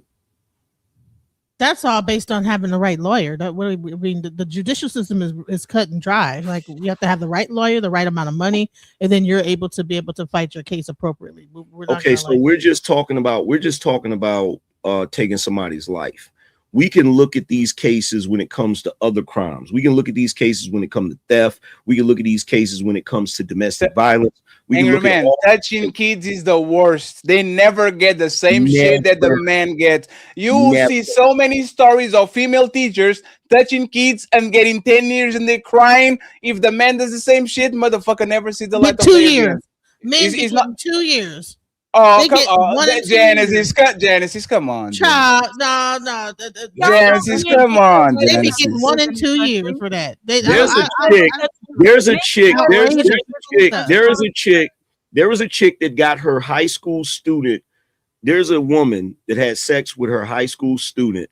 Not only was she not convicted of anything with him, but she was able to take him out for child support too. That's a real case. You can go look that up. Yes. The woman gets pregnant by the kid gets older, the woman puts the kid in child support, and the kid has to fight that shit because he's dead. Yes. Did they end up getting married too? I think they actually got married. Genesis, come on, Genesis. Is that the teacher where they got married and everything? Nah, Genesis, you can't be doing that, Genesis. Come on, Genesis. I'm not. There was one lady that got married to the student. You're probably thinking about a different case, because there's a lot of cases like that. There's a lot of cases where female teachers have had sex with their students and they get caught and they get a slap on the wrist. Yeah, it happens the same way with like the coaches and stuff too. They be doing that all that while. Genesis, why are you doing the tick for tech, Genesis? Is Genesis? Okay, so wait. Are y'all I don't think it's a different. No, Genesis. 1 second, Genesis. We all know these, right? If Ali, I got you, Jess. Just 1 second. We all know if Ali kid, the angry man kid, fight each other or somebody's bullying them. If he's a male, there's a situation. If there's a woman, it's a completely different situation. If there's a girl, everybody going to the school and it's going to be a problem. Remember what happened with the Boko Haram in Nigeria? Kids were literally being kidnapped and set on fire. 200 of them, and nobody did nothing. As soon as they kidnapped woman, Michelle Obama, save our girls, bring our girls back, and they sent $1 billion to get the girls back. We know that. Jess, please, Jess, I love you, Jess. Jess, this is why we don't need women at war. If you see a video of Russian military men doing terrible things to a male Ukrainian soldier, nobody bats an eye. If we see a video of 5 soldiers raping a female soldier, like what happened in Israel, I don't know if you guys know the video that I'm talking about, is an international case. Everybody's going to go crazy about it. We value the life of women way more than we value the life of men. And this is why I don't want you on the front line, Jess, because I know if they catch you, now I have to go to war, because if Ali dies, is a different thing. I'll say, thank you for your service. If they catch Jess and do atrocious things to you, me and angry men have to go over there, because hey, they can do that shit to our woman. We have to go there. It's different. It's different. So many cases where women wound up dead and attacked and abused. And what happens? Bases and army bases. Like, a woman isn't safe. Hey, Jess. A woman isn't. No, I know. Hey, Jess. You are going to be able to ask the question. I'm just saying this, Jess. Go ahead, Jess. Even the worst of us, people that are in prison for life, if they know you are a rapist and you go to prison, they will fuck you up, and they are the worst. Jess, tell me the woman. No, Jess, please tell me the woman that touches kids go to jail and she's in dire risk for her life because the woman are going to put her back where she came from. No, it doesn't happen. Men do. Woman is like, she's a woman. We're going to leave it alone. Now you can answer the question. You got it. Sorry. So you guys are saying that the system is rigged against y'all and in favor of women. Are men mad at women because of that? Because men are mad at two things. Men are mad that the people. Let me answer. Hold on, because wait, let me just also say, in addition to, because we are not the ones that are creating the system that you all are saying is rigged against you and against you. Yeah, men commit 90%. Let her finish, please. Let her finish, please. But it seems like the anger comes out against women because of this system that we did not create. That's fair. Let me explain why. That's fair. Let me explain why. We are mad at the people of power, the people that are up there that created these circumstances, and we are mad that our own woman that we literally push them to have credit cards, to have custody, to have jobs, to have property, to be astronauts. We push y'all to get all this shit, and now that we need help, because now the scale is kind of even, and we're saying, hey ladies, I know like we gave you all these things. Can y'all give us some of the things that we got you back so we can be more even? Especially on family card, especially like, can you help us? And women in mess are saying, nah, brother, I have nothing to do with that shit. It was that dude over there that did it. Go talk with him. No, when y'all needed help, there was chunks of society, gigantic chunks of society that said, your body, your choice, you have the right to work, you are not right. But that's the point. If I was your ally when you needed, why now that men are in dire help and needed, why are women turning that back and saying, hey bro, y'all oppressors for how many years, you guys can have it? Why is that happening? How can women literally look at men as allies when y'all didn't even consider us citizens that didn't deserve actual rights, and women had to actually Jess, come on, had to create whole movements, suffrage movements, and we had to all create this stuff to be able to even vote. Let me finish because you're not answering. No, I am answering the question. Where have men as a whole showed allyship towards women when they didn't even consider us citizens that deserved rights? Yes, we had to fight for it, and now y'all want us to thank you, but it should have been something that should have never been off the table in the first place, because we're both human beings. Women just got the right to vote. We just were able to own our own bank accounts and do all of the things. You're saying that you're this ally, but you wanted us at a strong disadvantage for a long period of time. Now, I will. If men today, what is it that men need women's help with, to create, to assist with? Okay. Are men saying, hold on, angry man? And are men saying out loud, we have a problem, and the only way we can fix it if it's women that help us? Because you're saying that we're not being your allies. What is it that men are going through that women need to be assisting y'all with? You can't help 90% of the violent crimes being attacked by men. So can't help that. So first of all, one thing that y'all got to stop doing, specifically black women, you got to stop blaming us for what white men did. Because a lot of the stuff. Hold on. Assimilated right on with it. No. Come on. Jazz, what did you say to me a second ago? What did you just say to me a second ago? Chill out. Here's the thing. You talking about feminism. That is a white woman's complaint about her white man. Oh my God. That ain't got nothing to do with us. A lot of the shit y'all just got, we just got. Oh my God. So cut it out, bro. No, it doesn't matter. Y'all still are under a system that. It doesn't. Jazz. 1 second. Jazz. All right. Jazz. Black man. 1 second. Jazz. Black man went from slavery. Thank you very much for being here, Genesis. Black man went from slavery, where they literally nothing, to Jim Crow, where they were less of a man, to being freed, and literally their family literally ran away. Right? Like when was this point where black men actually supported this patriarchal system? They never was empowered to actually push out to do whatever they wanted to do. You didn't have to be empowered, but you assimilated to it. How? Because what do you mean? Explain. 1 second. The patriarchal standard says that a woman needs to be at home in the kitchen, not working, giving her life to a man. Is that not what black men on these panels always say? No, Jess. Women to be very traditional. That's a white European standard. No, right? Jess. A woman. I agree. No, I agree.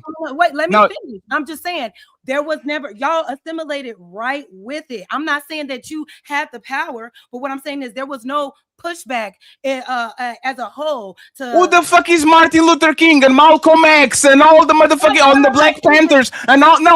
No, Jazz, you are wrong. No, Jazz, you are wrong. There was never in the history of the United States a movement of men to say fuck black woman, we are going to get rid of them. Jazz, the only time that you see black men unite and kind of talking about their issues is with Angry Man and the Black Manosphere in the 2000s and something, when black men finally got together and says, you know what, I'm having these problems, are y'all having these problems too? When Malcolm X was not pushing to abandon y'all, Martin Luther King wasn't pushing to abandon y'all, Shahrazad Ali wasn't pushing to abandon y'all. Like, when was this time where black men in mass said, fuck this woman, we're going out? Like, when was this?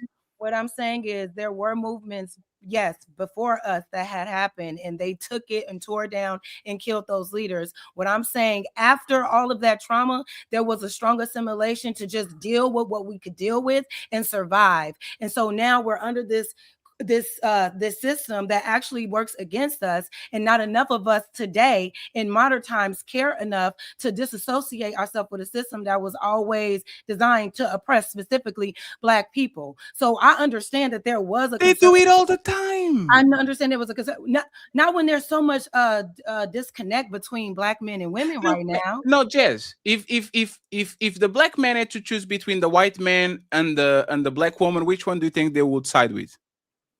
Wait, say it again. Black men are in the middle of the road and they say, you have to choose one side, black woman or white man. Which one do you think they would choose? Honestly, I would think they would choose what's most convenient for them. Which is the most convenient for them? If they are living under this society standard, meaning like, you know, whatever, they probably would choose the other side, because I don't think a lot of black people, it ain't even just black men, a lot of black people are just comfortable with what this is, and they're not willing to sacrifice for actual change. So I do believe if they were presented the option, because of that like individualistic kind of mindset that some of us have, they're going to choose what's most convenient, where they can keep their money, where they can keep, you know, whatever their lifestyle is.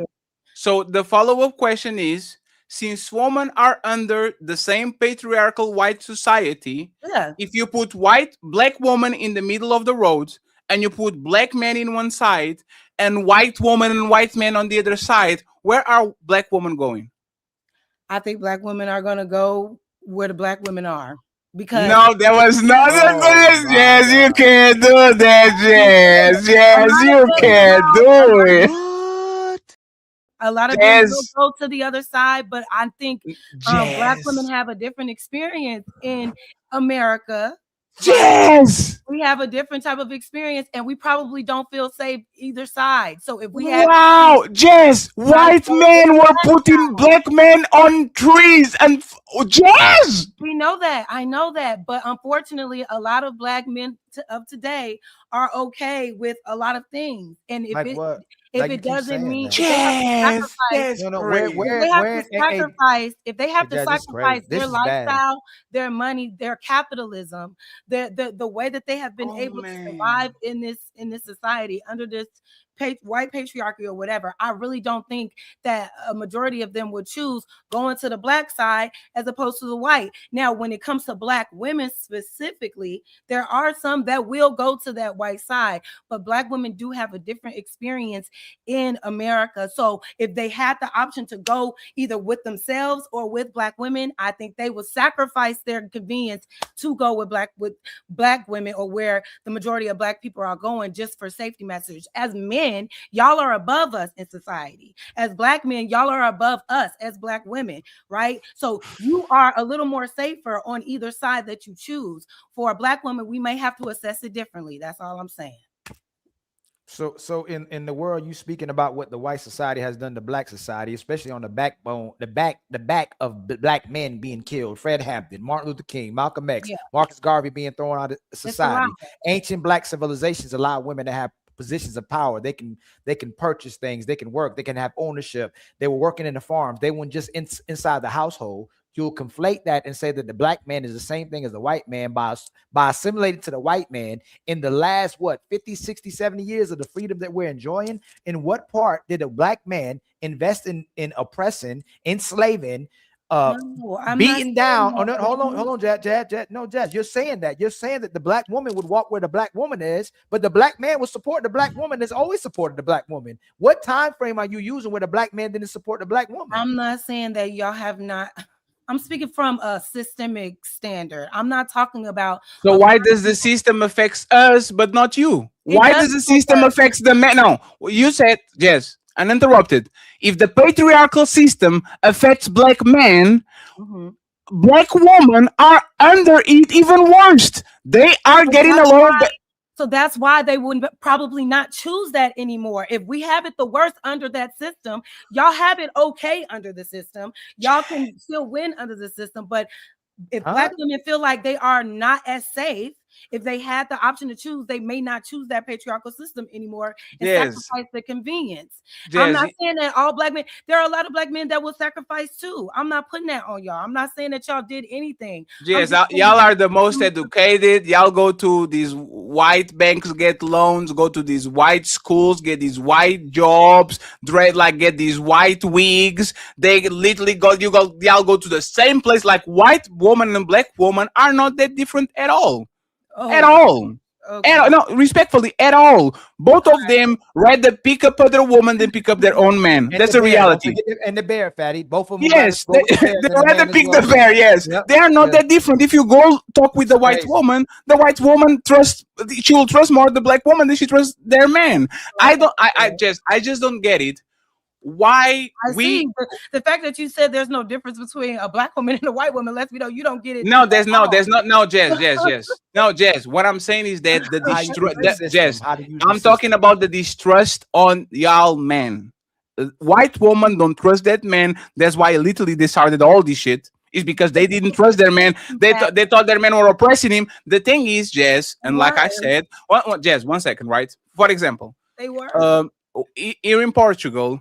We have a woman that are first generation European with African descent talking just like that. Y'all oppressed us and y'all didn't take care of us and all that. And my question is, when was this? Portugal literally had colonies and invaded these countries for 500 years. You have to go back 20 generations to find a place in time where your grandfather actually had power over your grandmother. So if you know that these countries were literally invaded and colonized by white people and black men never had the power to actually put you under their thumb, who are you referring to? Like, who are these people? Who are these men? Like, who are these men that are putting you down? No, the man doesn't look like you. You hear that white woman saying how much she was oppressed by her man, and you are copy-pasting her talking points, when in reality there was no place in history, even from countries that were colonies and people that were enslaved, you don't find a place where the black man actually was oppressing the black woman because they didn't have the power to do so. Listen, so they had to assimilate. When they were able to get their piece of power, there was nowhere for them to go and assert their own power and dominance. It's impossible. Because every time they tried, right, they were met with violent pushback, right? It's impossible. What I'm saying, I'm talking about a system, whether it's black, white, yellow, or purple, that looked at a woman and said, hey, because of your gender, we're going to delay you having your own human rights. That's crazy. And all I'm saying is there's our community is broken at this time because everybody, when you give the example of what someone will choose, I believe that a majority of black people will not sacrifice their convenience in order to just walk totally with black people and leave the patriarchal system that we've been under and do things solely with black people. No, I don't think that we have that amongst black folks. And Ali, and before you go, I don't believe that a woman, if she had the choice, right, a woman would find protection under a system that you just admitted has us all the way on the bottom that we don't really benefit from, because let the original patriarchy tell it we shouldn't have our rights anyway, right? Hey friends, before y'all go, the 764 people watching, we need $100 in the Cash App, and friends, I need reparations at this point. And one more membership. I want more membership for Ali and reparations, please. Make the printer ring. We need $100. Please, $5, $10 at a time. Let's get closer to the goal. Reparations for Fetty and Ali, please. Cha-ching! Now go ahead, Ilkan Ali, and interrupt it, and then let him just reply to you, Jess, and then we do final thoughts and we bounce. Okay, it's going to be 3 minutes. The church still supports the black woman. The Islam supports Muslims. Black Muslims support the black woman. The Israelites support the black woman. The hood supports the black woman. In every avenue you turn, there's people still crashing out and loving and supporting the black woman. These conversations I had because we still love the black woman. All the black men keep complaining about is they want their woman. They want their woman to cooperate. They want their woman to comply with them. They want their man their woman to reciprocate in value. They're not coming on here and say, I can't stand my black woman. I want to enslave my black woman. I want her to I just want her to do like whatever. You gonna let me land? No, I just said okay. Yeah. So if men are coming here still wanting your cooperation, still wanting your love, still wanting a family with you, where are you seeing all this where black men are collectively trying to oppress the woman when they still crashing out for the black woman and loving the black woman? Can you point out these big movements that's going? We gotta enslave them, we gotta suppress them, and we gotta just do the foulest things to them. Like, where are you seeing all these men saying these things? I am not saying that there are movements that you said we're with the white man. What I'm saying, we have no choice but to be under this system. What I'm saying is, I don't think that if the majority of black men had the choice to break away from the system and start a system amongst their own and literally totally disassociate, like Black Wall Street, like totally disassociate. I don't think right now today that we like are Wilmington 1898. Yeah. Oh. Like Damn. literally Like Rosewood, detaching ourselves, creating like our own Durham, government, creating our own. like I mean, come on, creating- Jazz. That's what. creating Hey, our own- Jazz, Can do I you really finish? know your history? Can I finish? But Jazz, Can I okay, finish? I'm sorry. Can I I finish? know. Hey, as I'm much not as you saying that interrupted, it I had to wasn't- write. The Freeman, all these No, what I'm Freeman saying towns is- that black people built to try to disconnect. But I go ahead, never go ahead. said that they weren't built. They were burned down because we were trying to make that progress. By who? And I understand that. What I'm saying is today, Ali, I don't think that we are strong enough as a community today to do the same things that we did back in 1890, back in Rosewood, back in Black Wall Street. I think everybody is comfortable under under the system that we're under, that was designed to keep us at a disadvantage and oppress us. I don't think that the majority of us would sacrifice our comfortability to go and create and build on our own as totally black people. I just don't believe it. I would love for that to happen. I advocate for that to happen, but that's the only thing that I'm saying. You It has change nothing your to do with argument, you which a lot wanting of people might not disagree with you, because a lot of us don't know our history. A lot of us don't know where we came from. A lot of us have been indoctrinated. I may not disagree with that part. The part we disagree with you was you saying that the black man has joined the white man in suppressing and oppressing the black woman and doing the same thing the white man is doing as well. I said too. people. I didn't say black men. I said black people. I didn't put it all on you. No, I Jazz, said black people. Jazz, Fatty and walked you down. sacrifice their Jazz, comfortability. When Fatty walked this down, you said, "I'm going with the black woman." We literally having this conversation because you said the black man has assimilated with the white man. No, well, see, black what women. I said was that because we all just agreed that black women are on the bottom of the totem pole when it comes to us being viewed and protected in society. We know I'm not saying that there aren't some black men that do. I'm just saying systemically, this is what the data shows, right? So what I'm saying is, if black women had the opportunity to disassociate, I do believe a lot of them would, because of the experiences that we have in a society now that is totally against us. It's not that we're saying black men will want to be with the white people, but you all are not at the bottom of the totem pole that black women experience. So if they had the choice, they would probably disassociate themselves and go where the majority of other black women are and try to build there, because we've already experienced how we are such at a disadvantage over here. Okay, but like, I stepped away, so I don't know what y'all covered. So if I say something that y'all already said, my bad. Y'all black women keep raising this feminist argument. And the reality is, black men have never oppressed black women. We've never done that. Never said that. We've never done that. But whenever you bring up, whenever black women bring up feminism and start talking about, well, we didn't have the right to do this, we didn't have the right to have a bank account, we didn't have a right to own land, or we didn't have the right to vote, or whatever. like you're bringing up things that we had absolutely no control over. So I know. can't. I understand this is the response every time. Well, we couldn't do anything, so we just had to let it happen. And so No, we didn't let anything. But hold on, we were able to fight out of slavery. Women were able to fight for their rights. Hold on, Jazz. Let me finish. Let me finish. Can't fight the right man. I get it. So number one, that's an incorrect statement. We as a people, we didn't say, oh, we can't do this, so we just got to accept it. That's not what happened.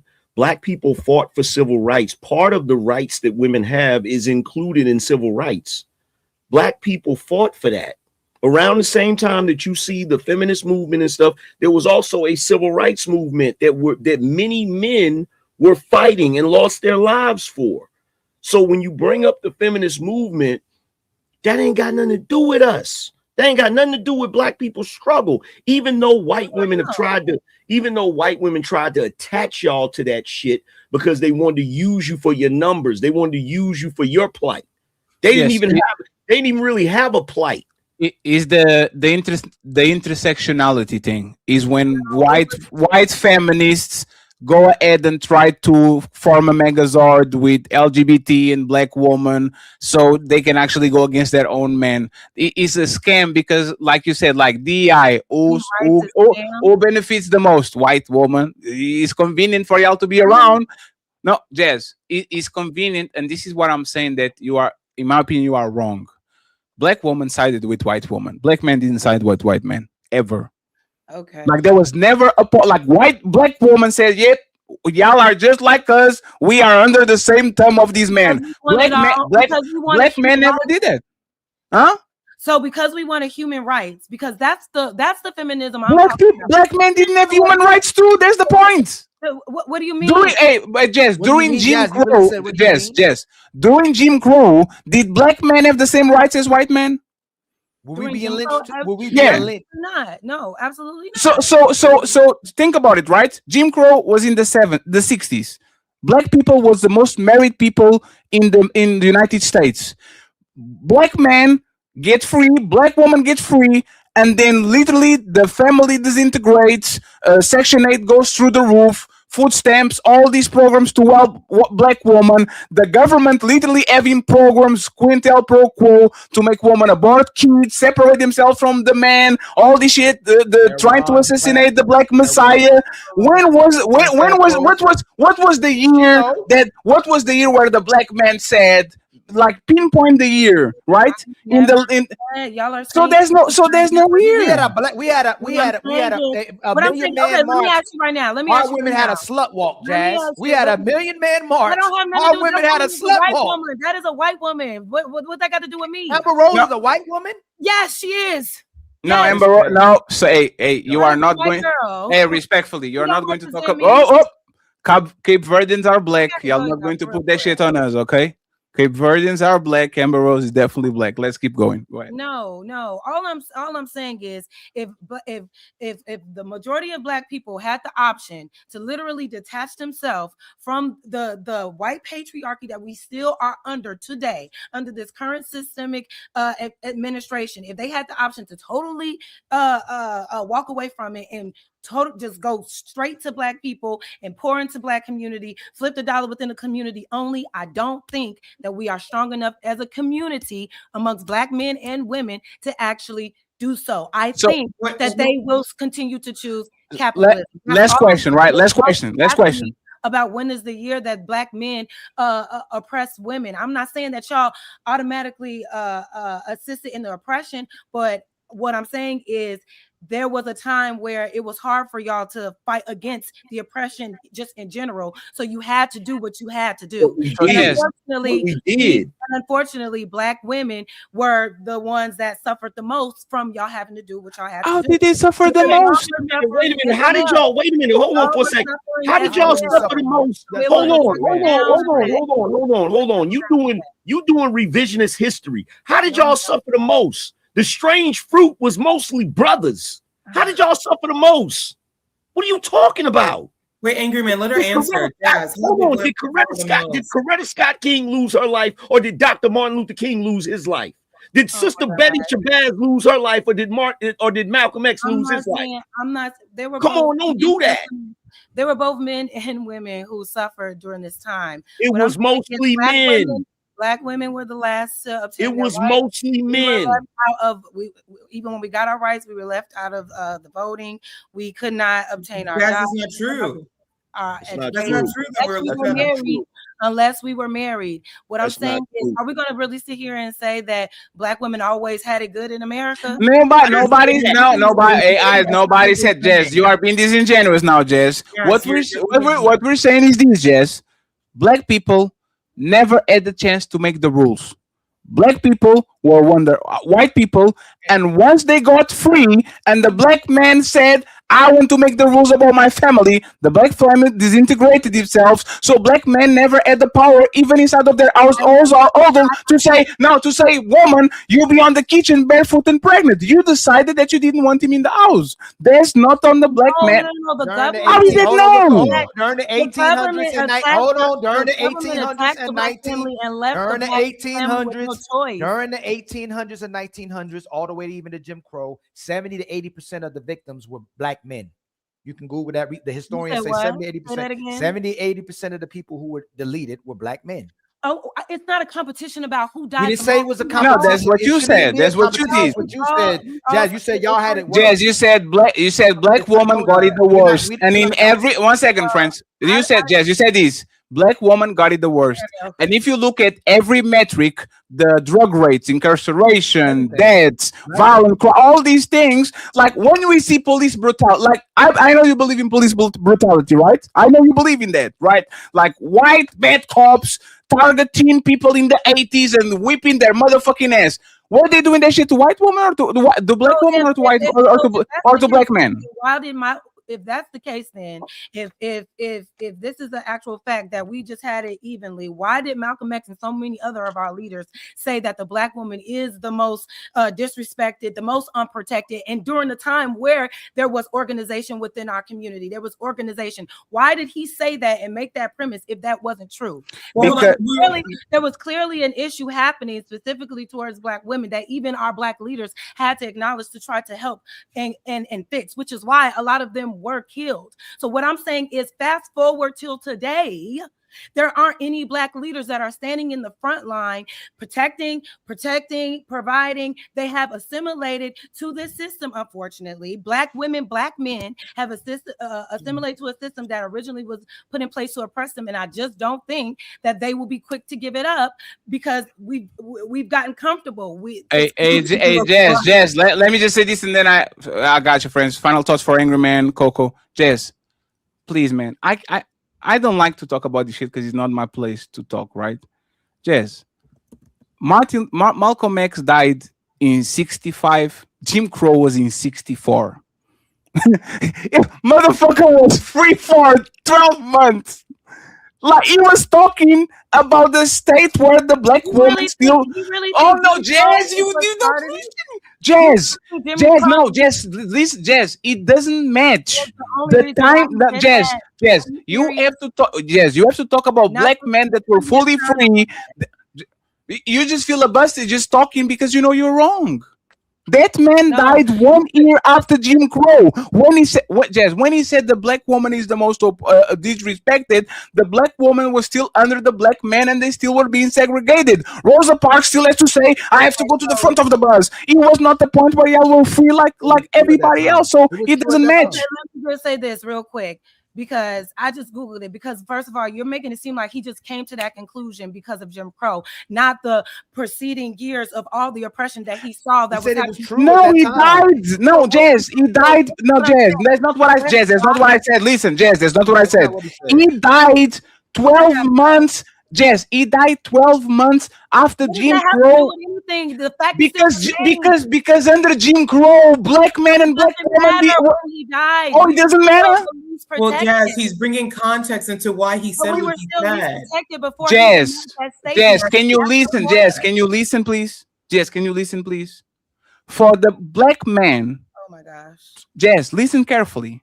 Jim Crow is. When Jim Crow ends is when black people get full rights. Now they have a little bit of power, right? if Malcolm X literally died when Jim Crow ended, the black woman he was referring was the black woman that was under his wing, the black woman that couldn't go to at color fountains, the black woman that had to go to the back of the car, the black woman that was under the thumb of white people. He's not the free black woman because he never saw the free black woman. He saw always the woman under Jim Crow. A system. Y'all keep making it personal. Do you know what Jim Crow is, Jazz? We're not talking about person. Jazz, do you know what Jim Crow is, Jazz? Yes, Can I I'm say oh my something? God. So Jazz, what is Jim Crow? I'm not about to. No, Jess, what? Hey, you can Google it. Angry Man, take us home. Jess, what is define Jim Crow? I don't need to define it. We know what it is. No, you don't. It was a systemic oppression against black people to basically keep them at a disadvantage, keep them terrified, kill them on sight just because they were black, keep them out of voting, keep them out of certain areas, keep them out of restaurants. It was a time where it was legal to terrorize, kill, and harm black communities. So you agree? So it was legal to do that. I'm talking about a system that even though black people in general were still being affected by it, black women were still at the very bottom of all of it. Even when the black men got the rights, black women still had to come together in adjacent to feminism and do womenism movements. And are you still oppressed today, Jazz? Are you still oppressed today? Black men have never. Black men. When you talk about black women being at the bottom, black men were at the bottom with them. Black men have never, this thing that y'all do with feminism, white feminism talks about white men being above white women, okay? Black men have never been above black women in no situation. So when you talking about this, we've never been above y'all. Okay, we've always been right there at the same level. During the time when these white women in the 50s or whatever, the same way they were sitting at home and they man was going to work, our families, the men were working and the women were working. The women were going to their houses and taking care of their kids and cleaning up and shit. Black women have never had the same circumstances as white women. Their complaint should not have been the same. And when you look at what Brother Malcolm was talking about, when you look at Brother Malcolm and what he was talking about, and I can speak on this because I'm a former member of NOI, he's talking about the level of respect that those women get in the nation is the standard that he's talking about. So by that standard, yes, the women were more disrespected. The women were more were unprotected, because within the nation they provide all of that. They provide protection for the women. They make sure the women not only are respected, but that the women respect themselves. So he was speaking about a lot of things. And one thing y'all do is y'all always use that. Y'all always use that as an example in this day and age. Angry Man, black can I ask women you are this not. last question before I leave? I gotta go. Go So, ahead. do you support the patriarchy? There's no such thing as supporting the patriarchy. No, that was not the question for you, Coco. What are you? Okay. So, I'm saying because when I mention the patriarchy, y'all always say that was white man stuff. We don't do that. We don't like that. Wait. Before I answer your question, I need you to give me context. When you say patriarchy, what are you talking about? Do you believe that a woman's role and her duty to society is to serve a man, to give children to a man, to be in the house only, to cook, clean, and rear the children, and not work? And just that's just her role. Yeah, like you don't believe that she should work for herself, have other goals and dreams. She basically lives for you. Her whole autonomy is based on No. Okay. But in all fairness, that's not what patriarchy is. That's what everybody has made it to be today. That's not what patriarchy Can you break is. it down what it is? Because when I look up the actual definition, it literally describes it as a system that upheld the best interests of men at the expense of women. Like that's not what patriarchy is. That's not what patriarchy is. Patriarchy is simply a system where men pass down their name and pass down their rights to land and all of those different things to their eldest son. Okay. That's what So patriarchy is in essence. Okay, I got you. So it says, like you said, it's a system of government in which the father or eldest male is head of the family and descent is traced through the male line. A system of society or government in which men hold the power and women are largely excluded from it. A society or community organized on patriarchal lines. So when we talk about the patriarchy, you are correct that it is about the father and the eldest and passing down that lineage. Sure. However, what is the benefit of a woman being in a society where they are largely excluded from it? You don't have to go to war. You didn't have to pay taxes. You didn't have to want. You didn't have to go ahead and put yourself in jeopardy doing extraneous jobs. You didn't have to do JAS. You asked for benefits. Once again, y'all only wanted rights when we invented. Let me finish, please. You ask a question. Only when air conditioner was invented, y'all got comfortable to go out. Only when people put light poles outside, y'all got comfortable in going out. When it was very dark outside and there was lions and darkness and nothing, y'all didn't want to go outside. What are you talking about? The thing is this. They didn't want to work in agriculture or industrial. In all fairness, look, what they're saying is correct. She's talking about patriarchy from a position of the way society used to be, but things adjust. The same way feminism today is not the same as feminism was when it first started, right? So when you look at patriarchy, there's a reason. Those patriarchal standards, if anything, was to protect women. That's what the patriarchy is. Like, women being under men was for their protection. Like, why would women want to do the jobs that men did back in the day? They still don't. They still don't want to pay dates. They still don't want to get on their knee propose. They still don't. And you know what's funny? Patriarchy for feminists like JAS is a cuss word. You never going to talk about the good parts of the patriarchy, the cops that enforce nobody touch you, the judge that give you the keys in the house and all that shit, all the firefighter that save your life, the military that goes to war for you. She never will talk good about the good parts of patriarchy. You go into a nightclub, you don't have to pay nothing. Your boyfriend pay all the dates. You don't have to go on your knee. Like, she will never talk about the good things that benefit women on the patriarchy. She only going to talk about the bad things. And respectfully, men are the most homeless. Men commit the most suicides. Men are literally trolling on education. Men are literally being punished by a system that is pushing women in front of them. And the only thing she wants to say is, but my mama and my grandmama told that we were oppressed. Where? Who oppressed you? Point the people in the crowd, and I guarantee you're not going to find the black man. Because respectfully, y'all decided to side with women, because white women were mad about their husbands. That's all. And you know what's fucked up? White women were literally in the robbery with white men. They just didn't like their cut. That's all it was. They just didn't like their cut. They were literally benefiting from all the pieces of colonialism, slavery, and all that shit. They just didn't like their cut. They wanted more. And y'all dumbasses says, you know what? We're going to side with them. Congratulations. Now you are in the same place that you think you shouldn't be, because once you remove your man from society, you are at the ends of the state, and anybody that wants to push whatever wants to push in your household because you don't have a man like that. So it is what it is. Y'all can do whatever you want. I just wish that Coco, take us on, please. Coco. And I'm him. Thank you very much for the $5. Friends, eat the cash app, friends. We need $95. We got 105. I see 90 in the building. 90, eat the cash app. Not you're rich. Go ahead, friends.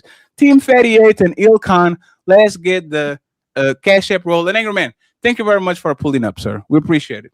Yeah, okay? Thank you so much. Thank you very much. Go ahead, Coco. Take us home. This is ladies first. I just wish that JAS would be able to answer the question, how is she oppressed now?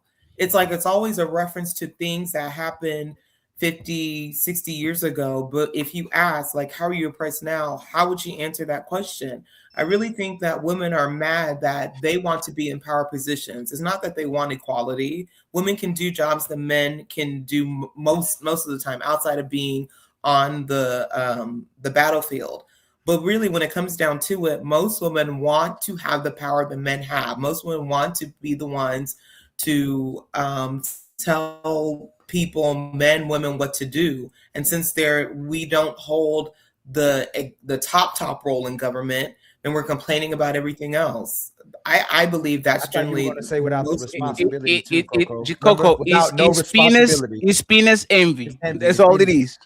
All it is penis envy. White woman at penis envy, and they literally lock themselves into have to work 45 years until the day they die, when they were very comfortable before that shit. You want manpower, and now that you have to work for motherfucking Amazon for 45 years, now you're complaining about the patriarchy, when the patriarchy literally said, sit your ass at home, we got this, man. We will die for y'all. Now you are on the same warehouse I am, try to work for 45 years, because motherfuckers tricked you into actually make you go to work. That's crazy. Take over all the labor fields, be the plumbers, be the electricians, go to war, be the soldiers, be the cops. Let the men come home and be our house dads. Let us come home and take care of the kids and cook and clean. You do everything else. You go work on the oil mills. You go work in the whatever factories, industrial, everything, agriculture. Go do everything you want to do.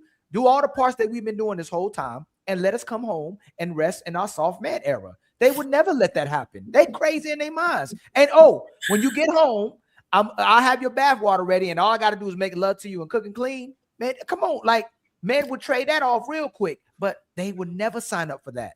They don't want the patriarchy back. They want to keep the good things. It's like the Schrodinger. It's the Schrodinger feminism.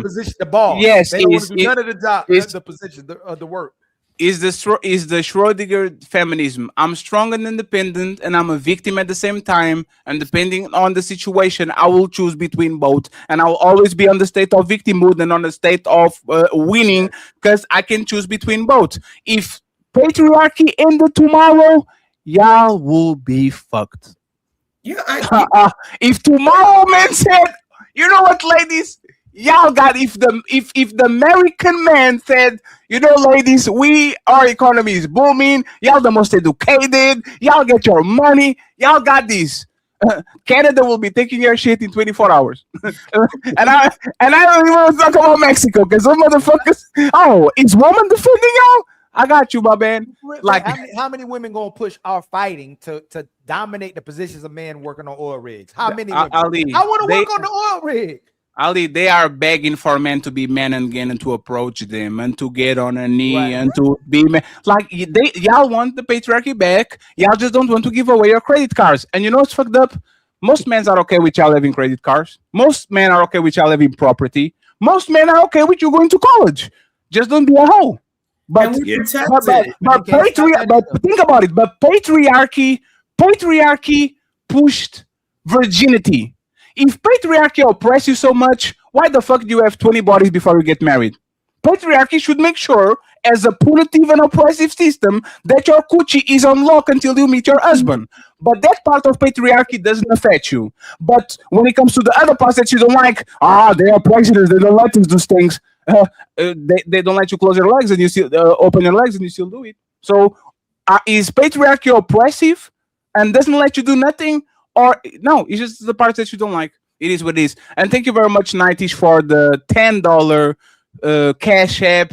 Be like Nightish. We need $85. He accepted the challenge, $10 at a time. Ali has a lot of super chats to read, so it is what it is. Friends, please, final thoughts, less than 30 seconds. We are going to send everyone to Nino Nation. Nobody? Do you want me to go first? Main thing is this, man. These conversations, the so-called red pills spaces, the manosphere spaces, all these conversations about how much men love the women and want women to just to reciprocate and value them. Like, and how men have like DJs Lovely's asking when have black men supported the black woman. It's crazy. Hey, DJ Lovely, open a YouTube and see how much support you get from black men. It's not black women that are going to support you. The biggest supporters of the black men. Come on, man. What's it feel like? Hey, and once again, friends, I just say this is my final thought. Y'all are lucky. Ali is our guardian angel, man. Because that shit that happened on the beginning of the show today, oh man. Like y'all talking about entertainer. Oh, y'all are messy. It's only entertaining. We're talking about a deep issue. Everybody getting along. That's crazy. And let's not talk about that. She made my point, Fatty. Though we support each other more than the women What is do. going on? Like we can talk about depression. Hey man. I hope that y'all learned something even You there. talking too fast. You talking too fast. Is the culture is the cultural is like 4 The a.m. part right is now. tell us what he said that you disagree with or that's wrong. And she still as much as she could say everything else, but what she disagree with. No, Ali, at this point, you know what I do, Ali? Because like it could be the Frank Castle and all those things. You know what I do at this point, Ali? This is what I do. I will look at my Google ads and my YouTube studio, and I will see, okay, she's being extremely disrespectful. I have no idea why she's acting the way she is. But respectfully, I will go out of my way, right? And I just want to show you all this because once again, my editor is a little bit better than y'all. Okay. I just make a risk assessment. You want to be disrespectful, you want to be mean to me. I'm not going to give nothing to you. What I'm going to do is very simple. I'm going to make a profit out of it, and tomorrow you're on the thumbnail. Congratulations. I don't care. If this is what we're doing, being disrespectful for the sake of being disrespectful is totally fine. You want the highlights? We give you the highlights. It's more than welcome. Thank you very much. I appreciate it. That's my final thoughts. I'll read the super chats because Ali already wrote the ones. Coco? Yeah. Man, it's okay. Oh well. This has been interesting. I just women don't want the truth. Most of them do not want the truth. They just want to tell them anything, tell them what they want to hear. They don't appreciate the truth. I know they say women are better communicators, but I think we just talk more. We don't, most of us do not actively listen, because if we did, we'd be able to point out the things that we say we have the issue with. And if we can't point it out, then we just need to be quiet and observe and then really think about what people are saying instead of thinking that, or thinking that we heard something that we didn't hear. And again, the reason we're able to talk so much is because we are protected.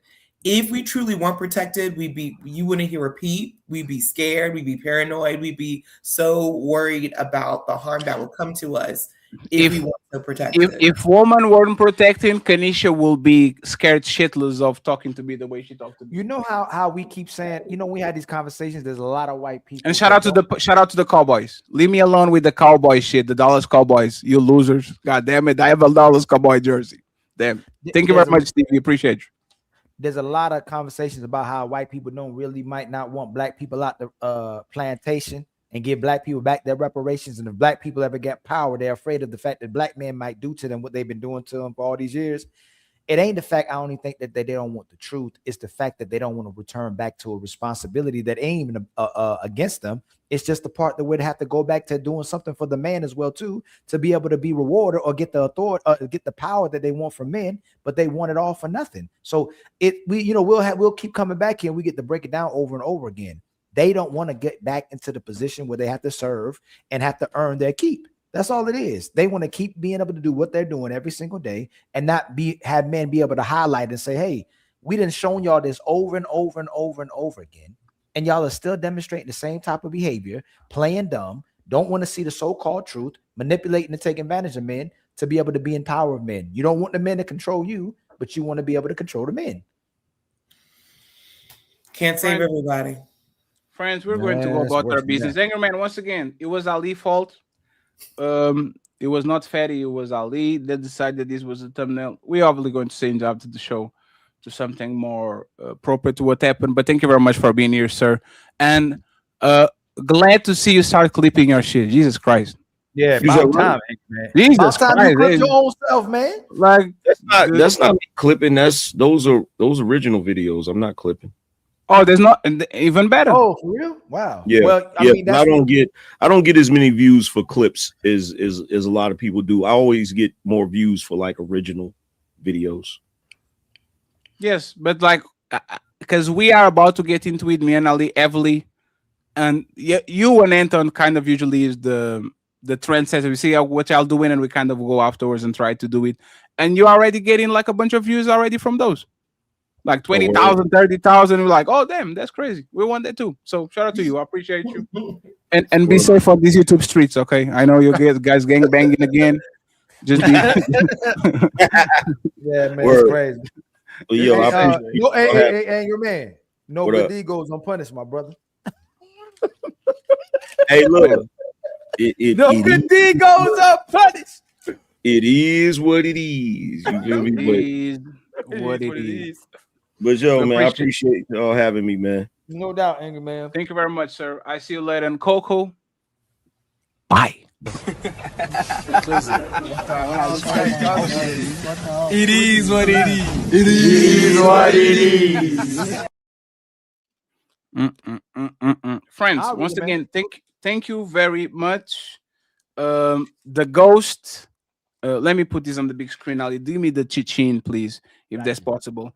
Coco, she's flexing on us with how like she been to the gym. Something here. Like it goes down to it. AKA Angela Bassett. I've tried, Coco. I've tried.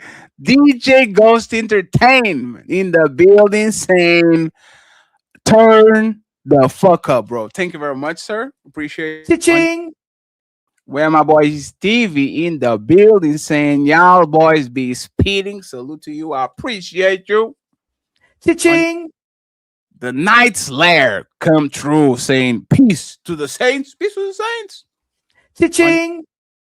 I'm him in the building saying for coffee. I appreciate you. Thank you very much, sir. Ching. Damn. We have my boy Carl Anderson with 2. Not only first he sends 25 and then he sends 20 euros, which is dollars too. He says, AM is finally back, and I hope you can rebuild some of the lost relationships, thrive, and keep your distance from the harmful ones. Thank you so much, Carl, for always being nice to us in the voice of reason. Ching. Where my boy Sean, he says, she's been yapping. What's it? What? I started the support. She's been yapping. She's been yapping. Oh, she's been yapping. Yeah. He sent me a message during the show. Thank you very much. She's been yapping. Appreciate you. Ching. The lovely Misty Blue, untouchable forever. We appreciate you, Misty. Ching. And we have my boy 23G in the building. He says, for your mental health. Thank you very much, Fred. I appreciate Ching. And we have, of course, Carter, Mr. Carter, my favorite YouTube duo. Salute. Thank you very much, Carter. We appreciate you. Ching. Friends, this is the last show of the week. If you have anybody here that has a credit card that wants to get to our goals, we need $80 on the Cash App so we can get to the goals. Ali, please, if you can, check your Cash App too to see if you don't have nothing over there, okay? We are going to take a couple of days, but Ali, yes, is ants full Wednesday. You think to challenge the untouchable empire? Your icy heart will shatter. Your fire will burn out and turn to ash, just like your pathetic army. Ilkan Ali versus King Nini Wednesday, Warfare Wednesday.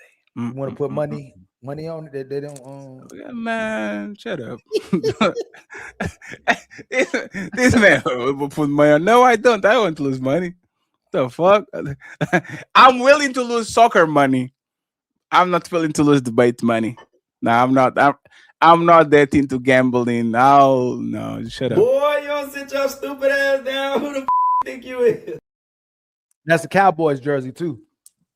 That doesn't count. That's the only like you that said football. Count. You said football. You didn't say American. I have more 10 to go. Like I'm doing one by one. I have more 10 to go. I actually have another Dallas Cowboy shirt because this actually was the first NFL jersey that I got because they have a guy called Brian and that's the number 8. There's Brian.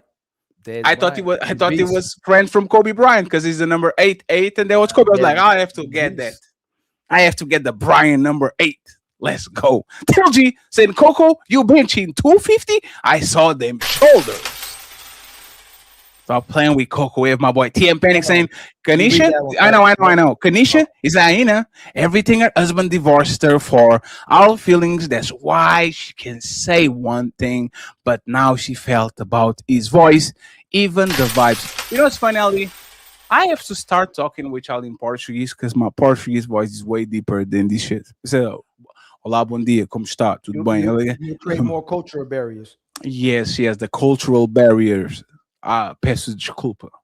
Infelizmente. Mr. Walker in the building. Untouchable Empire, baby. Shout out to Mr. Walker, my boy TM Panics with the 5 untouchable. Thank you so much, Mr. Panics in the building. Smell the roses. Great show, guys, with a $20. I appreciate you. The Bell saying she's a Jamaican red, African pendant, and from America. Our cultures are mixed. We have the real DJ Ghost Entertainment. Thank you very much. He said, turn up Untouchable Empire, baby. I appreciate you. We have Demetrius Parham. He says, what does it take to remove a panelist? They say that we are all about the money, but we haven't have bounties in like decades. So I don't know. The debater. Oh shoot. The debater says Kanisha worse than on our side. Oh. I definitely win. Hey, it's over. Oh, you are. She said, Hey, "Nah, I'm not with." Nene, you can't be folding. Nene said, "Like, nah, I'm not with her. I'm with you guys now." What you want? What is LeBron looking for? Oh, I didn't even She see said, that. "Get out of here. Get out of here." Thank you very much, and Maish. Hey, Maish, I don't know where you came from. Thank you very much for all the love, man. 10 untouchable membership.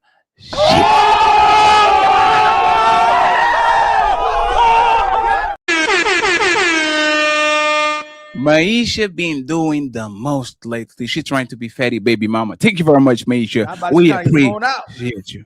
Try to get you blown out. TM Fatix without 5 untouchable memberships. We appreciate you, sir. Thank you very much for all the love.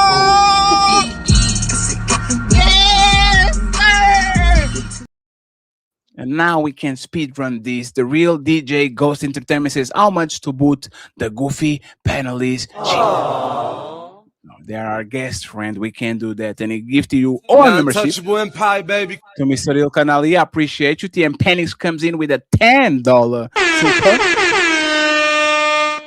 Thank you very much. We appreciate it. We have Mr. All the Way 89 just to support the channel, Ali, and really appreciate the gift. And Melanin has definitely been the best example of how good woman should be.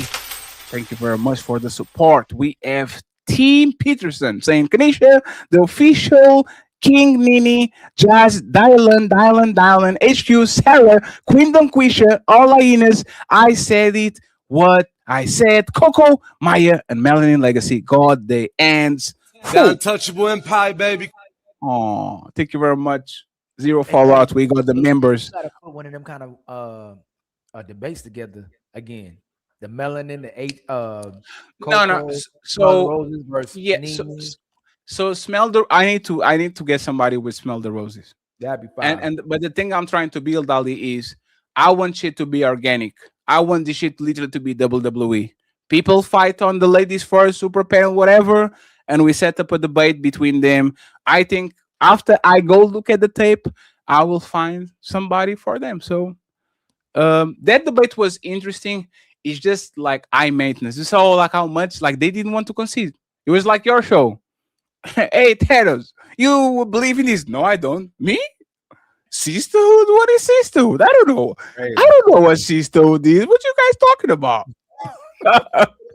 That's crazy, man. The untouchable Empire, baby. We've been hearing these people talk for months, and then as soon as they get to the debate, they get amnesia. They don't remember nothing. They don't stand on that. That's crazy. Hey, it be happening all the time. No, the bad they come up here. That's a red pill. They're just making shit difficult. Player one. Gifted one untouchable membership. Untouchable Empire, baby. I appreciate you, sir. We have my mirror thoughts back again and says you can't get any more ladies first than this topic.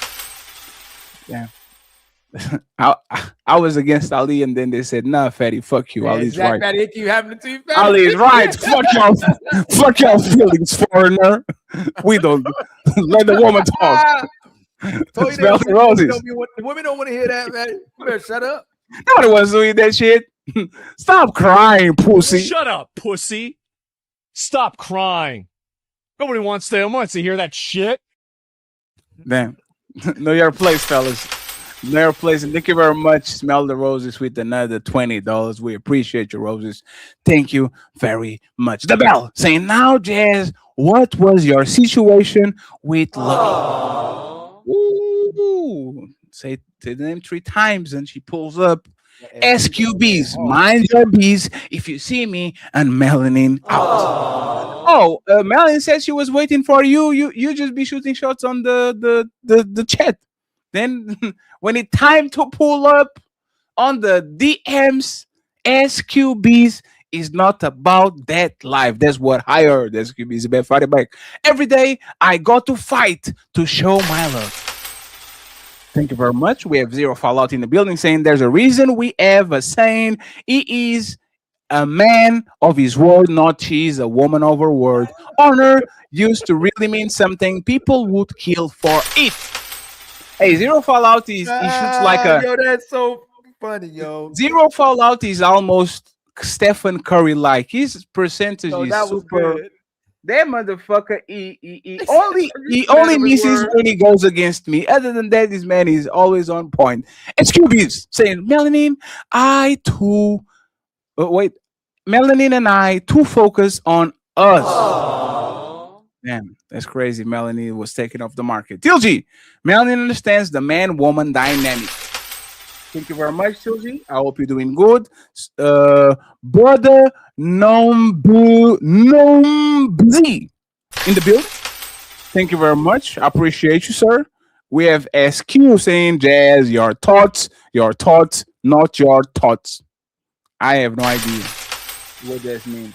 Maybe a play on words. Thank you very much, sir. I appreciate you. We have the angry man saying, is that me on the thumbnail? And you know, it's funny. The show kind of went the way that I wanted because it kind of focused on the friendship for a lot of time, and it went somewhere. Now we have to take Anton off the shit because we didn't go to the lawsuit part. But it's fine. Thank you very much, Angry Man, once again for pulling up. We have Brother Numzy with the membership. Untouchable Empire, baby. And then SQB saying, me and Melanin don't need new friends. Damn. Putting pressure on her. Coco, long hair, don't care. We have Omi in the building. He says, you can disagree with Mel, but you can say she isn't consistent with her views from the beginning, and on every topic her views always harmonize. Remember, for 2 months. Thank you very much, Omi. We have SQ. Becky says, Melanie, they are not ready. My boy Tony Golden gifted 10 untouchable membership.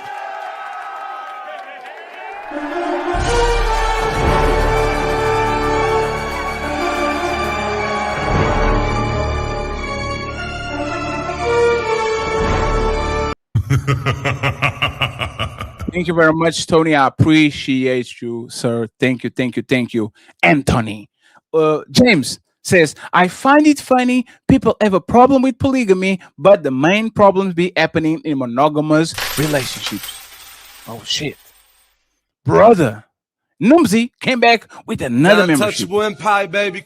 Thank you very much. My boy Marine Mustang in the building saying, teach angry man, Jazz, you got checked. Deal with it. Damn, that's crazy. SQ says Jazz is an angel. Damn, y'all need to leave Jazz alone. We have B6 head, big head, probably big head. He says, Melanin, stand 10 toes down. You are needed and wanted, Mr. Ilkanali. Don't let up. Do what you do. And Fatty, do you as well. They don't realize how much we be holding back, boy. We be holding back so much, man. Hey, man, like, we don't get no credit from it. Then I'm like, you know, I wish the comment would say, damn, I see how much Fatty and Ali holding back. Then you know you ain't gonna get Ali. I said I was going to get the beard I literally came down and went to the window and looked into the horizon. I was like, let me look into the sky. That's the side. That's I was like, oh, this is where I said, oh my God. I said, oh my God. He said, oh my God. I can't even say nothing to Fatty if it happened. I was like, oh my God. It's fine. Well, it's fine. We all survived to another edition of the infamous Ladies First. You talking to me? You talking to me? No. You know what actually got me aggravated? It's like, what did I do? Like everybody on the bus says, "What?" Like, just say it. What did he do? Oh, it was the tone, and he was talking fast. He was going crazy. It's like, damn, that's crazy. It was your delivery. It was the delivery, and it goes from point to point. Sometimes he's right, sometimes he's wrong. What am I wrong? I don't know. I don't know. CLG, Jazz and Kanisha need to enroll in the University of St. Melanin. Get your master's degree. They need to go to the Riz Academy.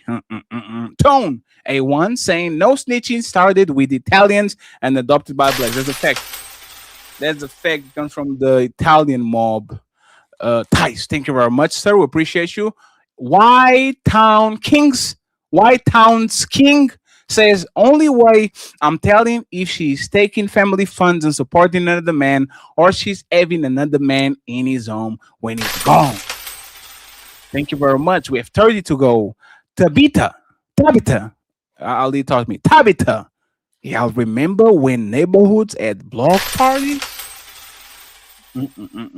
James Moore says, Melanin for the week. We have Christmas in the building. Christmas says, we need more cash apps, friends. We are $80 away from the goal, $10 at a time. We have 10 minutes to go. Please eat the cash app, so we can finish our week with a bang. Buckle up, everyone. Like the video, hit subscribe, and show love to Ali at $Ilkan. Even though Ali doesn't have cha-ching, Big Ed says nothing. He became a member. Untouchable empire, baby. Where is the TV? You give up the TV on the back? No, this is a different room. Damn. Alfo J says, Melanin Legacy, I don't know how you deal with some of these females with that respect. However, I truly appreciate your efforts and willingness to deliver a riveting. Thank you very much. An RS1 with $10 baller. We appreciate you. We have Mr. DF with the super sticker. Thank you very much. We appreciate you. We have She's Been Yapping. Poly is a team thing, not a money thing. Thank you very much, sir. The one and only, the legend, Tio, saying Coco just finished a Nollywood movie. LOL. I hope you're doing good, Tio. Eat the strip club, my brother. Go ahead. Construct Icon saying one love, people. Fatty, Ali, Angry Man, and Melanin. Thank you so much. I appreciate you. We have She's Be Happy saying Angry Man is talking about the mindset. Thank you so much. We have, again, Big Ed saying, can Jazz walk and chew gum at the same time? And Ali, please check the cash app if it's possible. Yep. The Bell 5,000 saying, Coco, if you had a wife-in-law, she could take care of your son and you can talk. Juan Solo in the building. He says, it's a matriarchal society with a patriarchy face. Again. Where are we at now? Stevie S. We're talking about the cash apps? Yeah, the last one you sent me was from. This is a PayPal, right? Yeah, no, this one's PayPal's Carl and Zero Fallout send you a cash app or a PayPal? A cash app. So we are $120 in, if I'm $115 in, if I'm not mistaken. So we need $85 to go, something like that. You need $85 more, y'all. Thank you very much, Zero Fallout. always on our back. Chop hard thing. He did. Cha-ching! Thank you very much, Zero Fallout. We appreciate you for the $20 baller. We appreciate you, sir. No, the $5 baller, but I'm going to pretend it's 20 because he sends a lot of money online. Thank you very much, sir. We appreciate you. Thank you very much, Tracking the Reach. It says Thursday, April 16, Angry Man versus JAS. Topic is mono or poly, the natural state of man. Adjudicators, Coco with JAS, Ali with AM, Fatty as breakfast. Y'all want to see blood. I see what y'all doing. I see what y'all doing. Thank you very much, Tracking the Reach. We have my boy in the building, Eugene, Dr. Eugene. He says, for the life of me, I don't understand why some men want more than one woman. Coochie, extra coochie. Oh my God, Mr. Marine. You know what's funny? They don't know it somehow when they get in a relationship or get married, but they knew it the whole time they were single. It kills you know me. why? You know why I know you single, you good, you trying to tear them all up. I don't know one man that wants to be in a. You know why I know he knows? Because Dr. Eugene Steele is on the Nika Marie, is on Six the Goddess, is on Lucky. The Eugene Steele, your love, your heart is big. It fits a lot. That's the easiest way to smash, right? How many women do you think a man should be with? It fits a lot of women. I see you. Hello, darlings. I see what you're doing, Doctor. Dr. Steele is one of the first one to get there and the last one to get out, like motherfucking Kobe Bryant on his prime. Shout out to my Dr. Eugene Steele is in the building. I be watching y'all. Y'all think I don't be watching now? Oh, yes, I do. And my boy Zero Fallout come in with that $10 ball saying support. Friends, we need $75. Now we need 65 now? How many we need now? 75. 75. We need a hero. To the end of the night. Marine Mustang with a $50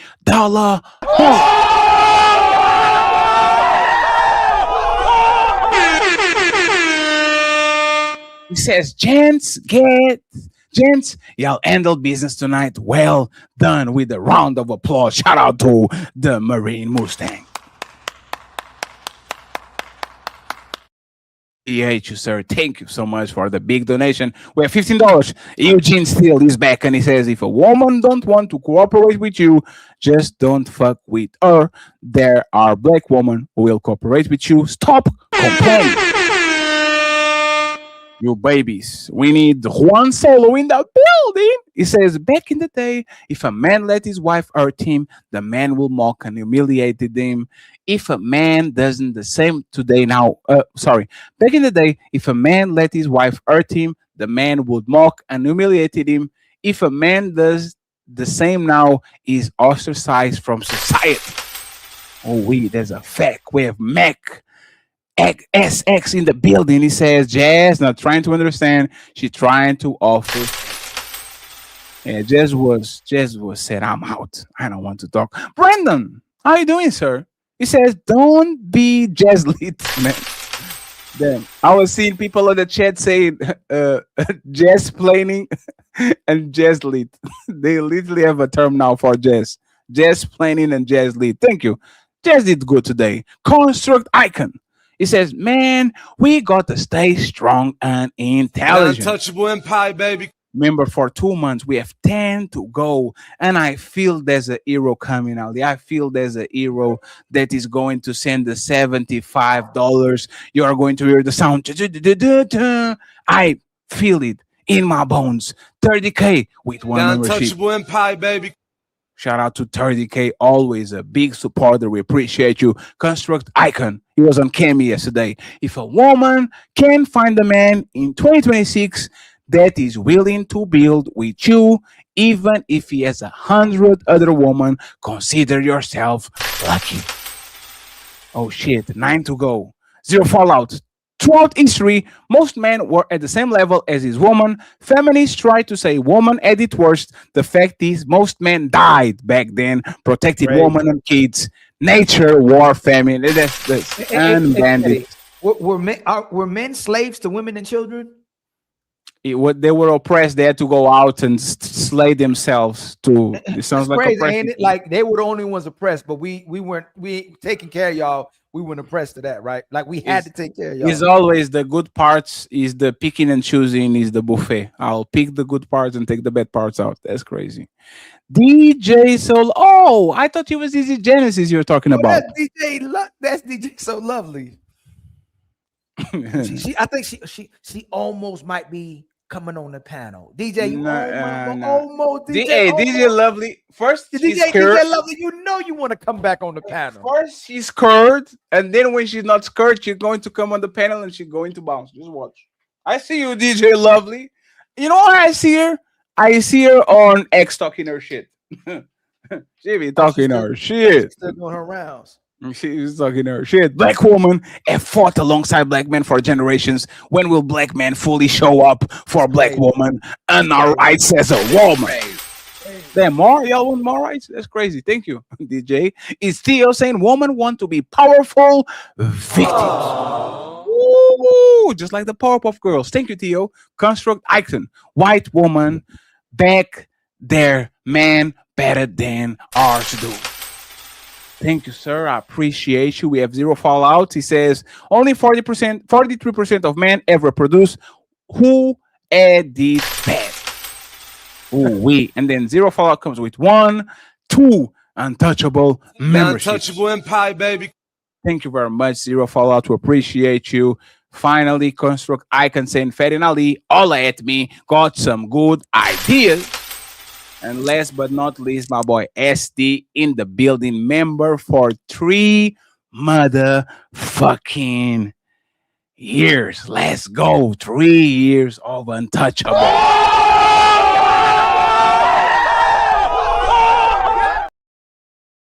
And friends, nobody saved the day.